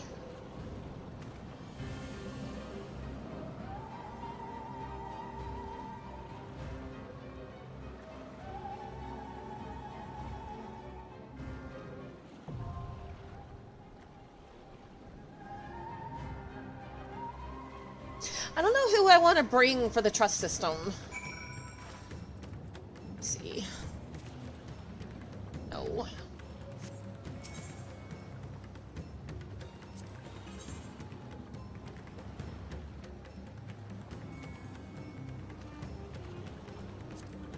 Victory will be ours! I stand ever ready. Right then. What is he, a mage? Oh, we don't have... Twould be a pleasure as always. He is not. He's great. You both are great. Oh god, I would normally grab Oriange. Oh god, I'm stuck with Alpha Node.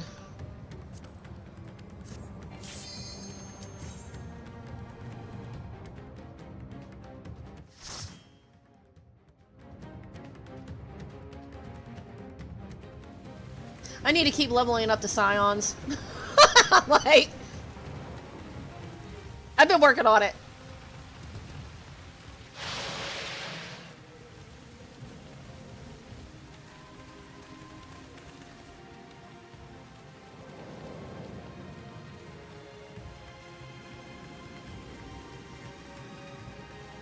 You know, Gorby, I don't like scary movies and stuff. Code Vein was an exception. This stuff is scary. And I wanted Oriange. I didn't want Alpha Node. I'm sorry. Hey, who did you pick, Gorby, for your visit to your room? I picked Justinian. Who did you pick?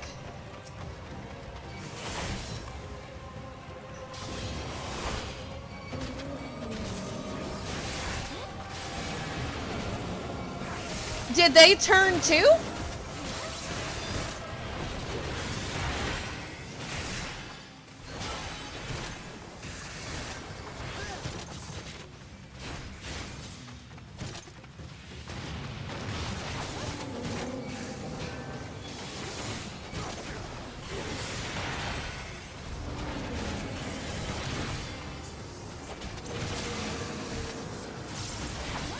Oh, you picked Alize?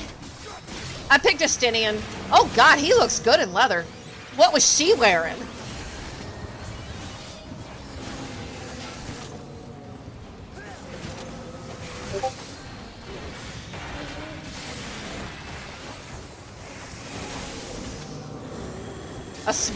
That's it. She didn't have any clothes on. What?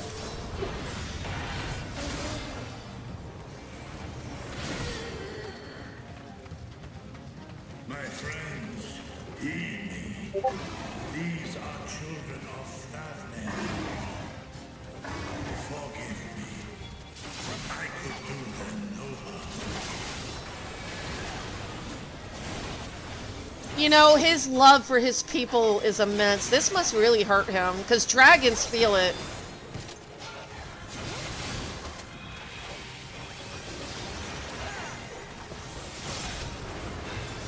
I don't even know what half my abilities do!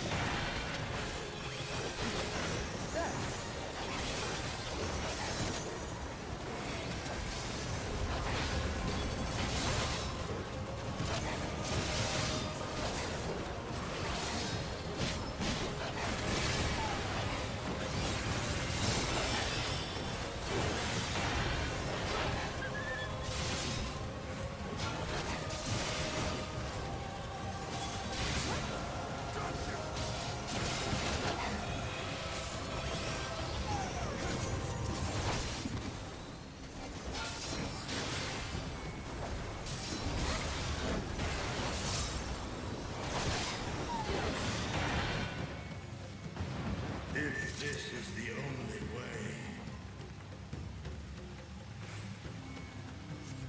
Is that all he says? Silence the beasts of the air. Pray continue onward.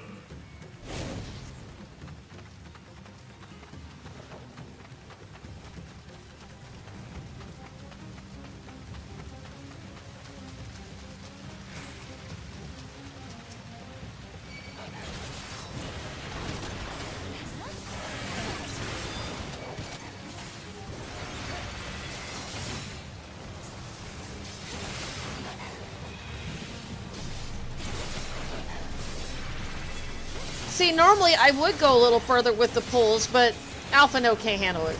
I already know he can't.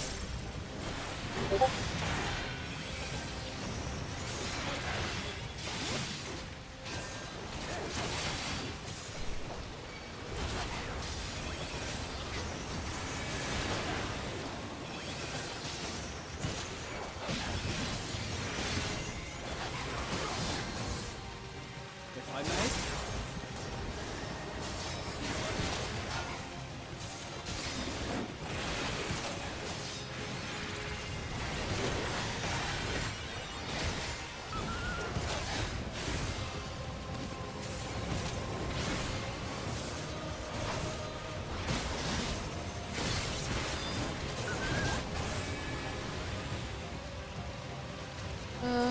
This way.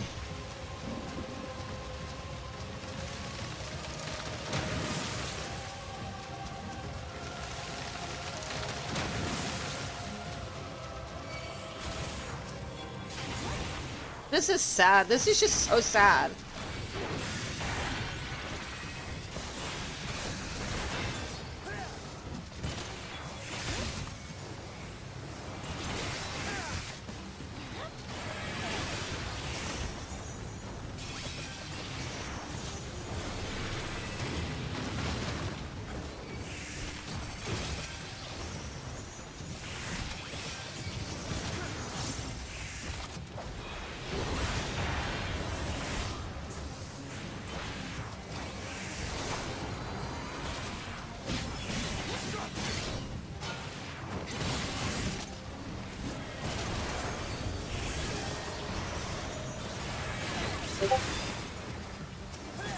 This will hurt.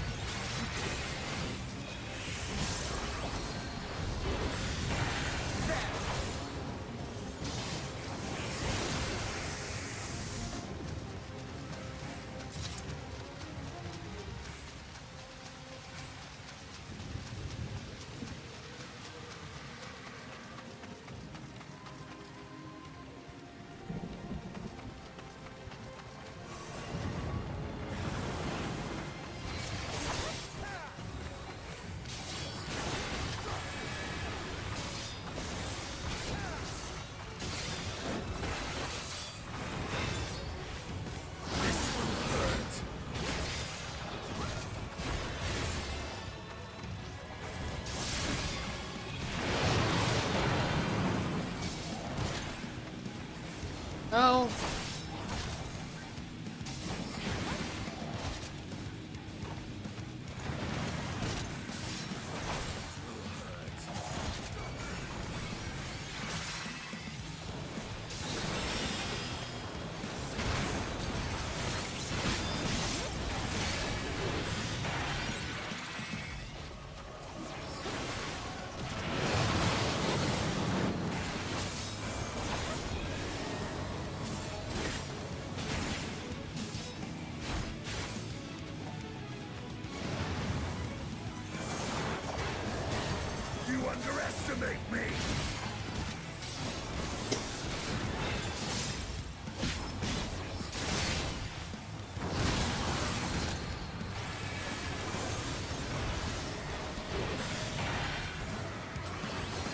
that's what that is. Okay, I get what it is now. Oh, oops.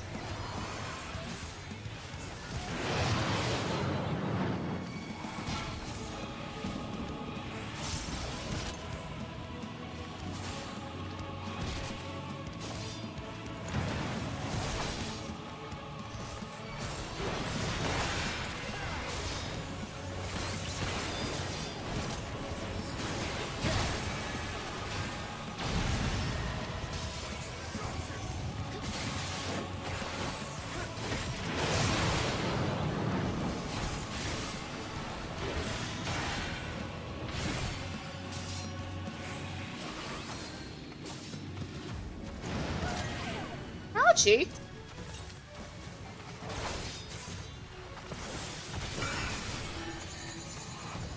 You underestimate me!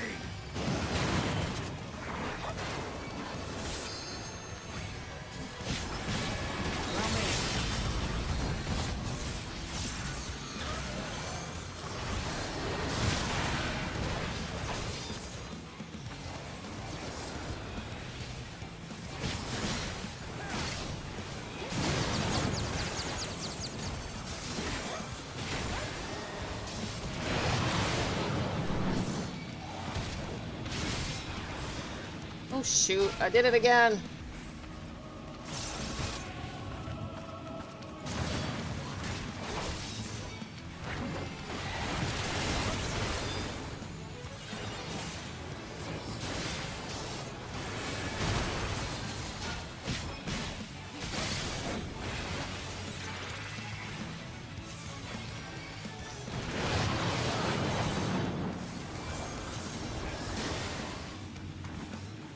Oh, what is right? Oh. Ew.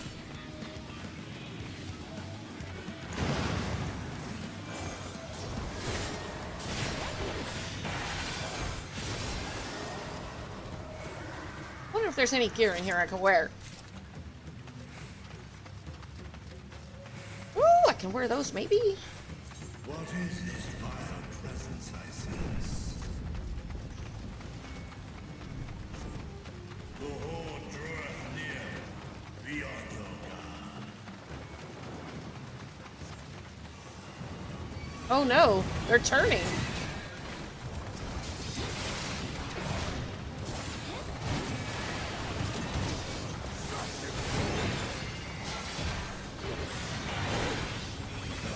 This will hurt.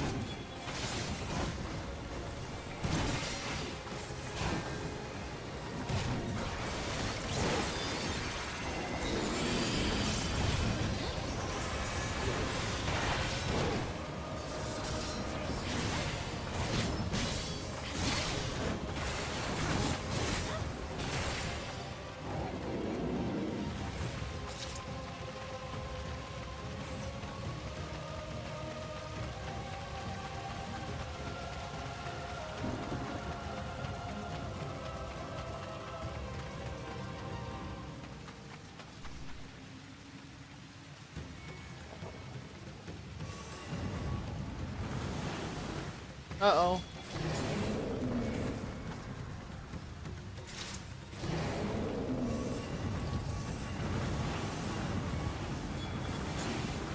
Despair's turning them.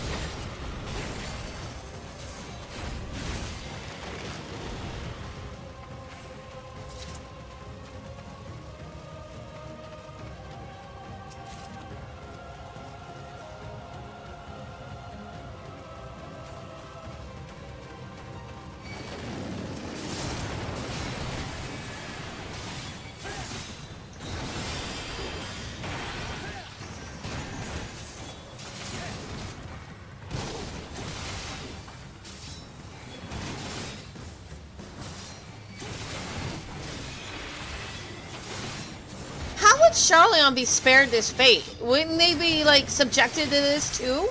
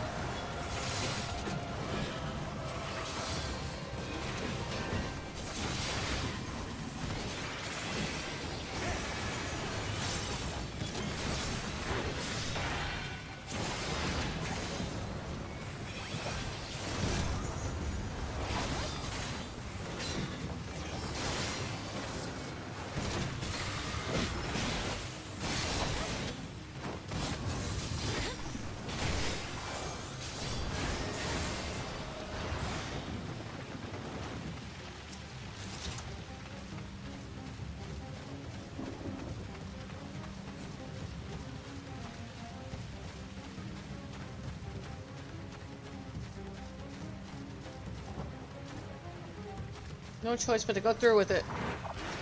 Okay.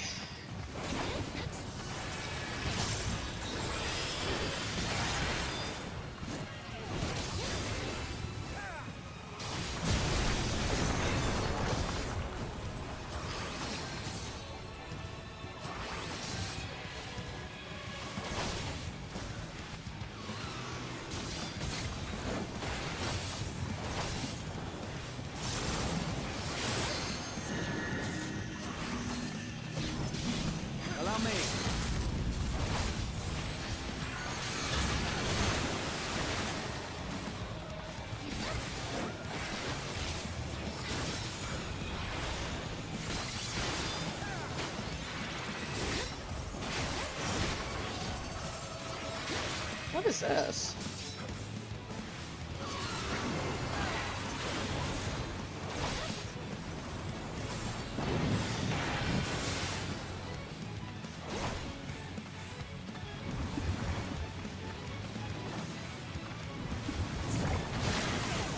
You cannot stop us!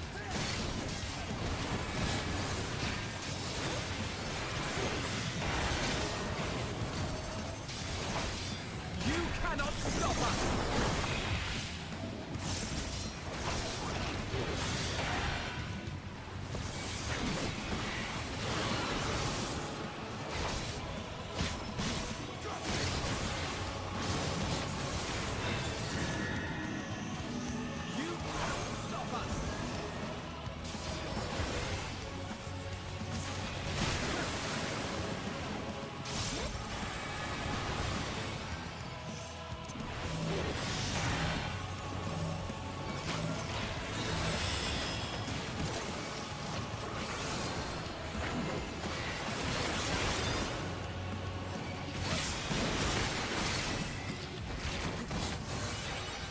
Oh, that was so close.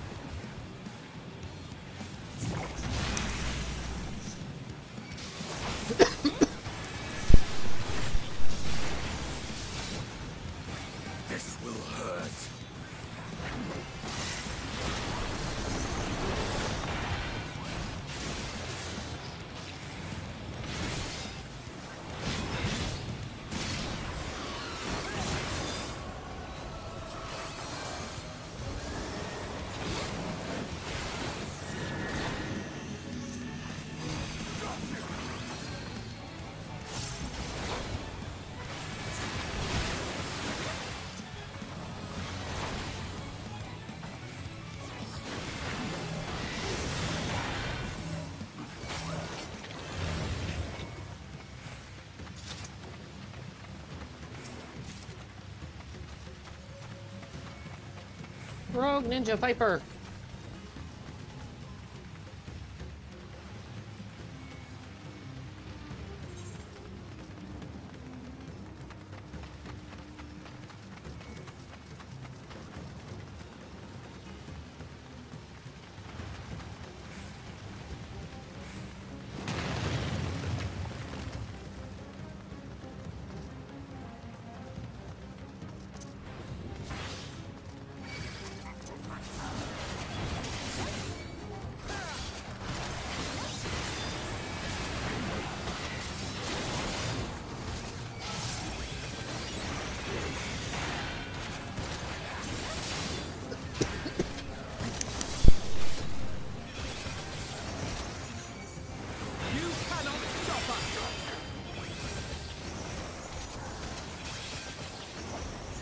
You underestimate me!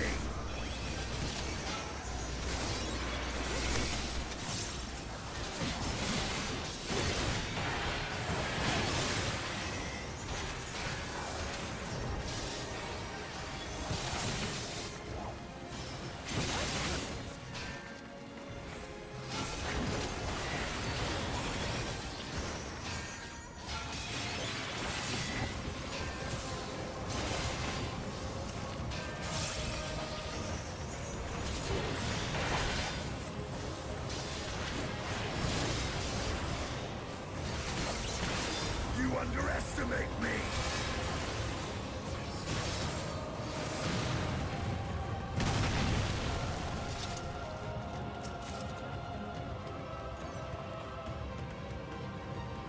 Okay. Do I drop? Okay.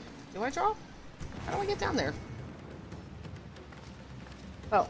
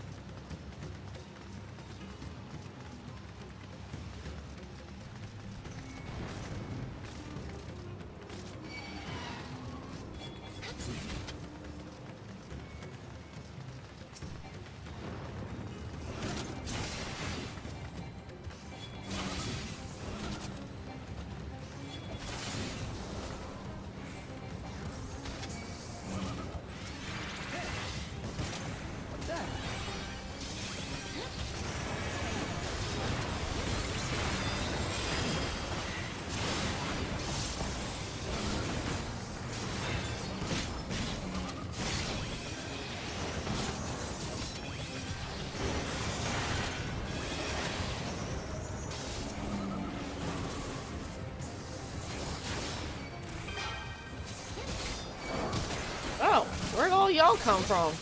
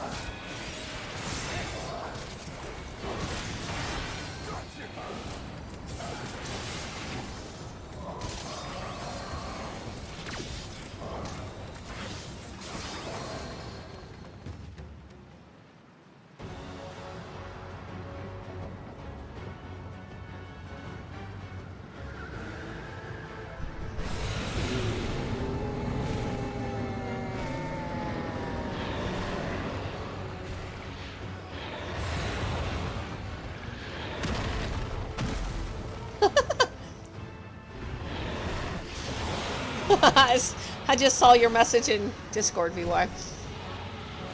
A froggy.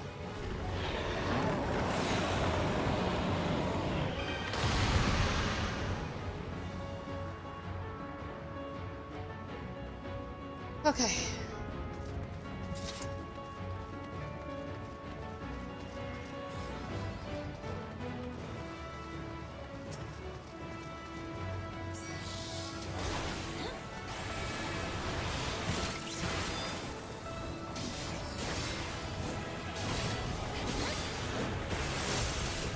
Yeah, this fight. How's it going? Give me a second, I'll give you a shout out. This is really tragic. I have no idea what I'm doing now. Alphino, what are you doing?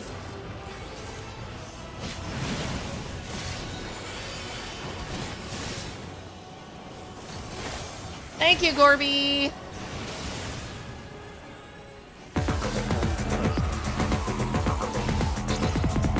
Oh, thanks. Thank you for the sub. Has it been 2 months already? Did your body go all the way Oh, up? wow. Damn. Solaris, thank you so much. I think you did that last month for me too. You're awesome.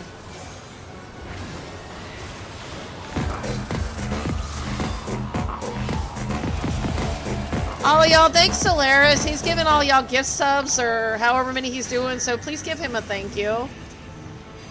I appreciate it so much.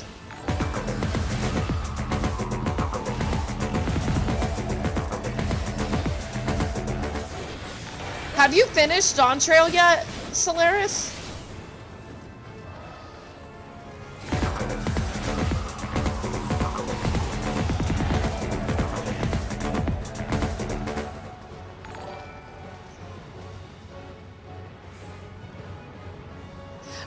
Okay. Yeah, I'm like almost halfway through the main story of Endwalker. I think my daughter finished it. My oldest daughter, she finished it. Oh shit, I'm about to die so bad. Alphino, do your job, damn it! You're about to get fired!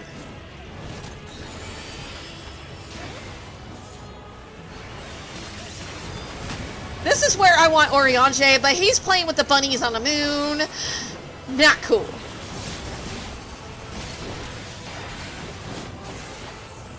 Yeah, I don't know what's going on. I'm just like pretty much just, yeah.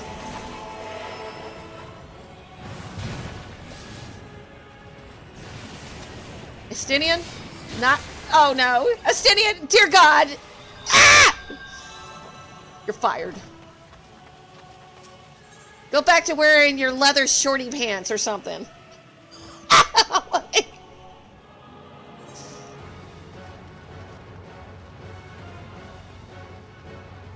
He looks better in leather than he does with that stupid lance in his hand. You're fired.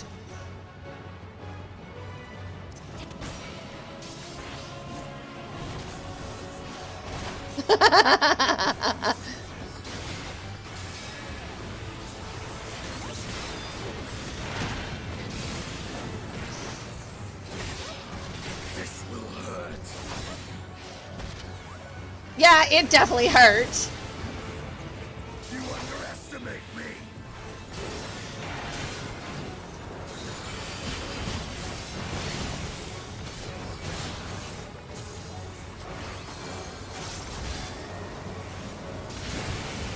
Yeah, he cool. But you know what? I felt really bad for Elidibus when I found out his story.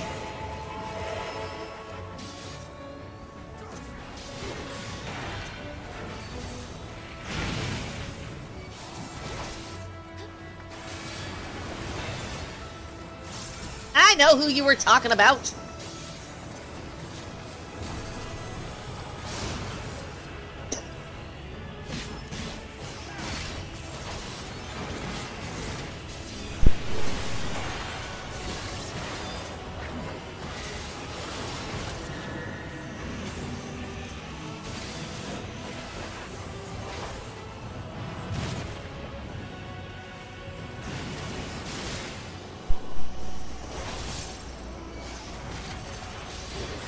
You know, I'm starting to understand why they give us so many freaking mitigations.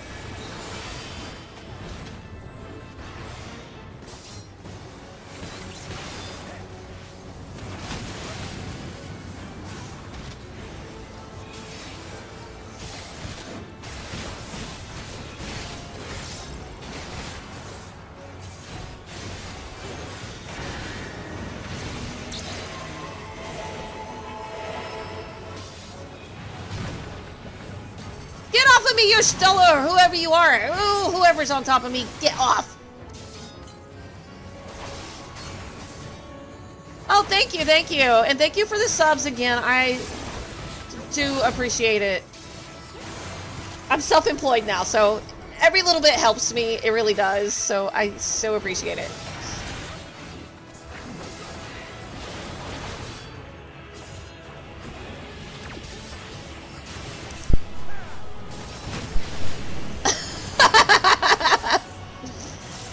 The twins frustrate me so bad.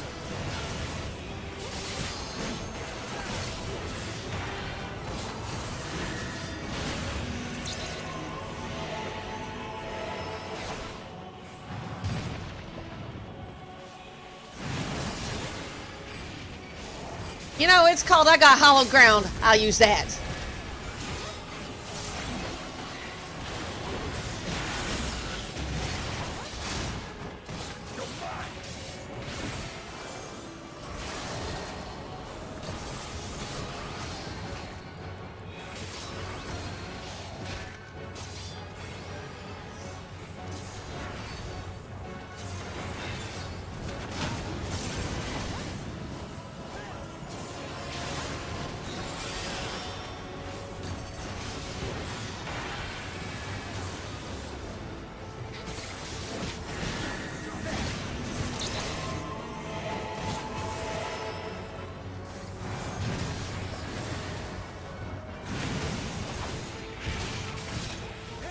You know what I learned?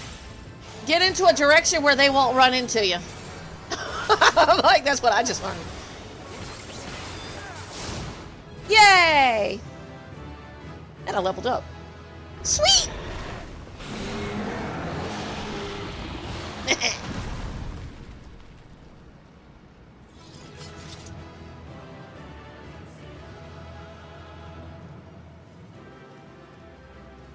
Thank you for the follow, Opera. How's it going? Thank you, thank ya. Corby, do a shout out for Oprah, would ya? If you're still here.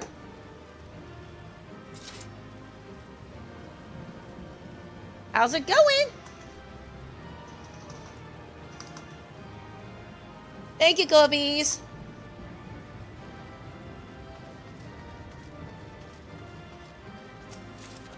Did I get any good gear this time?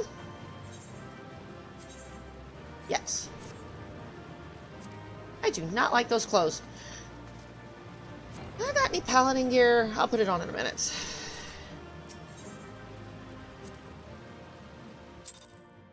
Cutscene, I hope. What's going on?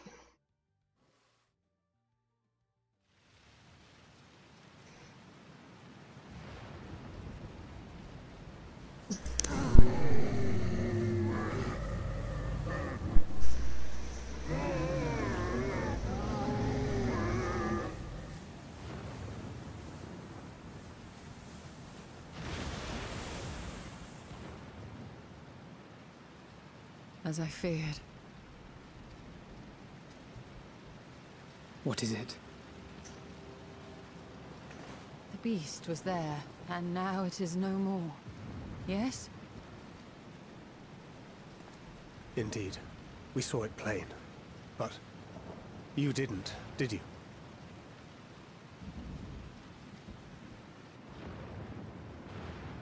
I saw nothing. Not the blasphemy that perished here, nor the other men turned beasts. And because of this, I now see all too well. Yeah, this is Thancred. Where the creatures should be, I saw naught but emptiness.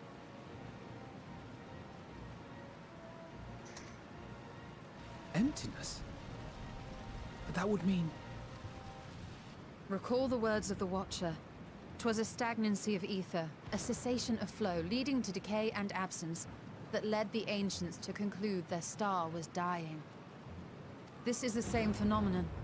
The instant these people are seized by the transformation, their ether begins to rot and crumble away like dried mud. Until, from their corporeal forms to their very souls, I need to get some more wolfy emotes. I need to get some more for you guys. but The beast spoke with its dying breath. Surely at least a sliver of the man it was endured. Mayhap so. But even if the process was incomplete, it was little more than a faint residue. Gods be good. You're saying they cannot be saved? I think I have more. I just gotta find them and add them. Not by any means known to me. Or by any means at all, like as not. For there is naught left to save.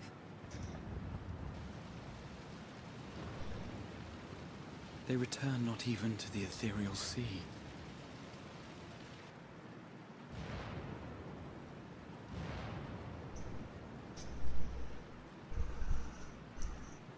So I don't really understand what's going on.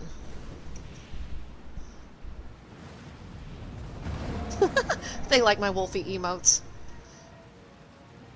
So why aren't we turning? The beasts rage on, their hunger insatiable. Even deprived of their master, they perpetuate his legacy of hate. Once proud sons and daughters of Thavnir, all of them, and now I spill their blood.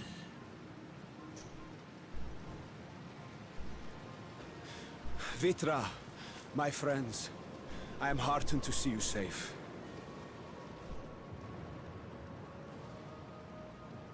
You put your secret at risk. Those closest to me already know the truth. A truth I must now share with one and all.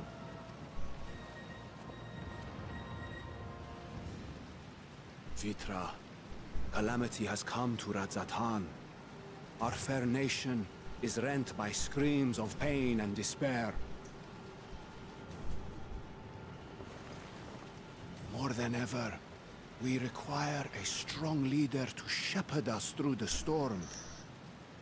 Reveal your true self to our people, Vitra, and guide us to salvation.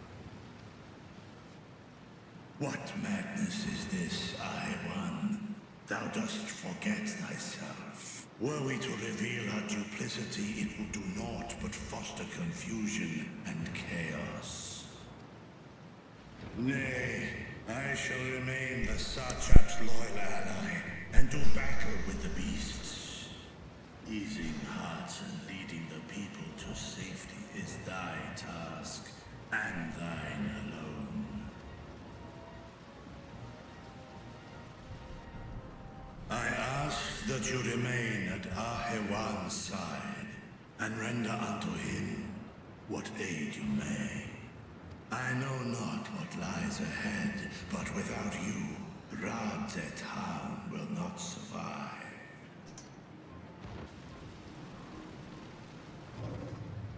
Take me with you. Wow. I am as at home fighting in the air as I am on land. Take me with you. That's a Justinian for you. Were my words unclear? I require no assistance. Thy place is at Ahewan's side. Estinian, here.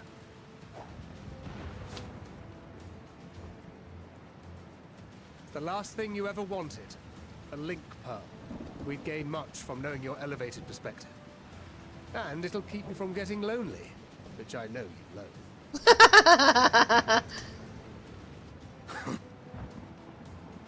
You heard the man. Seems I'm coming with you after all.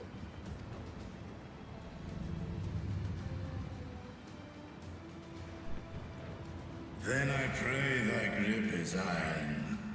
Be it on thy head if thou dost chance to fall. Fair enough. Now, shall we?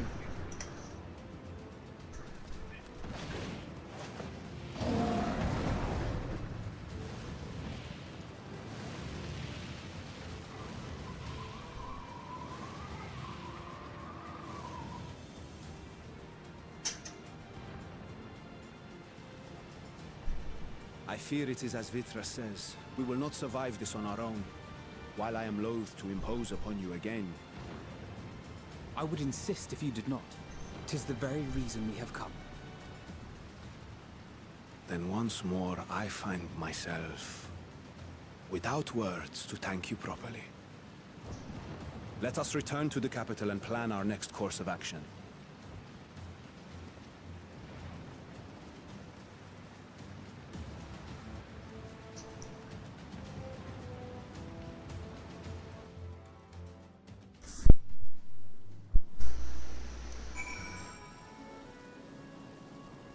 This is sad. After so long and so many sacrifices, we finally found a way to cure the temper, but these poor souls, they vanished without a trace. There's truly no saving them. You know, at the moment, no. All life must end in death, yet death in turn gives birth to new life. Such is the flow of ether. To think that natural cycle could be simply be cut off, the very thought makes me shudder. Oh, I already talked to you. Go away. While Estinian and Beecher defend Razahan from above, we on the ground must find a means to prevent these transformations, and soon. The stillness in the air puts me ill at ease. We must be wary. Worry not, I can see your ether and that of our companions. We have not suffered the fate of those unfortunate souls. Oh, they finally responded.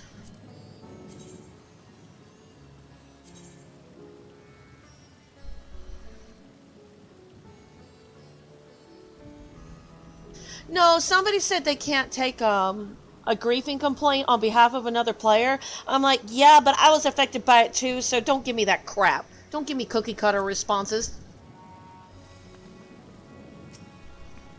Worry not. I can see your ether and that of our companion. Oh yeah, I already talked to you. Okay.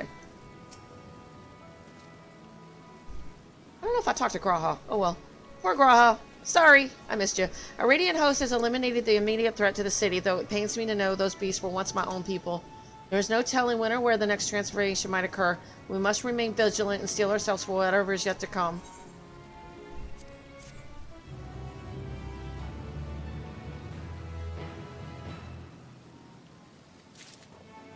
Wait, he's an NPC now? What, really? Trust. There's so many people! Let's see.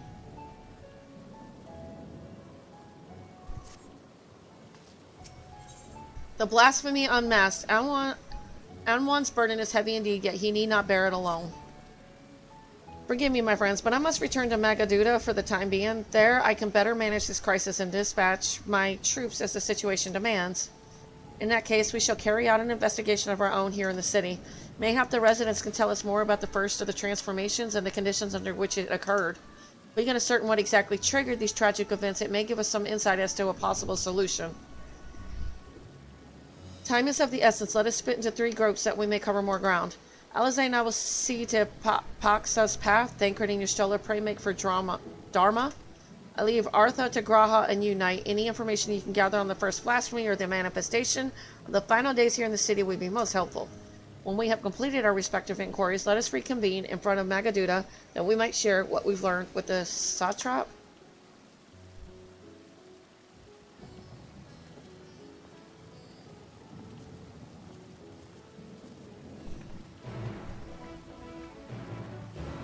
Okay.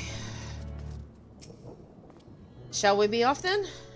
Artha is home to the High Crucible of Alchemia, whose alchemists forged many of our warding scales. That seems as good a place as any to begin our investigation, don't you think? I spoke briefly with Nuadin, the chief alchemist there, on our last visit. He should be happy to answer our queries. Yeah, if he's still alive.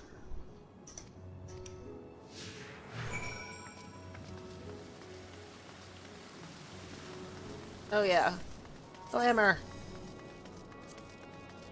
I'm a paladin.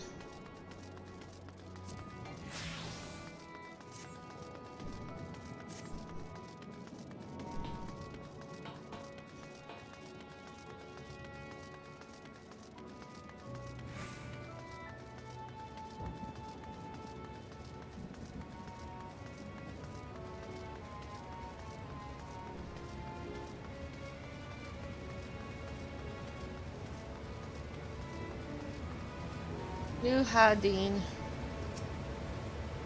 I remember those red eyes. You were with those scions who commissioned the scales from us, yes? I welcome you back to the High Crucible. What brings you here in these troubling times? We are assisting the Satrap in investigating the crisis that plagues the city. Did you happen to catch sight of any of the creatures? I did. As I was going about my work, I was disturbed by crashing footsteps so powerful that the very ground shook. I rushed outside and could not believe what I beheld. The night sky was burning. Suddenly, I heard panicked screams coming from the direction of Balshan Bazaar. In the next instant, a monstrous beast poked its head out from amidst the stalls. A handful of the Radiant rushed to the scene, only to be sent sprawling as the Fiend and its minions propelled themselves skyward. So the blasphemy came from the vicinity of the Marcus. This knowledge may prove useful. I thank you for sharing your tale. Well, I do believe we now know where we should inquire next. To the bazaar, then. We're playing Inspector Gadget again.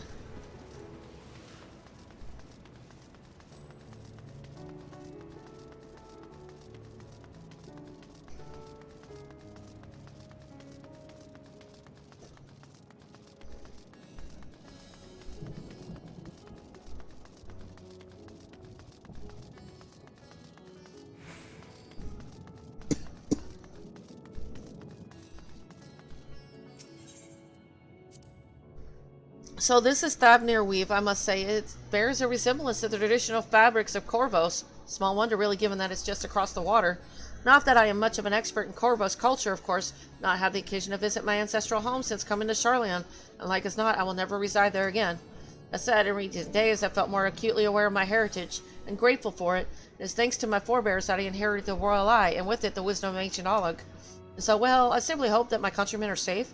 And one day, when this calamity is but a memory, I would like to see Corvos again, if only once. Forgive me, but my shop's closed until further notice. Needless to say, we've more pressing concerns these days. We have come not in search of wares, but information concerning the enormous fiend that tore through the bazaar. Did you perchance witness anything? Afraid not, my friend. I was here the whole time, so I only saw its little minions and made a mess of the place, they did. While that was all going on, the great big one tore through the west side of the bazaar. You have to have better luck asking there.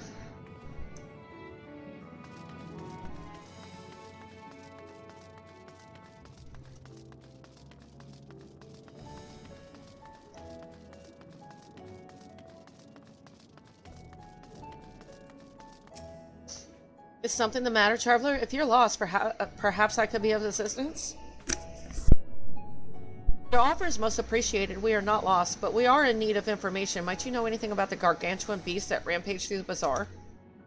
Aye, I saw it all, though I wish I had not. I was going about my work when all of a sudden a piercing scream cut through the air. I turned around and there was the fiend, its massive body bursting through that entryway with the force of a tidal wave. Then it was gone as quickly as it came. So nobody knows what's going on.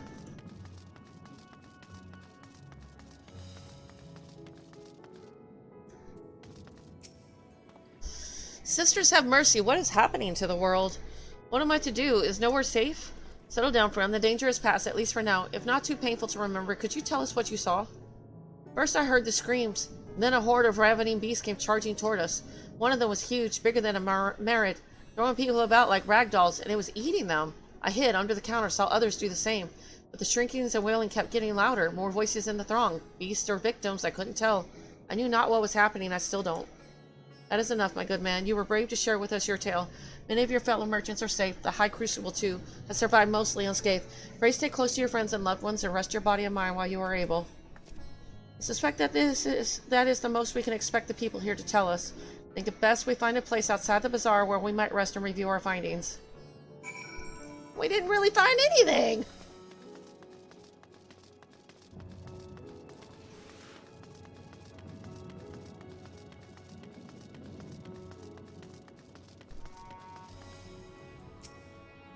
Judging by their accounts, the transformation had already occurred by the time the beast reached the bazaar.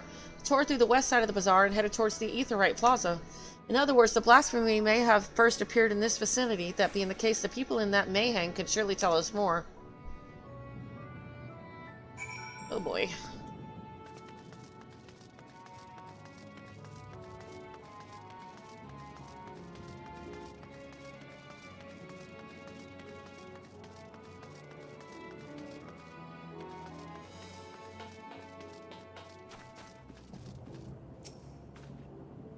Going after that enormous beast, are you? I saw it, including the very instant that poor bastard transformed. Damn the gods for putting me there. It started over there by the window. Few men, merchants probably talking and drinking. Conversation must have taken a turn for the worst. Next thing I know, their leader, I suppose he was, buries his head in his hands, and black mist was swirling about him. Then his whole body burst apart, and there stands a hideous, slavering beast, massive and foul, all gaping maws and bulging eyes.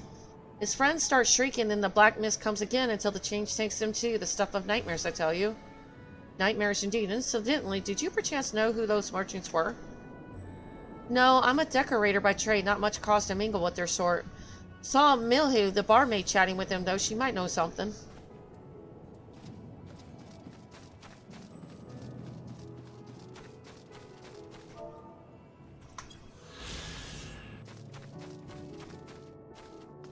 Give me a minute, babe. Even after repairing all that damage, it'll take a while for business to pick up again. You mean the blasphemy? That's what the Radiant have been calling it anyway.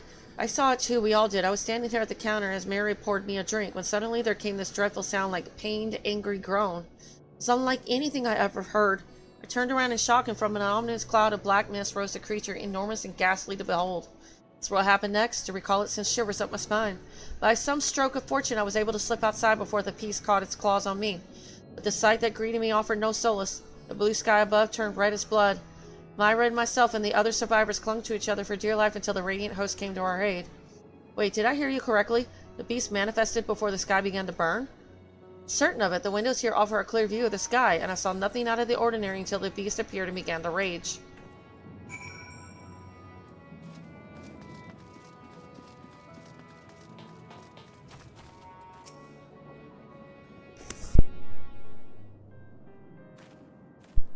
Oh, hello there. Welcome to My Heart's Mayhem. What can we get you? We have come not for libations, but rather for information. You are Milhung, yes? We are investigating the so-called blasphemy on the Satrap's behalf. We hear it was one of your customers, a merchant, that first underwent the transformation. What can you tell us about him? He was something of a regular here, especially of late. Kozal was his name. He ran his own consortium, dealing primarily in the exports of Thultharian specialties.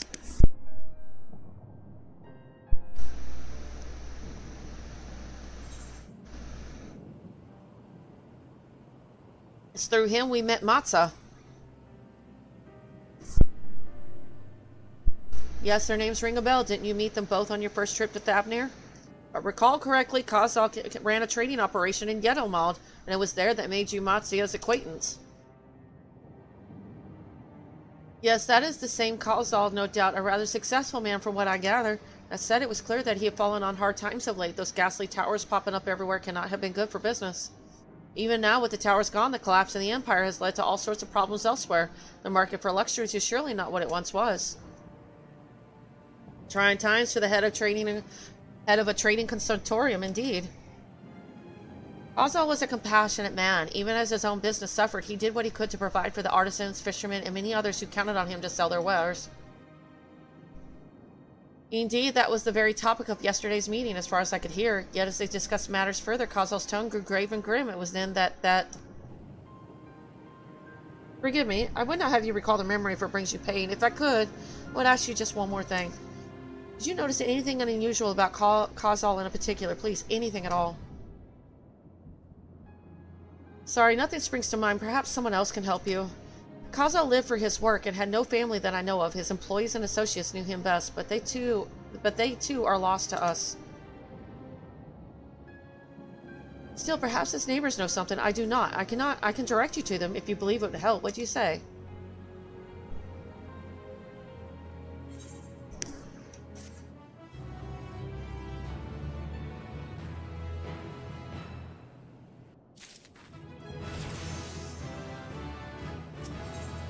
Amidst the apocalypse, Milhel has information that should serve you well. Kozal made his home in Kama, a nearby residential area. From what I gather, Kozal lived there since childhood and was known throughout the neighborhood. Kama, the name is new to me. How did we get there? I'll write down some directions. I cannot promise that you will find what you seek there, but if nothing else, it is a start. Let's see where this takes us. I gotta do this again. Okay, let's go, Graha.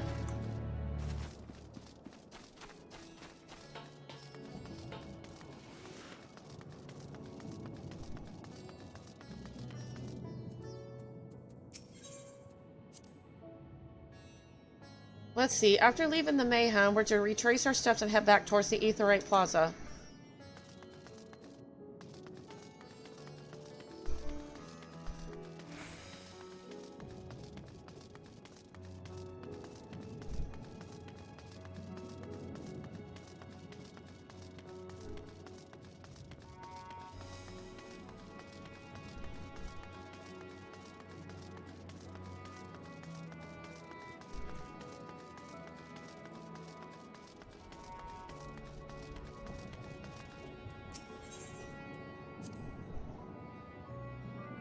From here, we ascend the stairs.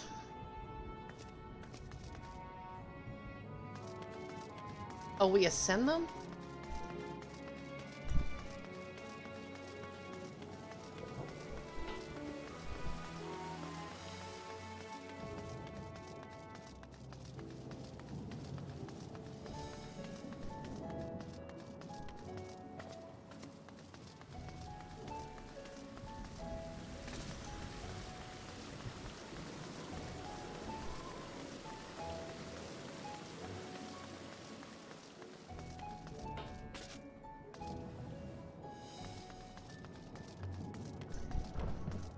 Oh. Up here?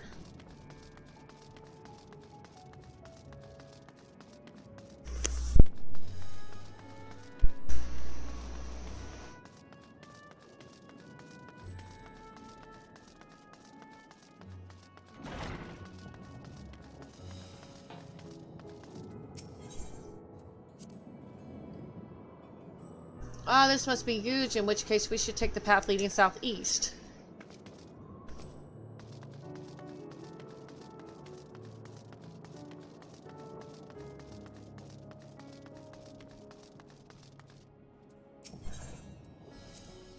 If we keep going this way, we should arrive in Kama before long. Walking these unfamiliar streets is quite the adventure, is it not? I can only hope we can explore Razahan at our leisure once this crisis is past. Yeah, it's supposedly the end of the world, Graha.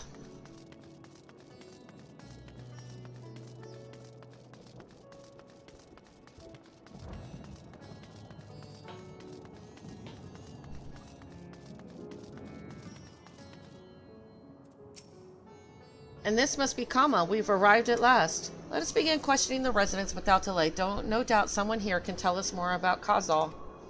Given recent events, I imagine many are taking shelter indoors.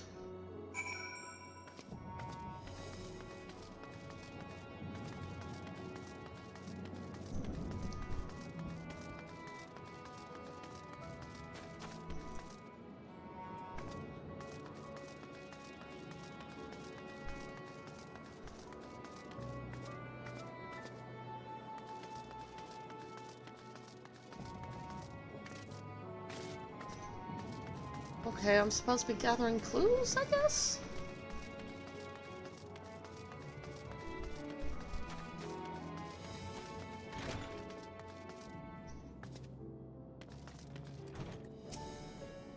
Khazal, you say, yes, I've known him since he was a boy. If there was ever a man who was born to be a merchant, it was him. Always early to depart and late to return. He'd spend his days procuring the finest wares and seeking out willing customers. You could say it came to him as easily as breathing. Sadly, business was flagging of late. No surprise, really. What with how dangerous travel has become. He was cooped up in his house from dawn till dusk the other day, no doubt racking his brain for a way to turn his fortunes around. Then at night, I heard the door open. I looked out to see Khazal sitting on a bench, his head hung low. A man with the weight of the world on his shoulders. I see the situation must have been quite dire indeed. Did you notice anything else out of the ordinary? Nothing to speak of other than the troubles with his consortium. He was the same old Khazal, cordial and honest like always. These questions you were asking, has something happened to him? He wasn't caught up in that terrible accident at the bazaar, was he? I don't travel much these days, but my daughters told me not to venture outside, stuck in here as I am, for little about these bizarre going-ons. Rest assured the city is safe for now, but the situation may change without warning. I urge you stay close to your daughter and be prepared to take refuge should the Sartrap order it. Smart man.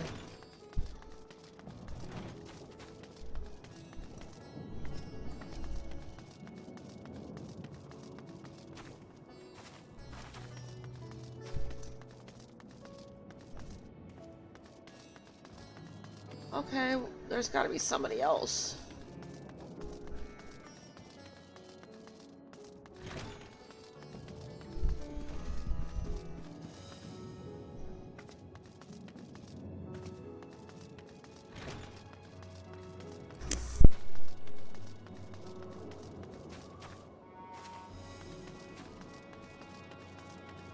In here.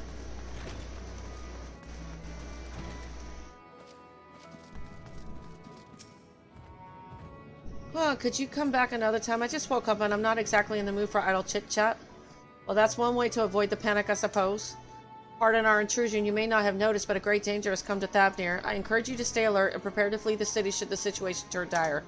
But before we leave you in peace, pray allow us to ask a question or two. Did you know a local merchant named Kazal? So, did you notice anything unusual about him recently? Kazal, I know him. In fact, we spoke just the other day.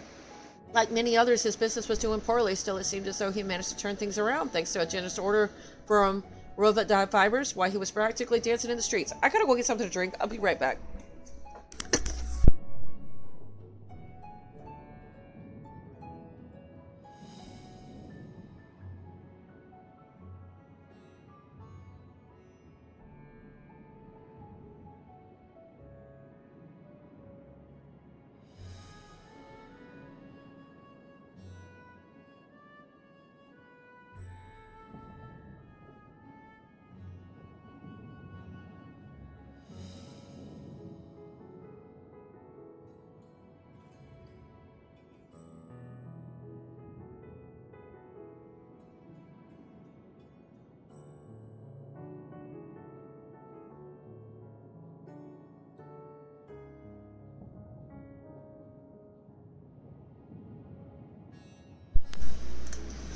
I haven't spoken with him since, but I assume it all went well. Junjun Baha might be able to tell you more, though. As I recall, he was the one who brokered the arrangement.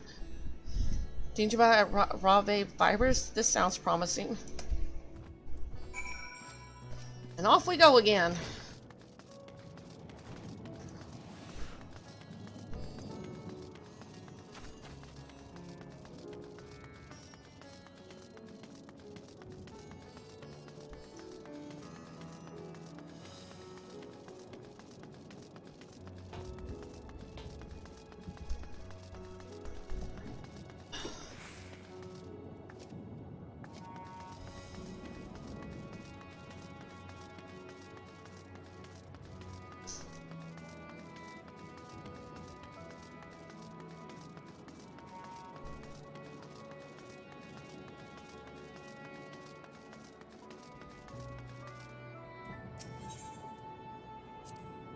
If I'm not mistaken, these stairs lead to Dharma.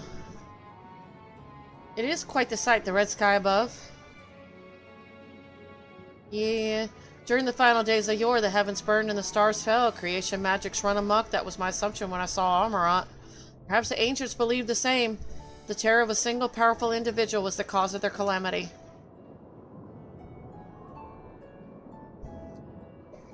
And yet, those self-same horrors now manifest themselves before our eyes. What could it be that sets the heavens aflame and turns ordinary men into beasts? Well, that's what we're supposed to find out.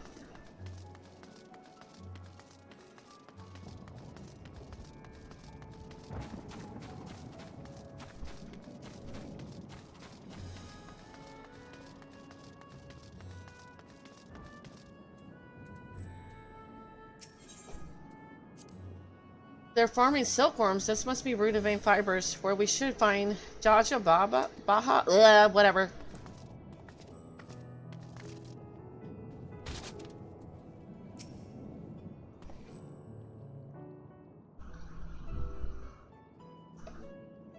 In a hurry, I say. There's no time to waste.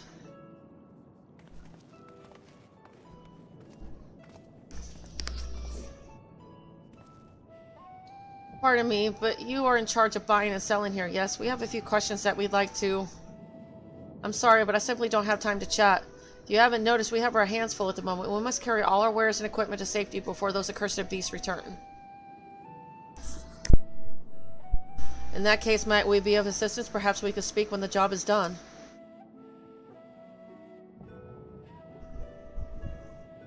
Very well. You can start by helping us move our equipment. Ask the others what to put where.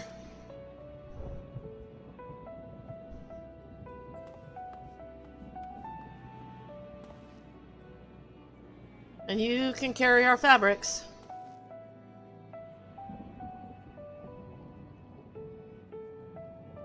Go through that door and speak with Kamala. She'll tell you the rest. Remember, these textiles are our livelihood. Handle them with care.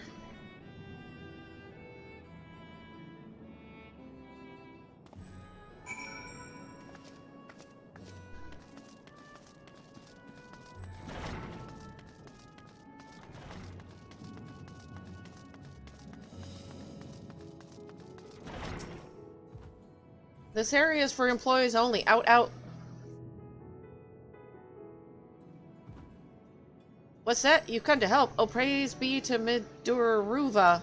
Kind stranger, I welcome your assistance. On your way here, you pass 3 storehouses, yes? I'd like you to carry that small crate to Nava Brilfal by the storehouse near the hatchery. The crate of clothing is for Mahuba, and that massive crate there goes by Zamira by the middle storehouse. Watch your back with that one. Those are all the crates we have ready. Once they've been delivered, consider your work here complete.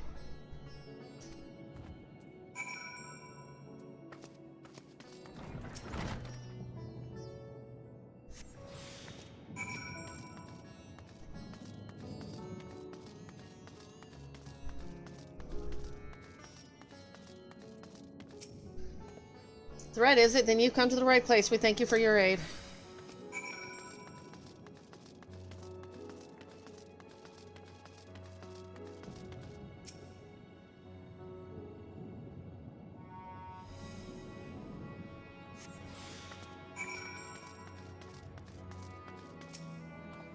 If you have any crates of finished products such as carpets, clothing, and the like, pray bring them here to our primary storehouse. Crate full of clothing, is it? I can take that off your hands. Many thanks for the delivery.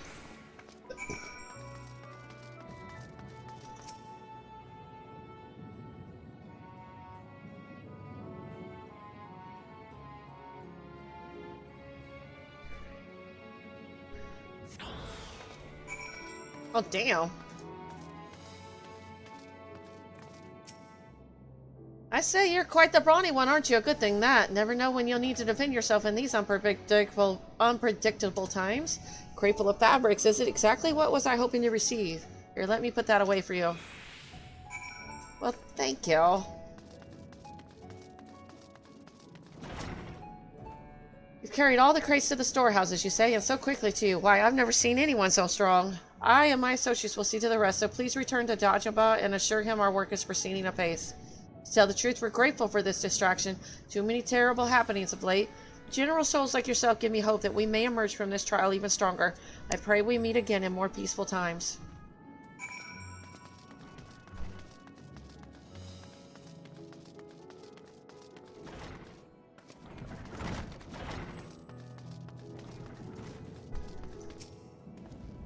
Done as I asked, have you? If Kamala is satisfied with your work, then so am I. You have done us a great favor, traveler.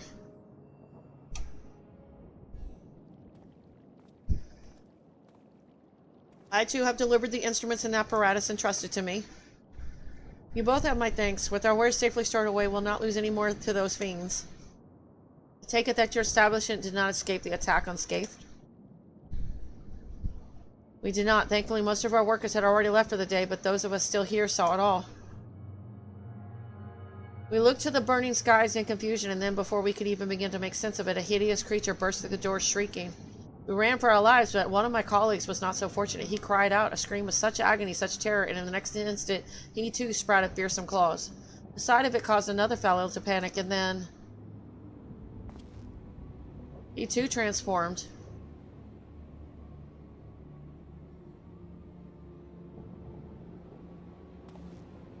I'm sorry, there was something you wanted to ask. Indeed, you knew the merchant Kazal, did you not? I believe he had some dealings with your establishment. Kazal, I know him well. We arranged for his consortium to deliver a large shipment of fabrics, but in the end we received a better offer and had to turn him down. I understand his business is struggling, but so was ours, and another of our most reliable trading partners agreed to transport the goods for a much smaller commission, and we'd have been fools to refuse. I felt terrible for withdrawing the offer, but you must understand we simply had no choice. He tried to put on a brave face when I delivered the news, but his dejection and despair were plain as day. He said he'd discuss it with his associates, but I could tell he'd all but given up hope. Dejection and despair. You remember what we saw in Vana Spati, yes? Soldiers and jungle dwellers pushed to the very brink, turning into beasts one after the next. It was seen the same phenomenon occurred here. The poor craftsmen attacked by the fiends, as well as those that witnessed it, all undergoing the change. I suspect that everything began with Khazal. By all accounts, it was he who suffered from the most profound and piercing despair. Wait, could that be it? That such intense emotions were that triggered his transformation? Much remains unclear, but I believe we are drawing closer to an answer. At any rate, we must discuss our findings with the others.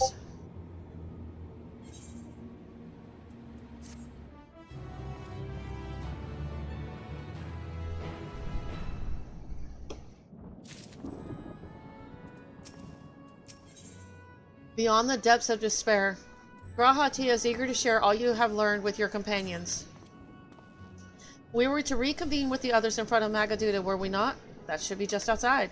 With any luck, they will have already returned from their own investigations. My friend, we must take our leave. I pray that your establishment is spared further tragedy. But remember, your lives are far more precious than any wares. If you are ordered to flee, do so without hesitation. Indeed, I thank you for your concern and pray you too take care as well.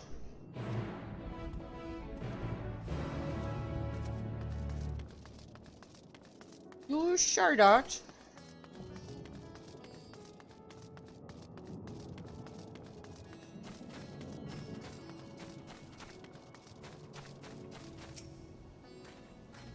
Finished your rounds and ready to share? Yes, I'm ready to share.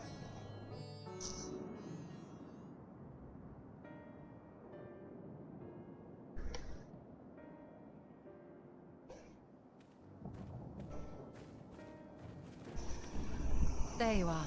You've spoken with the survivors. Indeed. We thought to share what we have gleaned, that we might together gain a greater understanding of present circumstances.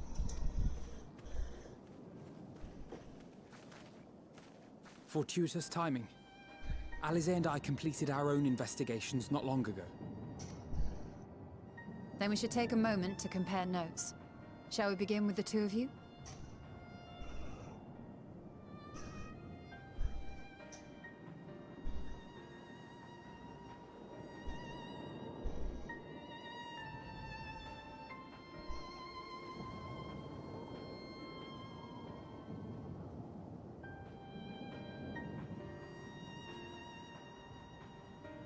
So the merchant Khazal was gravely concerned about his business in the days preceding his untimely end.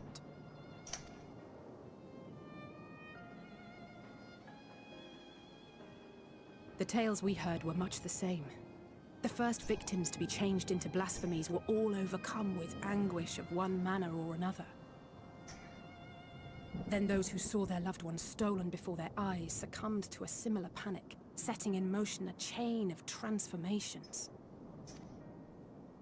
Fear, unease, despair. These negative feelings serve as a catalyst. If so, then it is not unlike the calamity that befell the ancients. With their creation magics, they unwittingly gave form to untold horrors. Had they simply lost control, surely it would have manifested in many forms, not all of them monstrous. Yet somehow, this phenomenon is triggered solely by the darkness in their hearts, a common thread with what we now witness. Common, but not identical. While the beasts the ancients faced were forged with magic alone, those of today are born of sentient beings. Why remains to be seen, but there is one fundamental difference between us and our predecessors. Our souls are sundered, whereas theirs were not. Perhaps that single variable makes all the difference. If I may, there was another detail that troubled me. We have it on good authority that Khazal's transformation took place before the skies began to burn. What? If that's true, then the situation's more dire than we realized. It means even if there's no ominous sign presaging the final days, anyone, anywhere, has the potential to become a beast. Even in lands we thought safe, even as we speak.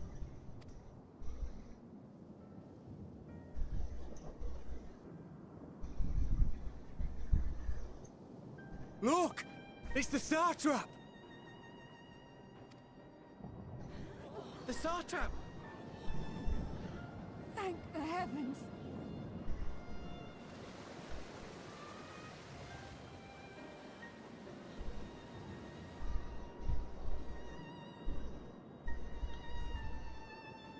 My countrymen, I am relieved and heartened to see you strong and safe.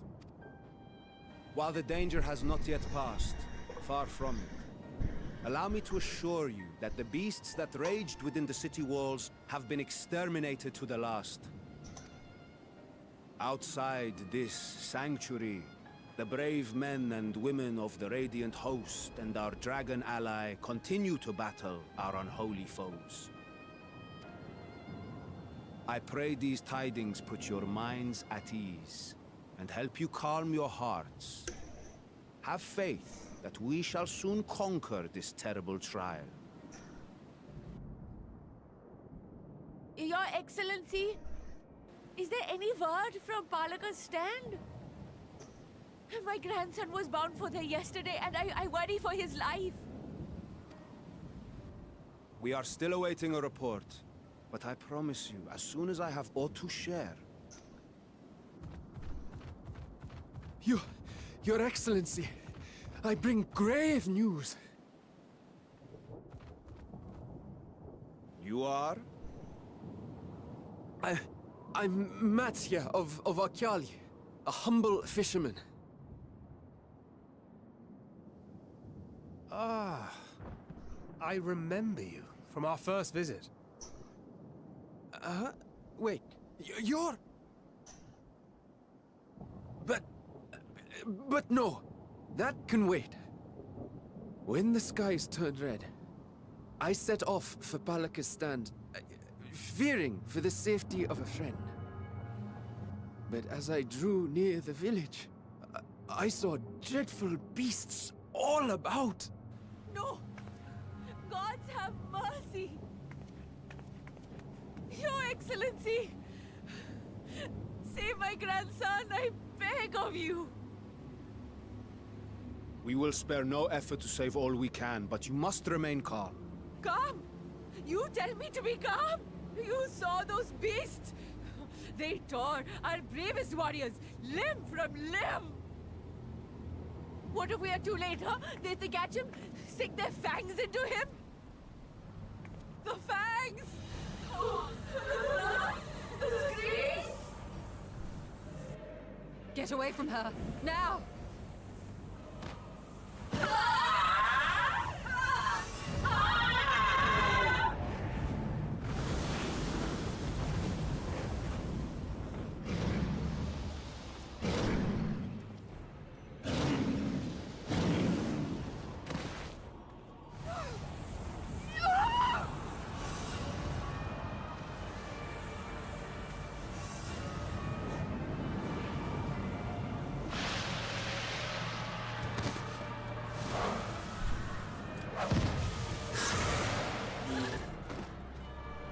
Damn it! We've got to kill them before it spreads! We'll handle this. See the townspeople to safety.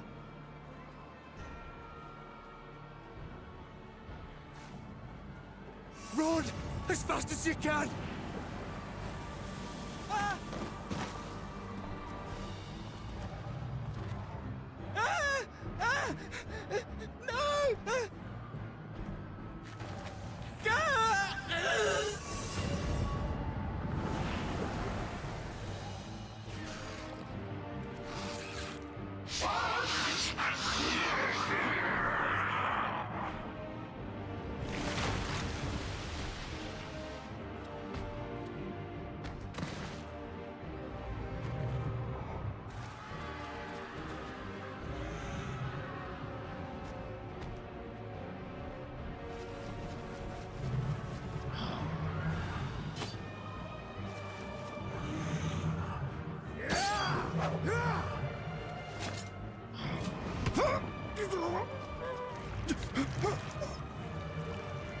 Vitra, our people, you must save them.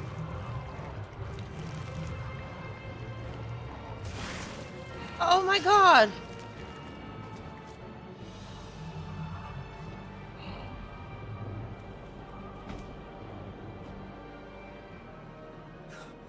My son.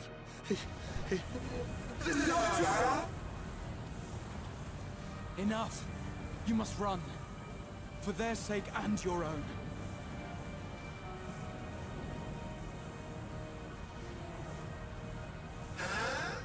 Yes, you will survive. You must.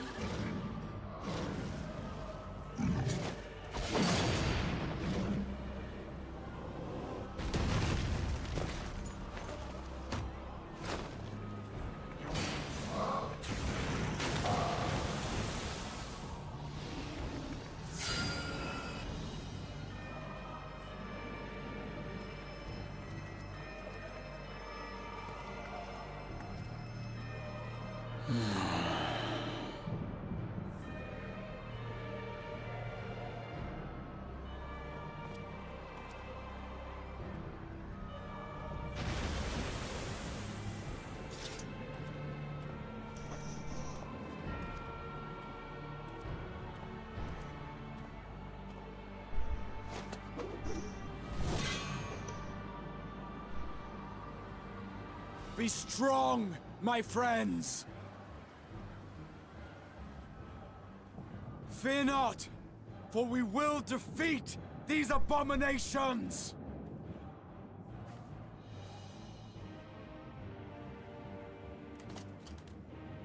Brave men and women of the Radiant Host, lend your Stola and Thancred your aid. Let not a single beast escape. The rest of you, flee this place. Carry the wounded if you must. Head indoors or underground. Above all, stay calm. No beast will follow you. We will see to that.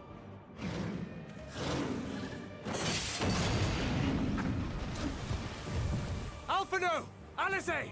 Leave the city to us, and make for Palaka's stand at once!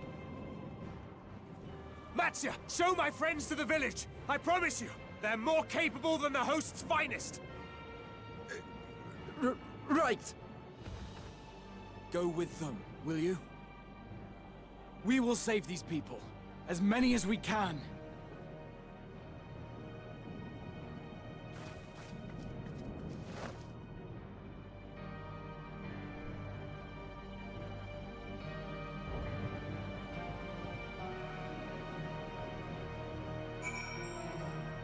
I was not expecting that. Damn it all, staying calm isn't exactly my forte. We meet again. You do remember me, yes? You saved my skin twice over in Yeldamal, and now I find myself turning to you for help once more, but let us tarry here no longer. We must save Palakistan, whatever it takes.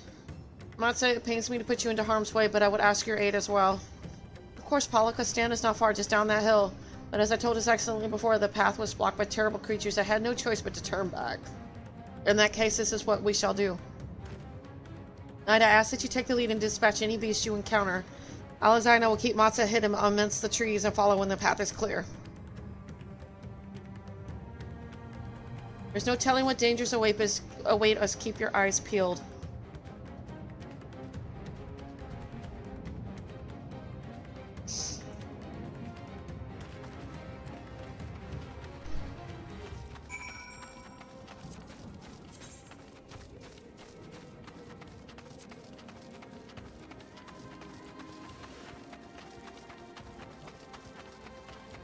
This is sad.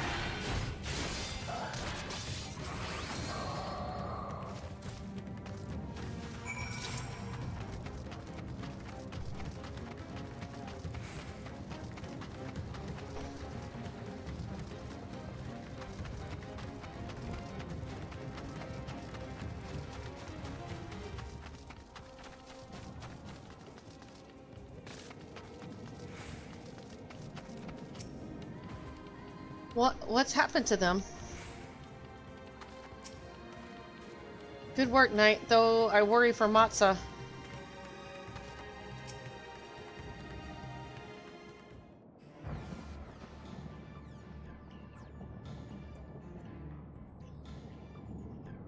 It cannot be.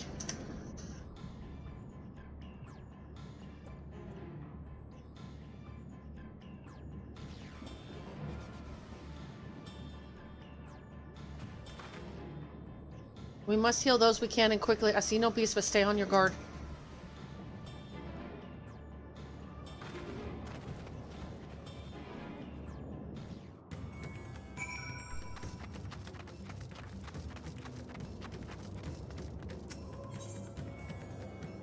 Oh.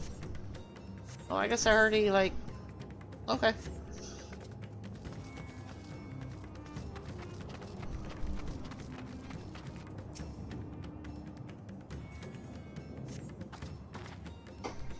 Well, you're dead.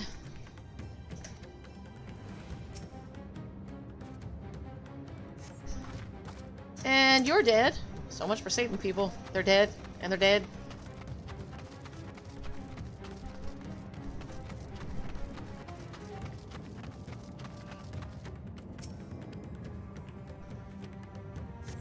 Though the village's injuries do not appear to be life-threatening, he does not respond to your efforts.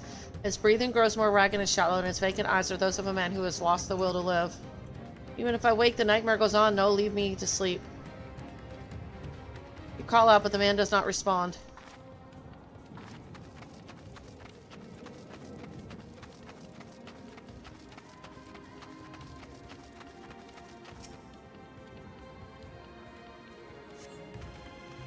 Have you come to help us?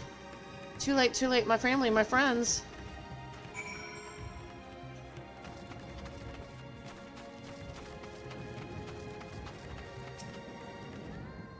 Are these the only villagers who survived? I can only hope others managed to flee, but if the rest have been turned to beasts by the 12.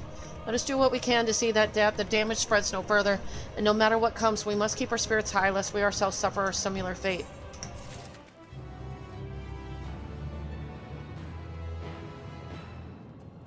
What?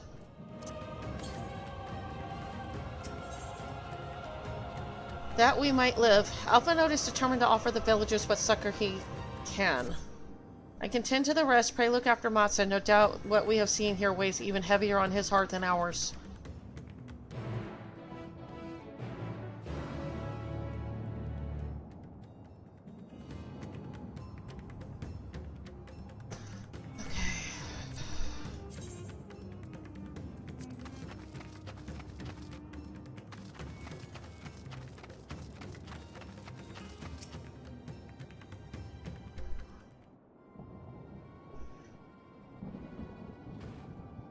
Oh, Knight. This is Yorvet, the elder here. He is hurt, but praise be to the sisters, he still lives. Young Matza here has told me everything. I have not the words to express my gratitude for your aid. When the heavens began to burn, we were afraid, but did our best to carry on as we always have done. Until today, when those unholy beasts came pouring into our village, a flood of midnight and death. There are no words to describe what followed. Men and women I have known since they were babes, struck down by the creatures only to rise again to join the murderous horde in the guise of those same hideous fiends.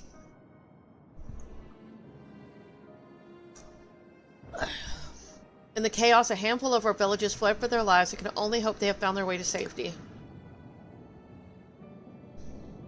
Matza, do you perchance remember Karos and Mepham, the young couple who always brought your freshest catches? How could I forget, Elder? When I first came to peddle my wares, desperate to eke out a living, they showed me such kindness. Others shunned me as an outsider is their way, but Karasov and Mepham bought my fish and sung its praises. It turned my fortunes around. Alas, I fear they are in terrible danger. I saw them running towards Agama Temple, one of those beasts in close pursuit. They had their child, still but a tiny babe. To elude these fiends while caring for one so young is an impossible task. Surely, I beg of you, go to their aid.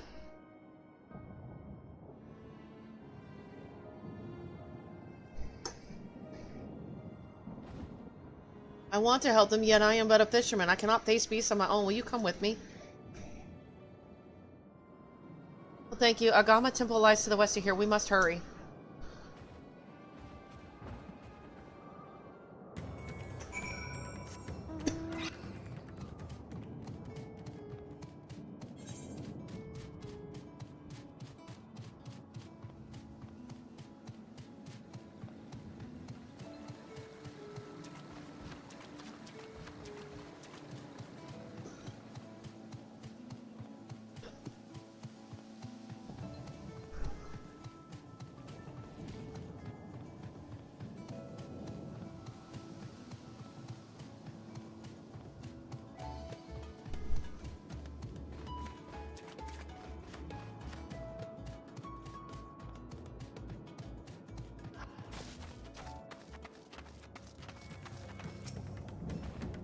The temple is just ahead. It was built by those who worship Saint Agama, but has sadly fallen into disrepair in recent years. If my friends made it this far, no doubt they are hiding somewhere amidst the ruins.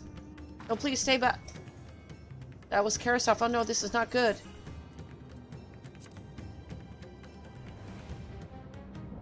Please do. The cry came from the ruins. You must hurry.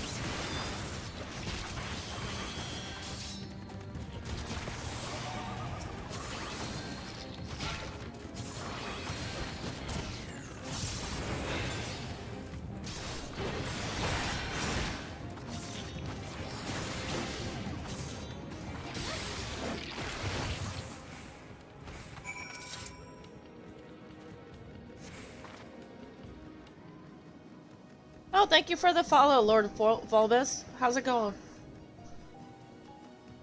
Man lies motionless on the ground, bearing a grievous wound.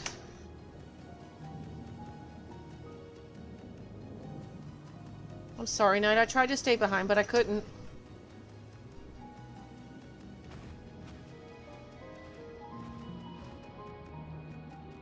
No, it cannot be. Someone, anyone? My arm's so heavy in my legs, I cannot feel my legs. Wife fled with our daughter. I need to find them, need to be with them. I need... Karasov, no Karasov, you must stay strong. More time, I thought I had. I don't want to die.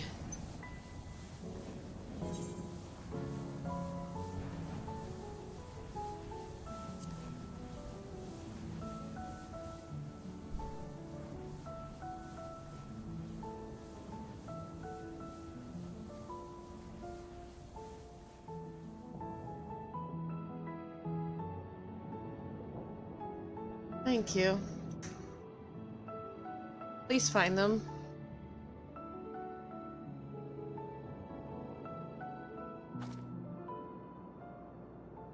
Mayhem still lives and she has their child.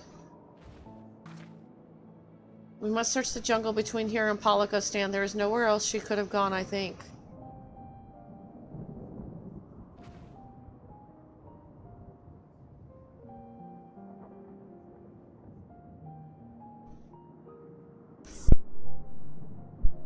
Forgive me, Karasov. Once we have saved your wife and child, we will return and lay you to rest. Must be hard not to give in to despair. It sucks.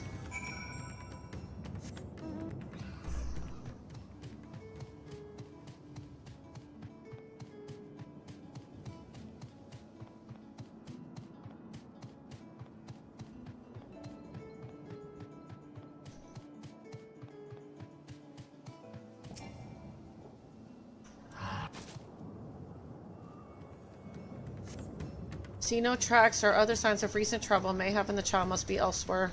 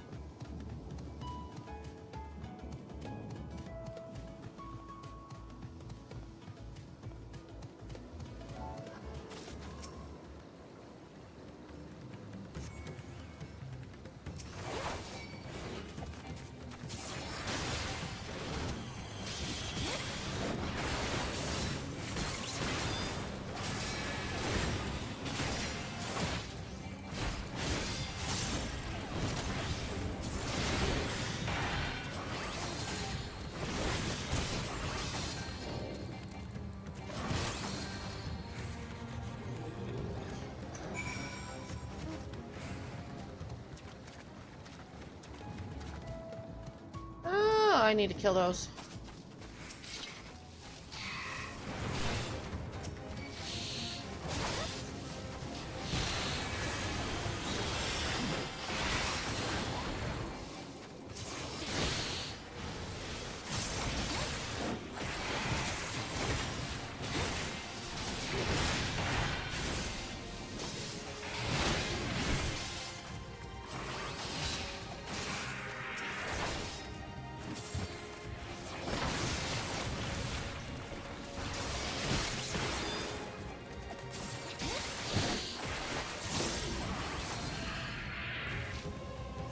I'm coming to bed in a sec. Let me finish this. I did not say that 3 hours ago. I said it like 30 minutes ago. Meva and our daughter came through this area recently. You see no evidence of their passage. Finish up this quest, and then hubby wants me to come to bed, I guess.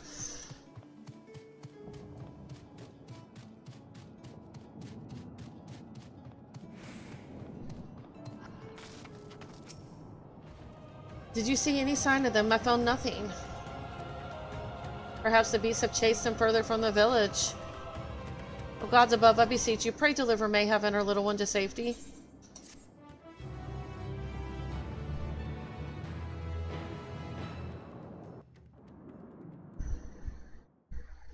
Meanwhile, in the skies above Thadner,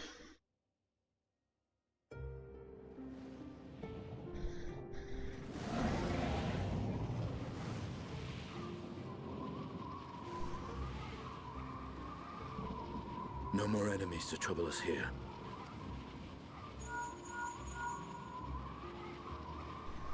It's me. How fare you below?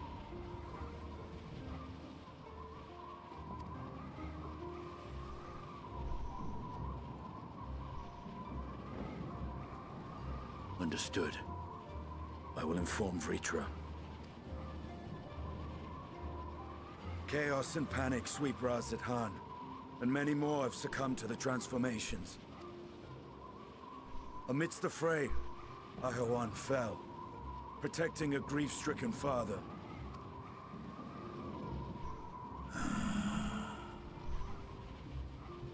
My friends fight alongside your Radiant host to secure the capital. Beasts have been sighted in Palakistan as well. We have divided our forces in hopes of quelling the threat there. Of small solace is that we now know what triggers the transformation. As my companions tell it,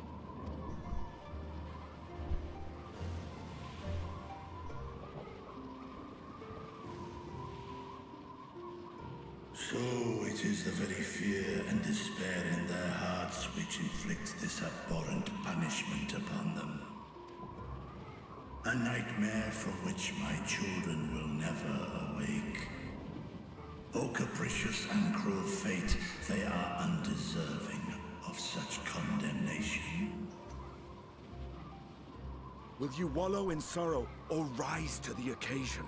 Raz-at-Han is leaderless. Before he passed, Ahawan sought to reveal the truth to his people. Honor his wishes. To what end? To breed a new conflict between dragon and man. These claws could reduce thee to shreds with a touch. These jaws crush thy bones to dust. Only through my proxy could I walk with my children. Without him, I am a bringer of fear, no different from the beasts which beleaguer them. Perhaps so. Only in death were Hraesvelgr and Shiva united. Indeed, whenever man and dragon have come together, death has ever been the inevitable result. It was our fear of your kind that sparked a nigh-endless war. Fear and hate of which Nidhogg drank deep as he laid waste to my homeland. And in turn, I took my revenge on his brood. Blood for blood, pain for pain. I thought nothing of theirs, only of mine. And yet, were the chasm between us too vast and too deep, Hraesvelgr would not have borne Isael to battle and our rescue. He would never have entrusted a mortal champion with one of his eyes. and the Dragonsong War would still rage on. And I would still wage a never-ending war of violence and vengeance. The future of our star be damned. I cannot speak for Ahawan's greater goals, yet I know that he served you, served your people, long and true. In this time of unprecedented crisis, he turned to you. You could do worse than to place your trust in him. It will not be easy, but the future of Radzat Han hangs in the balance.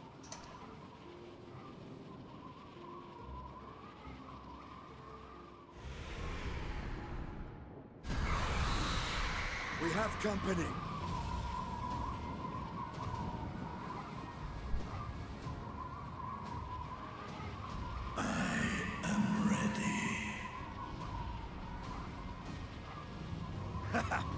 The hour has come, Vritra! It's all or nothing!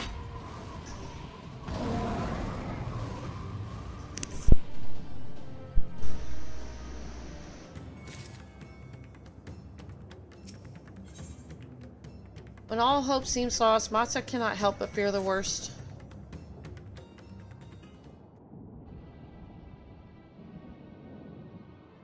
If Mayhem fled deeper into the jungle, she and her child are in grave danger. Whatever are we to do? Gods have mercy. You must try to stay calm, Matza.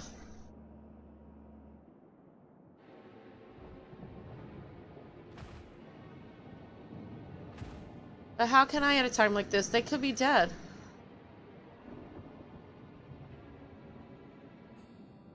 So if I allow myself to become overcome by this fear, I too might become a beast. I am not sure I understand, but I will do my best. I've seen to the wounded. How did the two of you fare? Did you find your friends?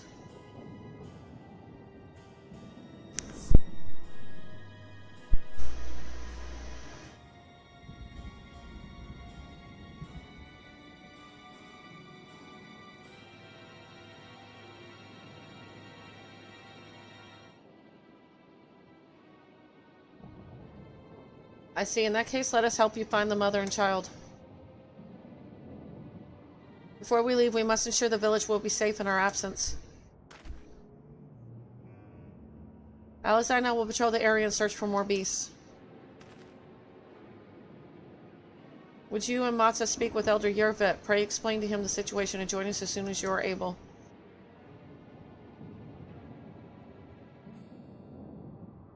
Let's see.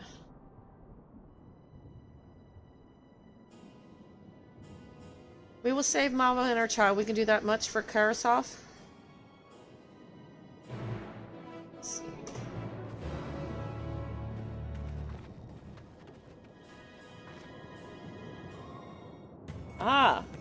Alright, I'm gonna go ahead and raid out. And I'll be back on tomorrow. I'm gonna raid to my favorite deep dungeon expert. Learn from the master. Anyway. Alright, I'll see everybody sometime tomorrow. Ta-ta for now. Thank you for all the follows. Thank you for the subs. And it's been great. I'll see everybody tomorrow and hopefully get some more of Endwalker done. Main story. There's a lot here.